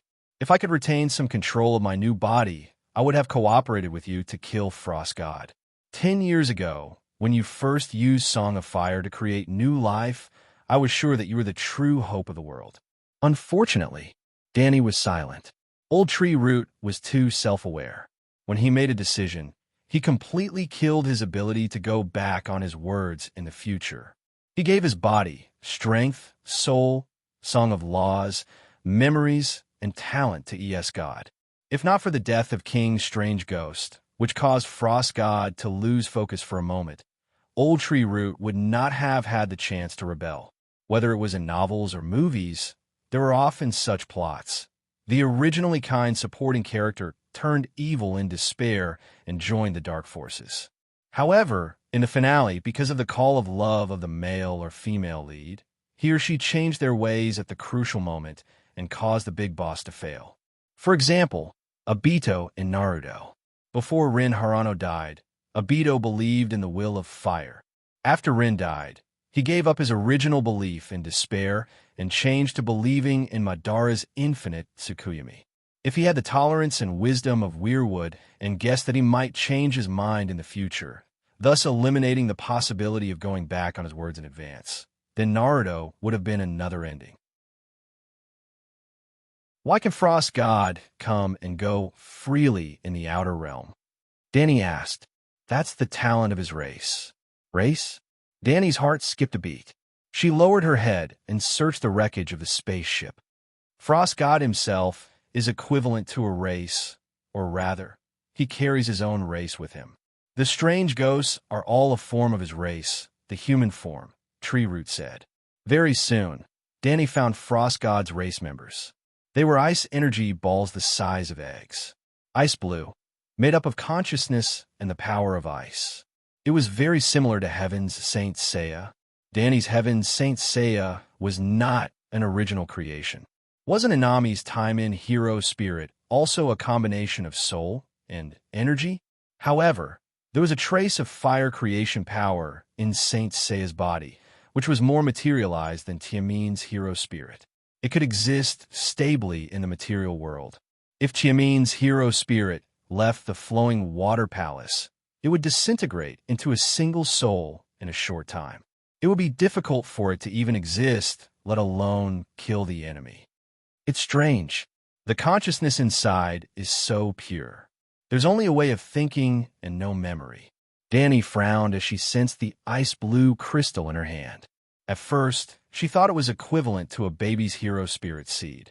Later, she realized that the seed had no memory, but it had a personality. It was like an adult's memory that had been formatted. That's not right. Memory should be able to affect the formation of personality. After fusing with an ice crystal seed, Bunyan became the king of strange ghosts. Bunyan had a huge amount of memory, but he couldn't change the fixed way of thinking, old tree root said. Could Frost God be a refugee who escaped from the fallen world? Dani's heart skipped a beat. She narrowed her eyes and guessed. Their world is the same as this one, constantly falling. Before entering the lower universe, Frost God turned his race members into ice seeds and his own divine kingdom. Well, this spaceship doesn't look like a divine kingdom. It seems to have evolved into a divine body under a special environment. Then, they left the mother world through the ice universe. Didn't Tian-Zi and the other dark demon gods plan to kill the last true god and let me die with the world? But before the world fell into the abyss, they jumped off the ship and escaped, entering the dark universe from our dark world. If I didn't chase after them, could those bastards have found other worlds and become the dark god of destruction? Needless to say, with Night Lion's talent in comprehending the song of ice and fire, if he found another world, he might really be able to achieve great things. I only know about Frost God's experience in the past 15,000 years. I don't know where he came from or what his past is. Old tree root sighed. Do you still have your true god status? Can you transfer it to me? I left it all to Frost God. Old tree root sighed. He's an ES god. If I don't fuse with him, he won't even be able to enter our world. And because he's not a true god of our world, his true god status can't stabilize the sea of law and activate the sun furnace. Unless we let the strange ghosts completely replace the living and let him become the master of the world. Sigh, looks like I have to go to the lower universe. Dani sighed. She waved her hand and swept up Frost God's remains, disappearing from the edge of the astral world. Isn't Bunyan Stark the strange ghost king? How did he become a giant? In the river, on the battlefield of Ruby Beach, demon dragon Tyrion squeezed through the crowd and looked at the slowly melting tall body with a puzzled expression. King Strange Ghost died once. Don't you remember? Demon dragon Tyrion felt his head sink, and a familiar voice came from the top of his head. Ah, Dragon Queen, long live the Dragon Queen. We won, Queen, we defeated King Strange Ghost. The nearby vassals and civilians cheered excitedly. The dark red covering Tessa's head and neck retreated to her neck, wriggling and melting into the dwarf's head. Did you leisurely watch us fight the strange ghost from the sky? He asked suspiciously. I watched with Frost God. Dani nodded. Why didn't you come down and help? 60 to 70,000 people died in today's battle, the dwarf said. I had to stop him. Dani answered him casually, then turned to look at the exhausted warriors below and said loudly, Just now, when you killed King Strange Ghost, I finally found a good opportunity to deal a fatal blow to Frost God. From today onwards, there will be no more Frost God, no more strange ghosts, and no more long night. Then, she waved her hand, and a wave appeared on the ground, pushing the surrounding warriors a few hundred meters away. Rumble!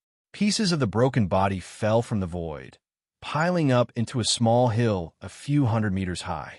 This is Frost God's body. The huge pressure of the true God's body made the humans who saw it dizzy, and terrifying illusions appeared in their minds. Crack, crack, crack.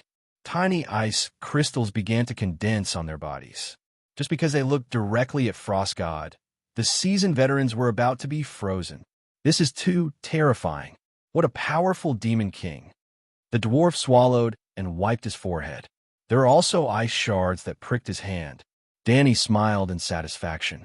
If the Song of Law was exposed to the material world, it would quickly evaporate, and those who saw it would be corroded by the power of the law, just like the people on the battlefield now. She did it on purpose. If she did not let them feel Frost God's terror, how would they know how great her achievements were? As for the ice law being wasted, she did not care. Frost God had a total of 3 songs of law. Darkness and death had been put away by her long ago, and she could study them later. This ice law was not as strong as John's, and was not very useful to her.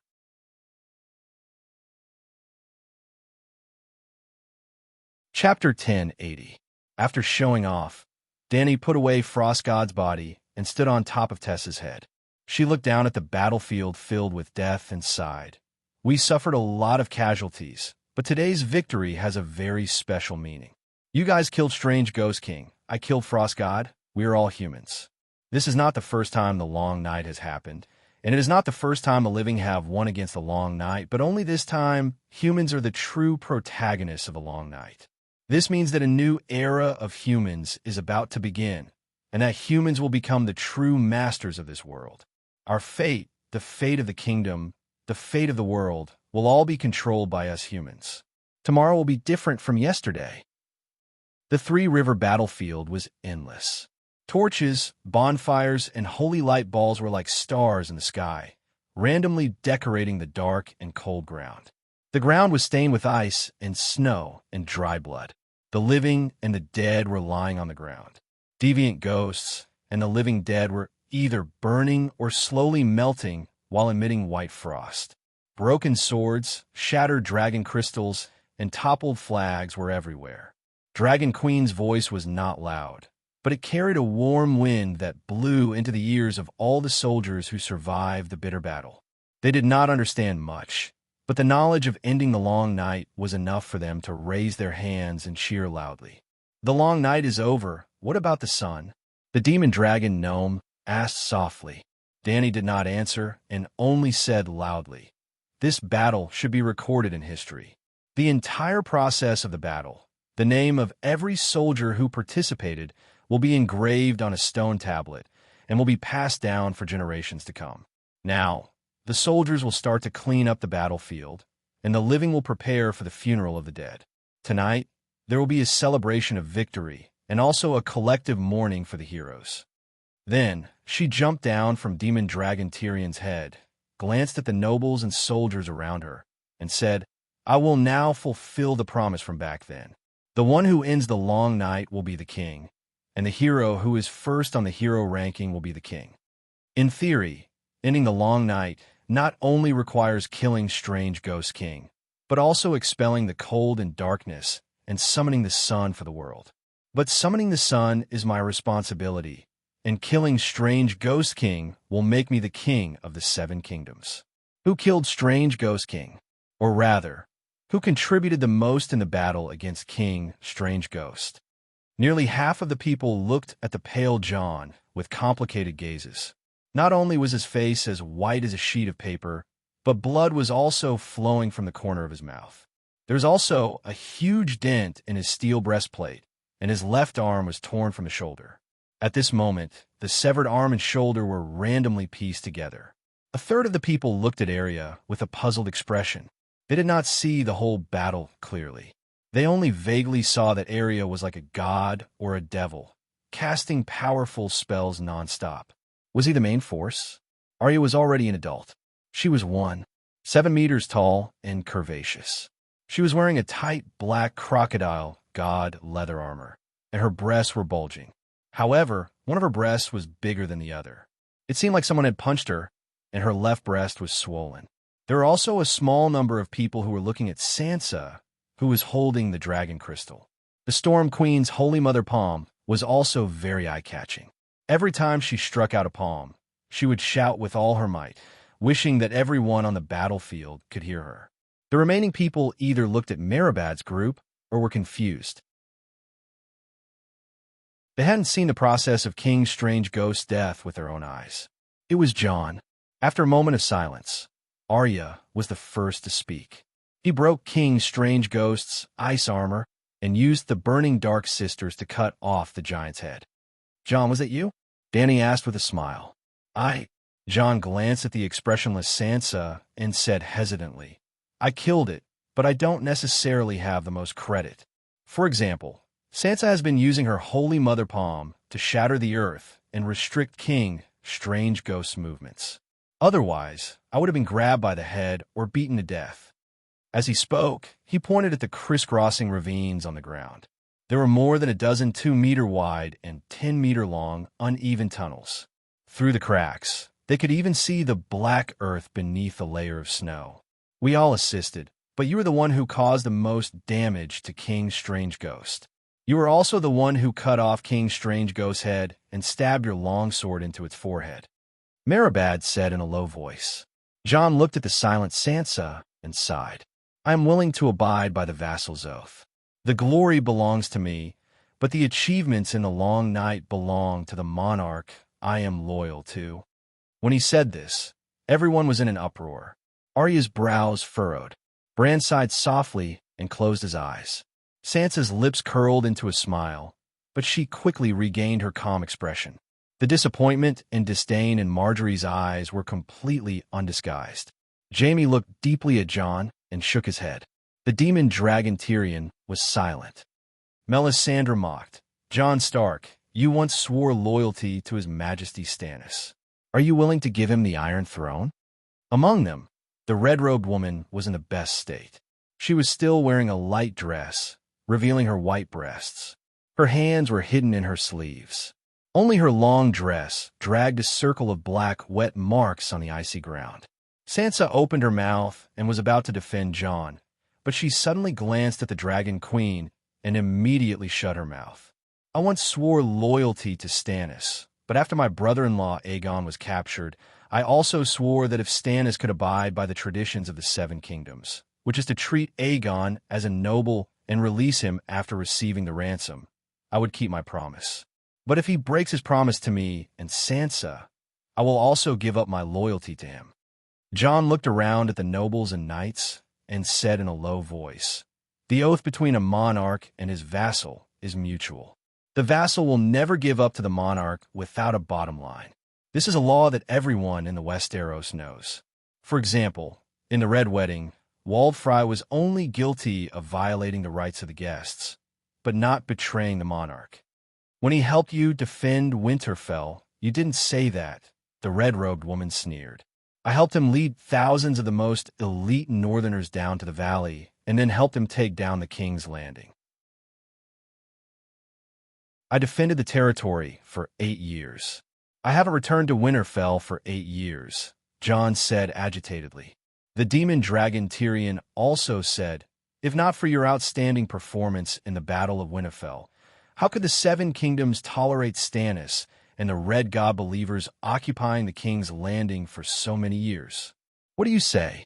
Melisandre looked at the Dragon Queen. You're all wrong. Dany sighed and said slowly, don't say that Jon Stark is a duke. Even if he was just a commoner without a title, he would still be king if he killed the King of Strange Ghosts. This is different from what you said before. Sansa was agitated and blurted out, you want to go back on your word? The gnome asked strangely. I have the final right to interpret my words, Dany said calmly. Melisandre frowned. The others' expressions were also distorted. They looked at Dany and Jon with puzzled eyes. Was it because of their relationship as aunt and nephew? Dany said solemnly, the oath between a monarch and his vassal is an oath within the kingdom. It's only limited to the monarch and his vassal. Ending the long night saves the entire world. Therefore, the merit of saving the world is superior to the oath between a monarch and his vassal. If you have some supernatural knowledge, you can understand saving the world as the second highest level. The holy oath is also one level lower. Even if Jon is my nephew, even if a beggar kills the King of Strange Ghosts, I will give him a chance to become the King of the Seven Kingdoms.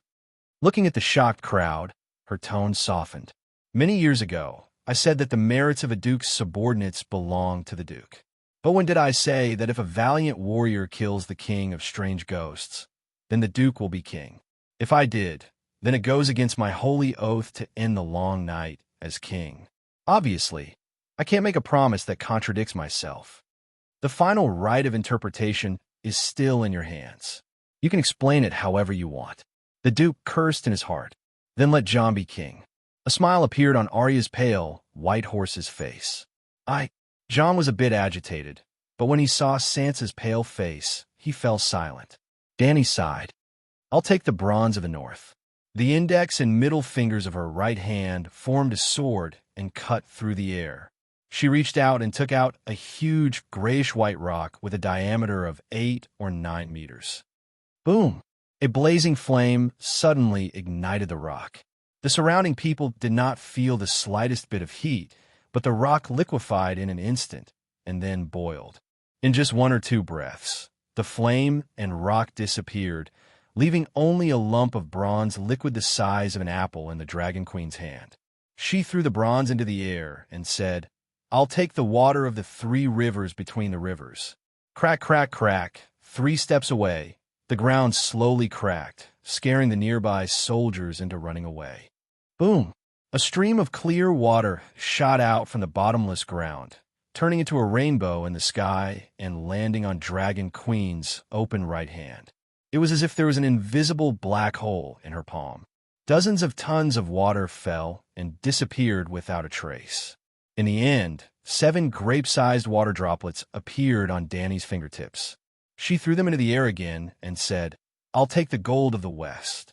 Just like before, she cut through the void and took a piece of gold ore from a mine in the west thousands of miles away and refined it into a lump of gold on the spot.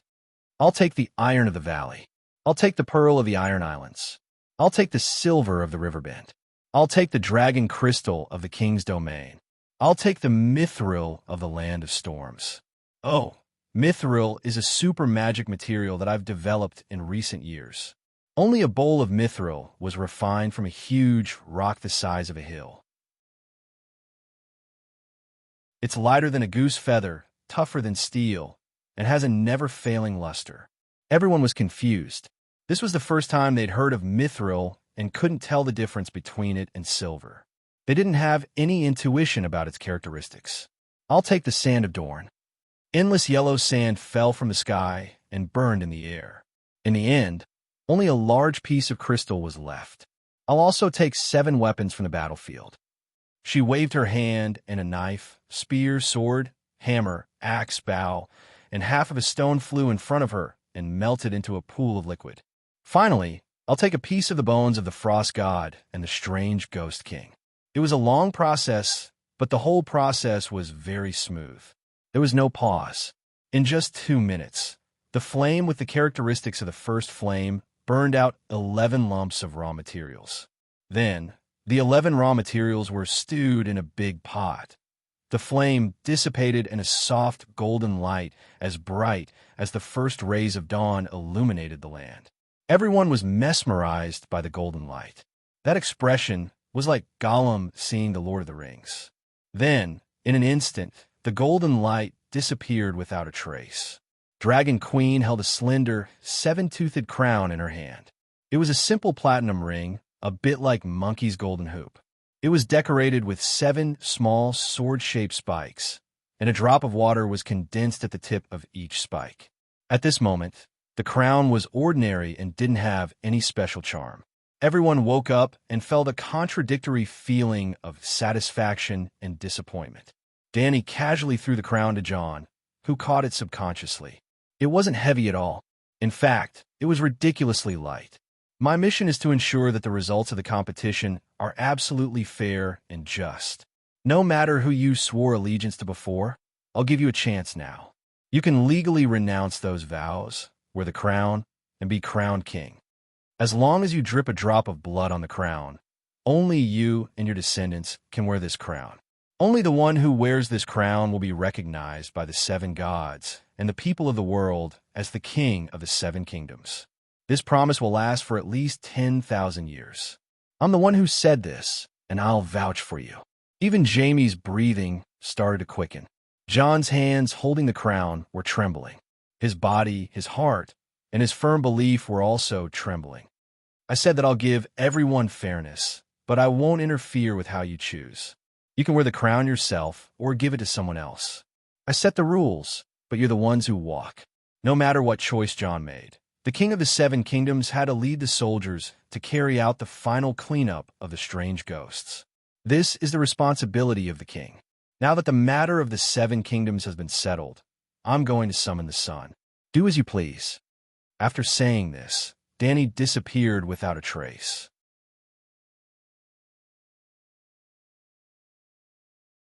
Chapter 1081. 3 months ago, Holy Light one-handed hosted a secret wedding for us. You were there too. But now, the blessings are still ringing in my ears. But the person beside me is gone. Marjorie wore a plain black dress and a black veil that covered her sorrowful face. She held a wine jar the size of a bucket in her arms. It contained the remains of her husband.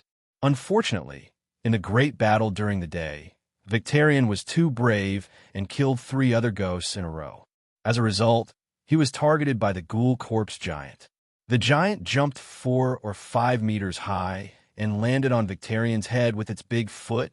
After the battle, when they collected the body, they could only dig out the flesh from the snow pit and put it in the jar. Marjorie, Aunt Marjorie, don't be too sad. Theon struggled to say those words.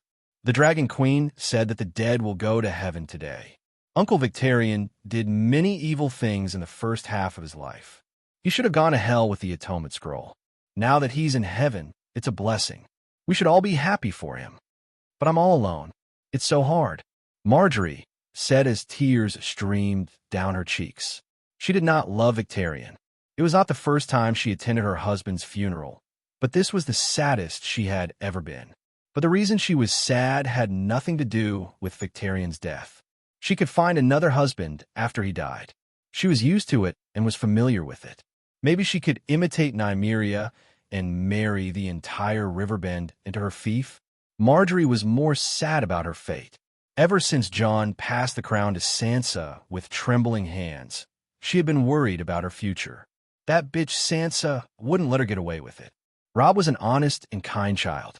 When he saw the tears on her face, he said with concern, "Granny Marjorie, don't be sad. We will take care of you." Marjorie, who was only 30, froze when she heard him call her Granny. She forced a smile. "Robb, you're such a good child." Theon glanced at the burning crematorium and whispered, "Aunt Margaret, let's burn Uncle's body. The celebration is about to begin." "Theon, your uncle is dead, but he left behind 3 inheritances." Marjorie observed Theon's expression from the corner of her eyes. A sea monster's horn, an earl's domain whose location has yet to be determined, and about 2 million gold and silver treasures plundered from the High Court. How do you think we should divide it? Sigh, we have an orphan and a widow, and you also have a son. It's so difficult. Margaret wiped her tears. Theon hesitated for a moment and said, "Pike City is enough for me. The gold and silver were taken from the Tyrell family, so they should belong to you." The location of the Earl's territory had not been decided yet. Things would definitely be very troublesome in the future, and Annie would have to work hard to deal with them. Since Annie worked hard, it should belong to Annie. As for the sea monster's horn, is that sea monster Luwin's monster? Marjorie's face warmed a little. She nodded and said, Luwin was afraid that the sea monster would be eaten by the Dragon Queen's Megalosaurus. So before he went to the King's Landing, he deliberately hid it in the deep trench of the Summer Sea. There's a horn that can control it, but it needs supernatural power to activate it. Speaking of which, Luwin was once my husband. Fortunately, my father, Balon, died early. Theon's cheek muscles twitched a few times. He suggested, "Why don't we give a horn a Holy Light lone hand to destroy, and let the sea monster leave the West Arrows forever? Or we can summon the sea monster to Dragonstone Island and let the Megalosaurus eat it." "Why?" Margaret asked curiously. "That sea monster has eaten a lot of people. It's evil." Theon frowned. "It's not the sea monster that's evil, but the person who controls the sea monster." Previously, your uncle used the sea monster to drive the fish to the shore. Marjorie said disapprovingly. Theon said strangely, "But it ate your grandmother, brother, and countless people." "Aunt Marjorie, do as you see fit. As long as you allow Gao Ting and Tai Min to freely choose their future, I won't take a single cent of your inheritance." Theon sighed. Marjorie was relieved that she had easily obtained all of her late husband's inheritance again. She carried the urn and placed it on the crematorium. Theon followed and placed Victarion's armor beside the urn. Robb took his granduncle's axe. After lighting the fire, The three of them recited the stranger's scripture, begging the stranger not to make things difficult for Victorian's soul and to let him ascend to heaven. Theon, I have one more favor to ask of you. Before entering Derry City to attend the banquet, Marjorie grabbed her nephew and begged in a low voice, I have some misunderstandings with Queen Sansa. Can you put in a few good words for me and give me a chance to apologize? I'll try. Theon nodded helplessly. The banquet was held at Dany's Ribbons. The sun was bright, the wind was gentle, the grass was lush, and flowers were in full bloom. There was good wine and delicious food, singing and dancing. Queen Sansa was in high spirits. Her crown once again emitted a holy and noble golden light. It was as if she was draped in a thin veil woven with the light of hope. It made people lower their heads and bend their backs subconsciously, feeling reverence and worship in their hearts. Theon, on the other hand, looked gloomy. He did not fit in with the joyous banquet. The others also deliberately avoided communicating with him. They only greeted him and left with unnatural expressions. Then, they pointed at him in the corner with their companions. Tell me that my decision is correct, he said gloomily to the dwarf who walked over. The dwarf frowned and said, Now, you can only ensure that your choice is correct if you believe that your choice is correct. Otherwise, the result will be very bad. Sigh, at least Sansa is really happy. I haven't seen her this happy since father died. Theon looked at the queen who was surrounded by stars in the middle of the dance floor and forced himself to show a joyful smile. It was ugly. The dwarf's expression was solemn, as if he was worried. Your aunt obviously wants you to become the king of the 7 kingdoms, he said hesitantly. Theon was stunned and sighed.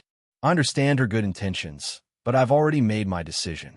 You advised me not to be indecisive that day, didn't you?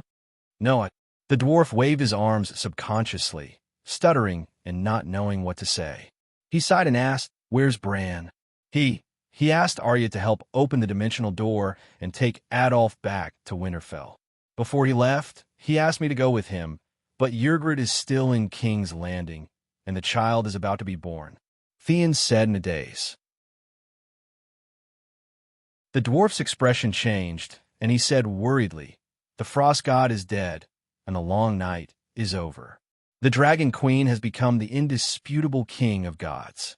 She is the controller of fate, or at least the prophet. Do you understand what I mean? Theon was stunned, and he said probingly, The long night is over, and the fog on the river of time has dispersed.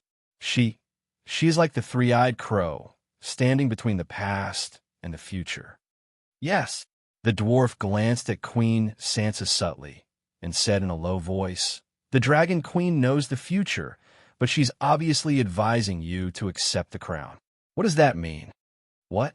Theon shivered. If she has good intentions towards you, it means that your future is not good. If she has bad intentions, giving up the crown is the best choice for you. The dwarf stared into his eyes. Tell me, does she have good intentions towards you or bad intentions? Theon revealed a smile that was uglier than crying and said bitterly, I will return to Winterfell as soon as possible. Dozens of kilometers of the Great Wall have collapsed, and it will take decades to repair it. I will be in charge of this huge project. The dwarf patted his shoulder and comforted him with a smile. My good nephew, my kindness towards you is no less than your Aunt Dany. Don't worry, I will take care of the court. Uncle Tyrion was very responsible. For his nephew, he climbed into his nephew's sister's bed that night. I'll let you see my treasure, a true treasure. Sansa lifted the blanket and stood on the blanket beside the bed. Her snowy skin that was covered in red marks was exposed. She was not wearing a single piece of clothing and only wore a crown on her head. She did not do anything, but the crystal at the tip of the crown sword suddenly emitted a blinding golden light. The golden light was like a solidified liquid, and it quickly flowed down, covering Queen Sansa's entire body. The golden light receded, and a Valkyrie wearing dragon-scaled golden armor stood on the ground. The armor was seamless, and there was not a single gap. Even the eyes were inlaid with an ice-blue crystal. It can actually turn into armor. The dwarf sat up in shock.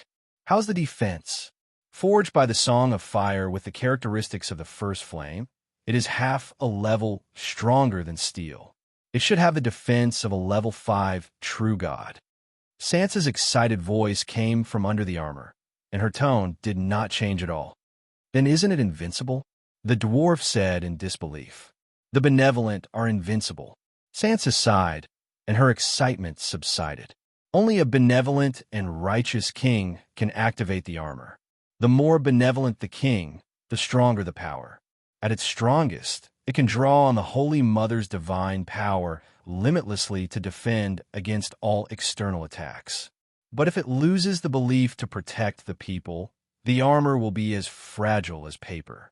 The dwarf's expression was strange. You can activate it. Do you really have a benevolent heart? I can only activate the armor's basic form, Sansa said awkwardly. That's right. The dwarf sighed in relief. What do you mean? Sansa's gaze became dangerous. What's the advanced form like? The dwarf quickly changed the topic. Sansa glared at him. The intermediate form can open a pair of golden wings. In the advanced form, the wings can extend limitlessly and can even cover an entire city to defend against large-scale forbidden spells. Fuck, I want it too. The dwarf's eyes were red. What do you want it for? Can you activate it? Sansa smiled coldly. The dwarf's eyes turned. Perhaps I can get my sister to change the activation rules so that the more lewd she is, the stronger the armor? Do you really think that she forged this crown casually? Sansa glanced at him disdainfully. She removed the armor form and took off the crown and handed it to the dwarf. Look carefully. On the inside of the crown, there was a string of words. The crown of the human king, the deed of saving the world, worthy of it, bestowed by the gods, 7 blessings. Only a true human king is worthy of this crown, Sansa said proudly. Are you? The dwarf blurted out. As soon as he said that, he regretted it so much that he wanted to slap himself. 7 blessings. The armor is one of the blessings. What are the other 6 blessings? He quickly changed the topic, and his voice was especially loud. The smile on Sansa's face disappeared. Her eyes were filled with complicated emotions. After a long while, the dwarf pounced over and hugged her. She said calmly, "Even you think that I'm not worthy of being king. What do the others think?" The dwarf sighed helplessly. Don't think too much. Let them think whatever they want. The human king crown recognizes you as its master with blood. Your genes are engraved in it. From now on, only you and your descendants can become the kings of the 7 kingdoms. This is fate. The Dragon Queen also promised that she will ensure that your dynasty will continue for 10,000 years. No matter what the others think, it's useless. Are you still going back to the Barren Lands? Sansa suddenly asked. The dwarf was a little confused. He did not expect her to ask this question. Why are you asking this? If you go back to the Barren Lands, I'll make Jon my hand of the king. What do you think? Sansa looked down and said, I don't. Try not to go back to the Barren Lands. If it's Jon, why don't you let him build the Great Wall in the north? Sansa's eyes lit up, but she hesitated. That's not good. I'm still planning to share the Iron Throne with him. Midget.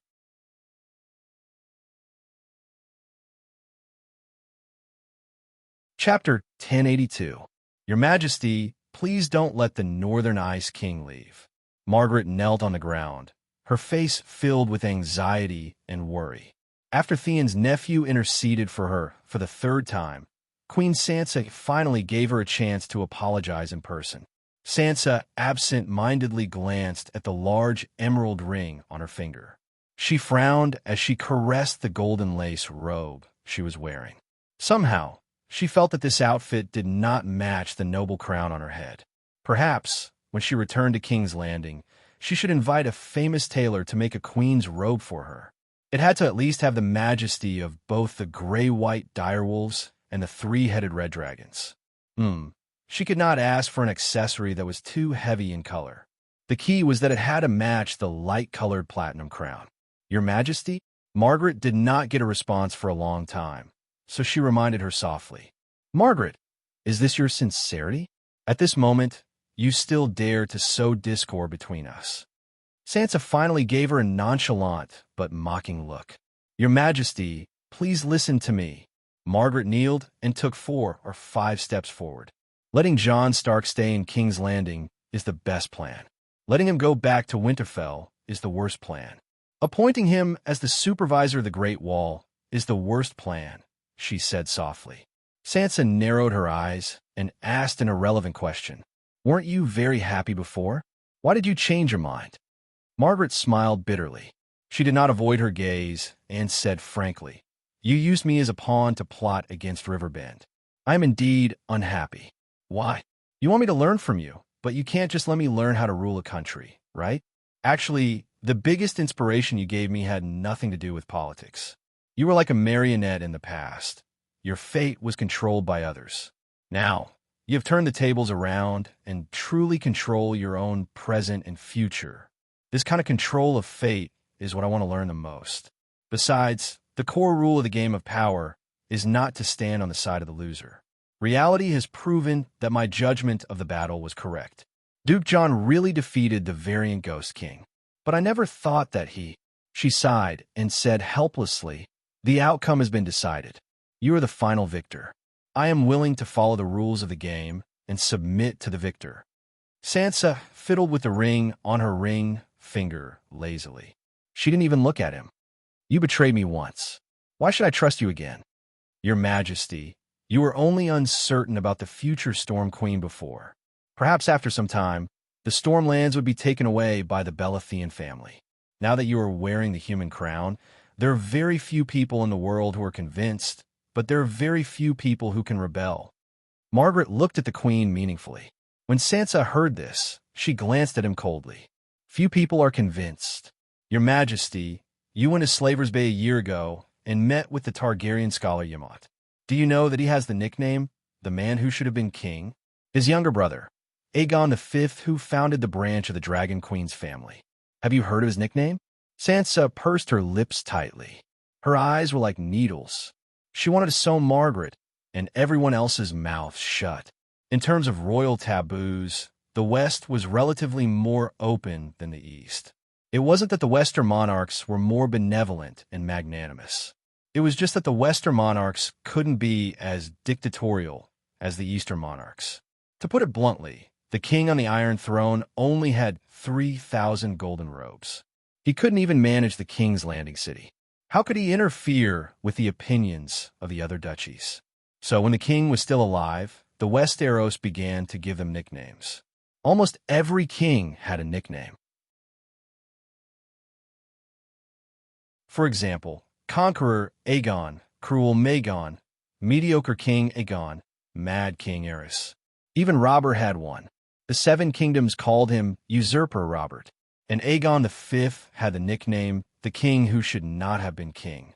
This was because when the Great Council elected a king, the nobles were ready to choose old Ymont as king. It wasn't that the nobles wanted to copy Hua Guang and Dong Zhuo. They just wanted to choose an older king who wasn't so crazy. It was a simple wish.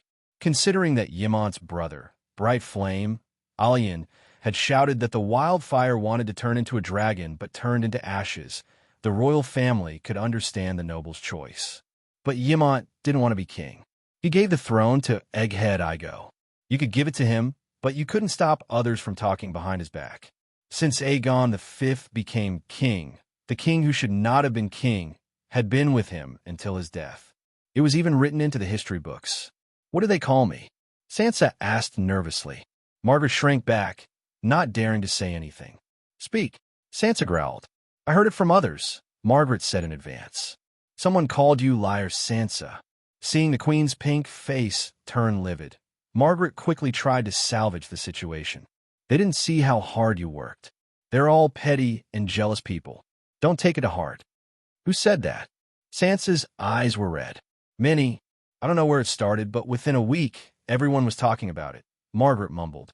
Sansa gradually calmed down and said calmly, "You said 3 good, medium, and bad plans, but you didn't mention the good plan." Margaret's spirit was shaken, and she said in a low voice, "The plan is to keep Jon in King's Landing, give him a high position, and even let him have the same power as the king. Let him be satisfied, and let others see how good you are to him. You'll only lose part of your power and live carefully for the rest of your life, but no one will be able to catch you. Sansa was deep in thought. Letting Jon return to Winterfell is the bad plan. This is obviously a declaration to everyone that you're harsh and ungrateful, and you're afraid of the true king. It's not that the king can't be harsh and ungrateful, but letting Jon return to Winterfell not only won't hurt his reputation, but it will also cause your reputation to continue to fall. Thinking about how he's looking down on the South in Winterfell, you won't be able to live peacefully in King's Landing, right? Letting Duke Jon build the Great Wall is the worst choice. He's already a meritorious man, and he even received the human crown because of his meritorious deeds. And what kind of great deed is building the Great Wall? Today is different from the past. Everyone understands the meaning of the Great Wall to protect the world. Think about it. Why did city builder Brandon become a legendary hero? Sansa's expression changed, and she asked, "What's the best plan?" Margaret took a few steps closer and lay down at the queen's feet. She kissed her shoes and said in a low voice, "Strip Duke Jon of his halo of honor and let him leave King's Landing as a sinner." Sansa's eyes flashed and she whispered, "What do you want to do?"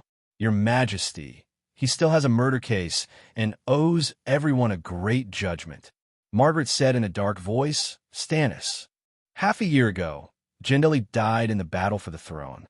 Dominia followed the army and died on the battlefield.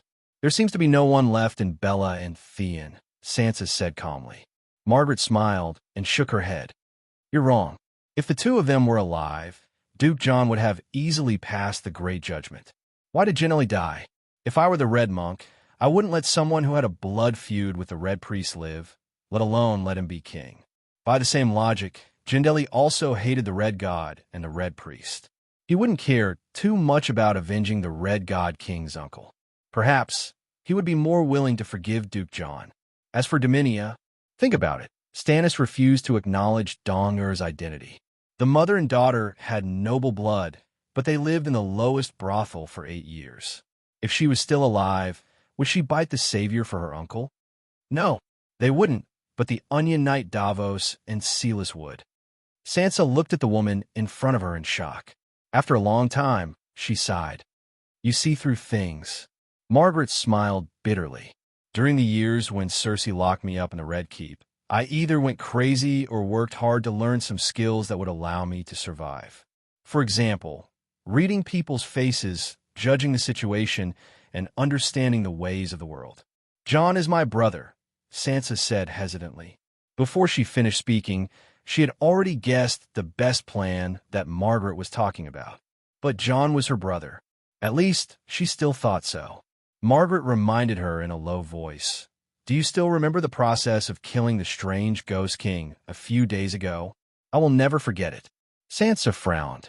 Marjorie said slowly, "Your sister Arya was the first to assassinate him, but the sneak attack failed.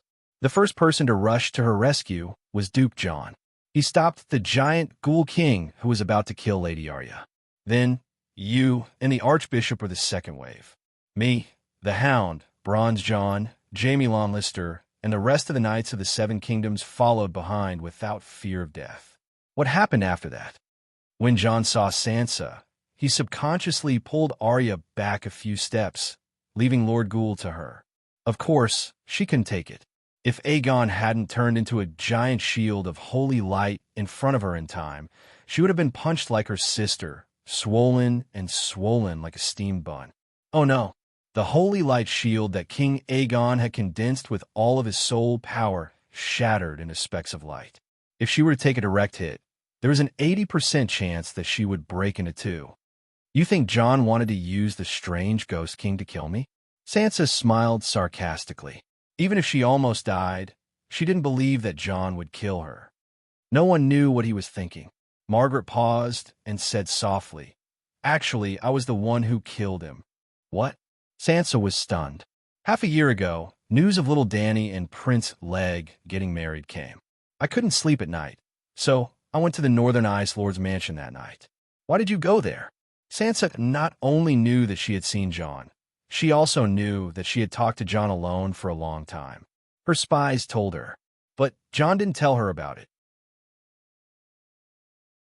I advised Duke John not to kill the King of Strange Ghosts first, and to give you a chance to fight the King of Strange Ghosts alone. Tell me, does he understand my dark thoughts? Or did he pretend to be confused and go with the flow? I don't believe you. Sansa's face was so tense that Margaret couldn't tell what she was really thinking. Gritting her teeth, she confessed. I also told him that the throne can only be taken, not given. You bitch, you're so evil. After hearing Margaret's analysis of her thoughts and personality, Sansa was both embarrassed and angry. She raised her right hand in front of her chest and was about to use the Holy Mother Palm. Seeing the Holy Mother Palm, Margaret's face turned pale. I'm confessing to you. Maybe I should let you leave. Sansa's eyes were cold. Letting her leave was the same as rejecting her loyalty. And in the future, Your Majesty, only a truly loyal subject would tell the unpleasant truth. Margaret cried. What else did you say? Sansa said coldly. Marjorie did not hide anything. She honestly told him what she had said and how John had reacted to her. Your Majesty, before hearing this, John would still be your good brother. But after hearing this, she said carefully, looking at how he killed the strange Ghost King, it's obvious that he took some of my words to heart.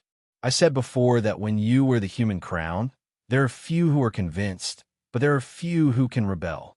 Actually, there's only one person who has the right to take your crown. It's not the Dragon Queen. She has never broken an oath, let alone a sacred oath that everyone knows. But Duke John...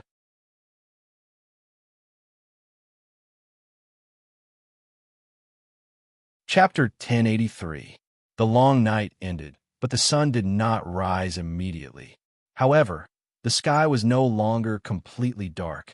After the Dragon Queen handed the human crown to John, the world was shrouded in a dim yellow. There was no distinction between day and night. It was about the same brightness as the last moment of winter dusk. Looking up at the sky, one could see a huge fireball in the middle of the sky. It was countless times bigger than the sun, almost covering half of the sky. However, the light and temperature were not high. It was a bit like the red moon magnified 10,000 times. When it first appeared, the humans in the world either cheered or knelt on the ground and cried. The sun is finally out, they shouted excitedly. However, in the next few days, the temperature and brightness of the sun did not change, but the fireball in the sky became smaller and smaller. When the humans began to doubt, the bishops of the Church of the Seven Gods received an oracle. They were not looking at the sun now, but a furnace. The Dragon Queen was using the furnace to forge a new sun in the sky. Although the sun did not rise immediately, the land of eternal winter in the far north would no longer send cold air to the south. The world's temperature would slowly rise. After receiving this news, the human allied army led by Dany and Rise prepared to disperse and return home. The volunteer soldiers who participated in the war were all in the prime of their lives. After putting down their swords, they had to pick up their hoes and farm. Derry City, Farmer's Castle Hall. The decorations in the hall were simple. The stone powder on the walls had fallen off, and the beams were blackened. Other than the bright true dragon flag and the 5-color dragon flag, there were almost no other tapestries. The tables were stacked high in the corner, leaving a space for the Lord's chairs. The Dragon Queen is forging the sun in the sky. Soon, the world will return to its original state. I hope that on the day the sun rises, the lords of the Seven Kingdoms will gather at the King's Landing to participate in my coronation. At this point, Sansa stopped and looked around at the lords and knights in the hall, observing their expressions and eyes. Although everyone seemed to have a strange expression on their faces, no one directly questioned him. The Queen nodded in satisfaction and continued. When the time comes, I will choose a new council minister and rebuild the tax and administrative system of the Seven Kingdoms. Along the way from the long night, I'm sure all of you have noticed some flaws in the current system of the Seven Kingdoms. For example, we ignore or even treat supernatural powers with hostility. For example, the power imbalance between the nobles and the commoners. In the process of ending the long night, the commoners contributed no less than the lords. Since this world was saved by everyone, why not give the commoners something in return? Of course, I will not act arbitrarily. Any reform cannot be separated from everyone's wisdom. Apart from social and political reforms, there were many other important matters that needed to be discussed together. For example, Hujin, Valley, and River Bay Dukedom would have to choose a new Grand Duke to rule over their territories. Perhaps we would have to refer to the heroes of the Eternal Night. For example, should the City of Knowledge be demolished or renovated? What should be done with the current scholars? For example, the division of the Penishade Dragon Targaryen's territory. The Dragon Queen had given up the opportunity to become the king of the Seven Kingdoms, but she still had the right to claim her ancestral land. This is the tradition of the Seven Kingdoms. We can't go against it, and we shouldn't. But the King's Landing is across the Great River, east of the Narrow Sea, and nearby are vast plains rich in natural resources. It is the best place in the Seven Kingdoms. The kings of the Seven Kingdoms need the King's Landing. The Seven Kingdoms need to compensate the Dragon Queen.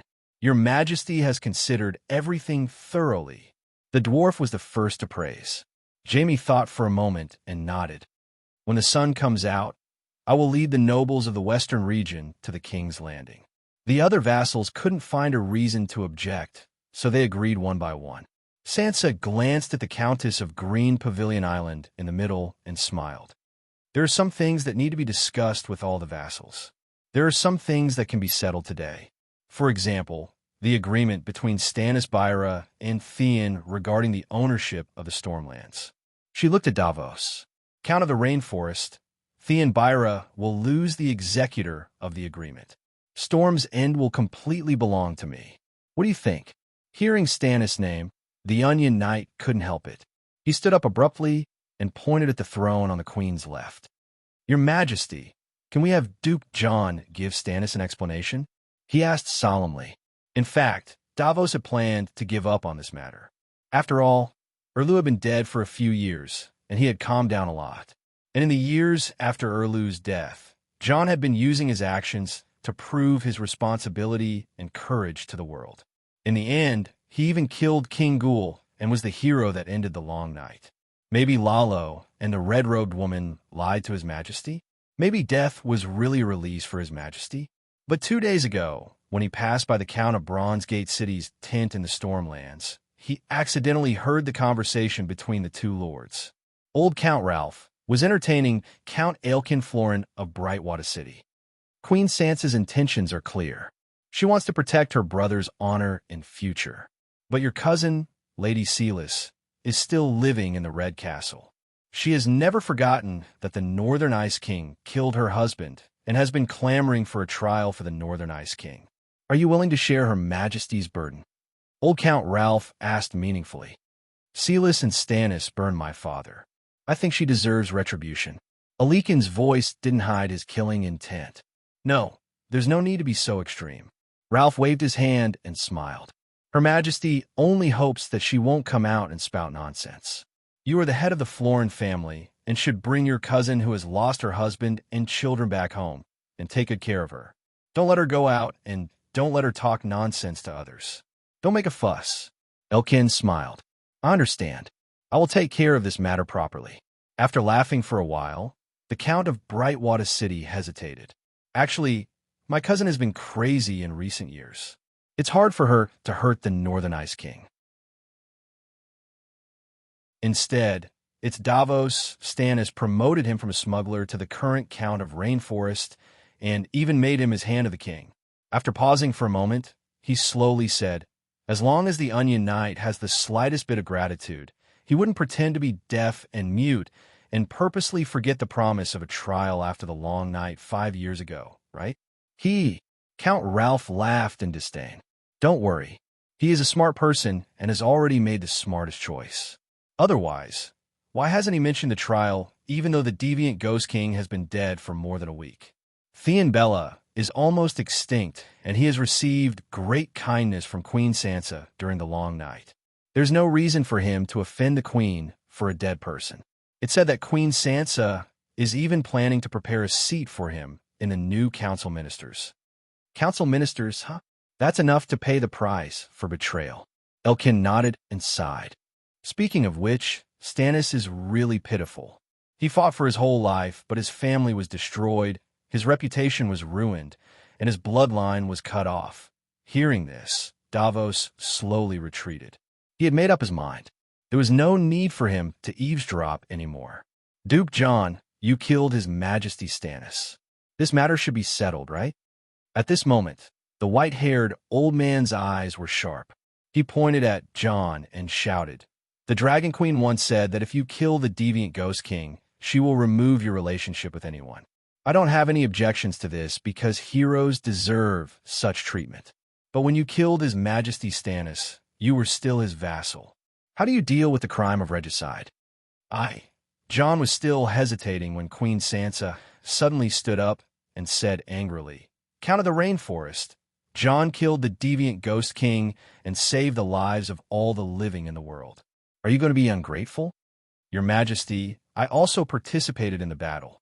My 5th son, Devon, my 6th son, Stannis, and my 7th son, Steve, all participated in the final battle with me." Davos pointed at the crowd. "Everyone here contributed all their strength to protect the country and the world of the living. Didn't you? My 5th son, Devon, lost an arm. My 6th son, Stannis, had his funeral with the bodies of tens of thousands of heroes. Even His Majesty Stannis, who died a long time ago, risked his life in Winterfell to protect the people of the royal territory. Have you all forgotten? His successor, whether it was Mia the First or young Dominia, which one of them didn't sacrifice their lives to end the long night? The Dragon Queen is right. We are all heroes. None of us is inferior to the other." He roared. Queen Sansa's imposing manner disappeared. She softened her tone and said, "Don't be agitated. I have no intention of absolving Jon of his crimes. It's just that Sir Richard and Sir Songu have already proven that Jon was at least acting in self-defense. Stannis' body and mind were controlled by Lalo. If the person controlling His Majesty's body wasn't himself, but Lalo, then doesn't that prove that His Majesty's death was innocent?" Davos had thought about this question for many years. At this moment, without thinking, he blurted out, "Duke Jon knew that His Majesty was being controlled. He knew that His Majesty didn't break his oath. But when he had the ability to stop His Majesty's actions, he killed him. Isn't that wrong?" Sansa was stunned and didn't know what to say. "I only want to free him. Death is the best choice for him," Jon said helplessly. "Free?" Davos suddenly burst into tears. He asked loudly, "Is he really free? Where's his soul? If you can guarantee that he will go to heaven, I will immediately apologize to you." Stannis can't go to heaven. When he died for the first time, a part of his soul core was taken away by Lalo, Jon said bitterly. "As long as he's alive, there will always be a chance," Davos said firmly. If he had lived until now and participated in the final battle, the Holy Mother's power would be limitless. Could she have saved him? If he hadn't died, Mia, Gendry, and Dominia wouldn't have died. At the end of the long night, House Baratheon would at least have a successor. They might even be able to flourish and have a bright future. But now, if His Majesty sees that the house is occupied by outsiders and his bloodline is cut off, can he be free? At the end, the old knight covered his face and cried bitterly. The atmosphere was tragic. Jon was silent. Queen Sansa wanted to say something, but stopped. The vassals frowned in thought. Silence. Marjorie whispered to Uncle Baelor, "The Count of Rainforest's words make sense." Laughter. Baelor glared at her and said, "Don't talk nonsense." The old knight wiped away the tears on his face and straightened his back. He said loudly, "The honorable lords are silent because Duke Jon killed King Ghoul and because he is Dragon Queen's nephew. Old man, does Stannis not deserve to die?" The dwarf stood up and walked to the center of the hall. He sneered. "He killed Renly and Shireen. Those were his brother and daughter. Is a murderer worthy of our justice? Even if his body and mind were controlled by Lalo, why didn't Lalo control others? For example, when he descended on Jon's barbarian wife and helped her bite him, he bit off his dick. Wouldn't that be more direct and pleasurable? Tyrion, Sansa, Jon, Davos, and even the Red God believers on the side shouted angrily with red faces. The dwarf shrugged and said with a smile, "We're all adults. Why are you so agitated? Did I say something wrong?" Lalo could descend on Stannis' body only because he believed in Lalo. He believed in an evil god, but was harmed by an evil god. Doesn't that deserve it? You're tuning into the Romance Rendezvous YouTube channel. We're so grateful for your support, and don't forget to subscribe to join us on this incredible journey through captivating stories. Your generosity through donations truly makes a world of difference, as it's the primary source of revenue that allows me to expand and enhance this channel for you. Thank you from the bottom of my heart for being a part of this adventure.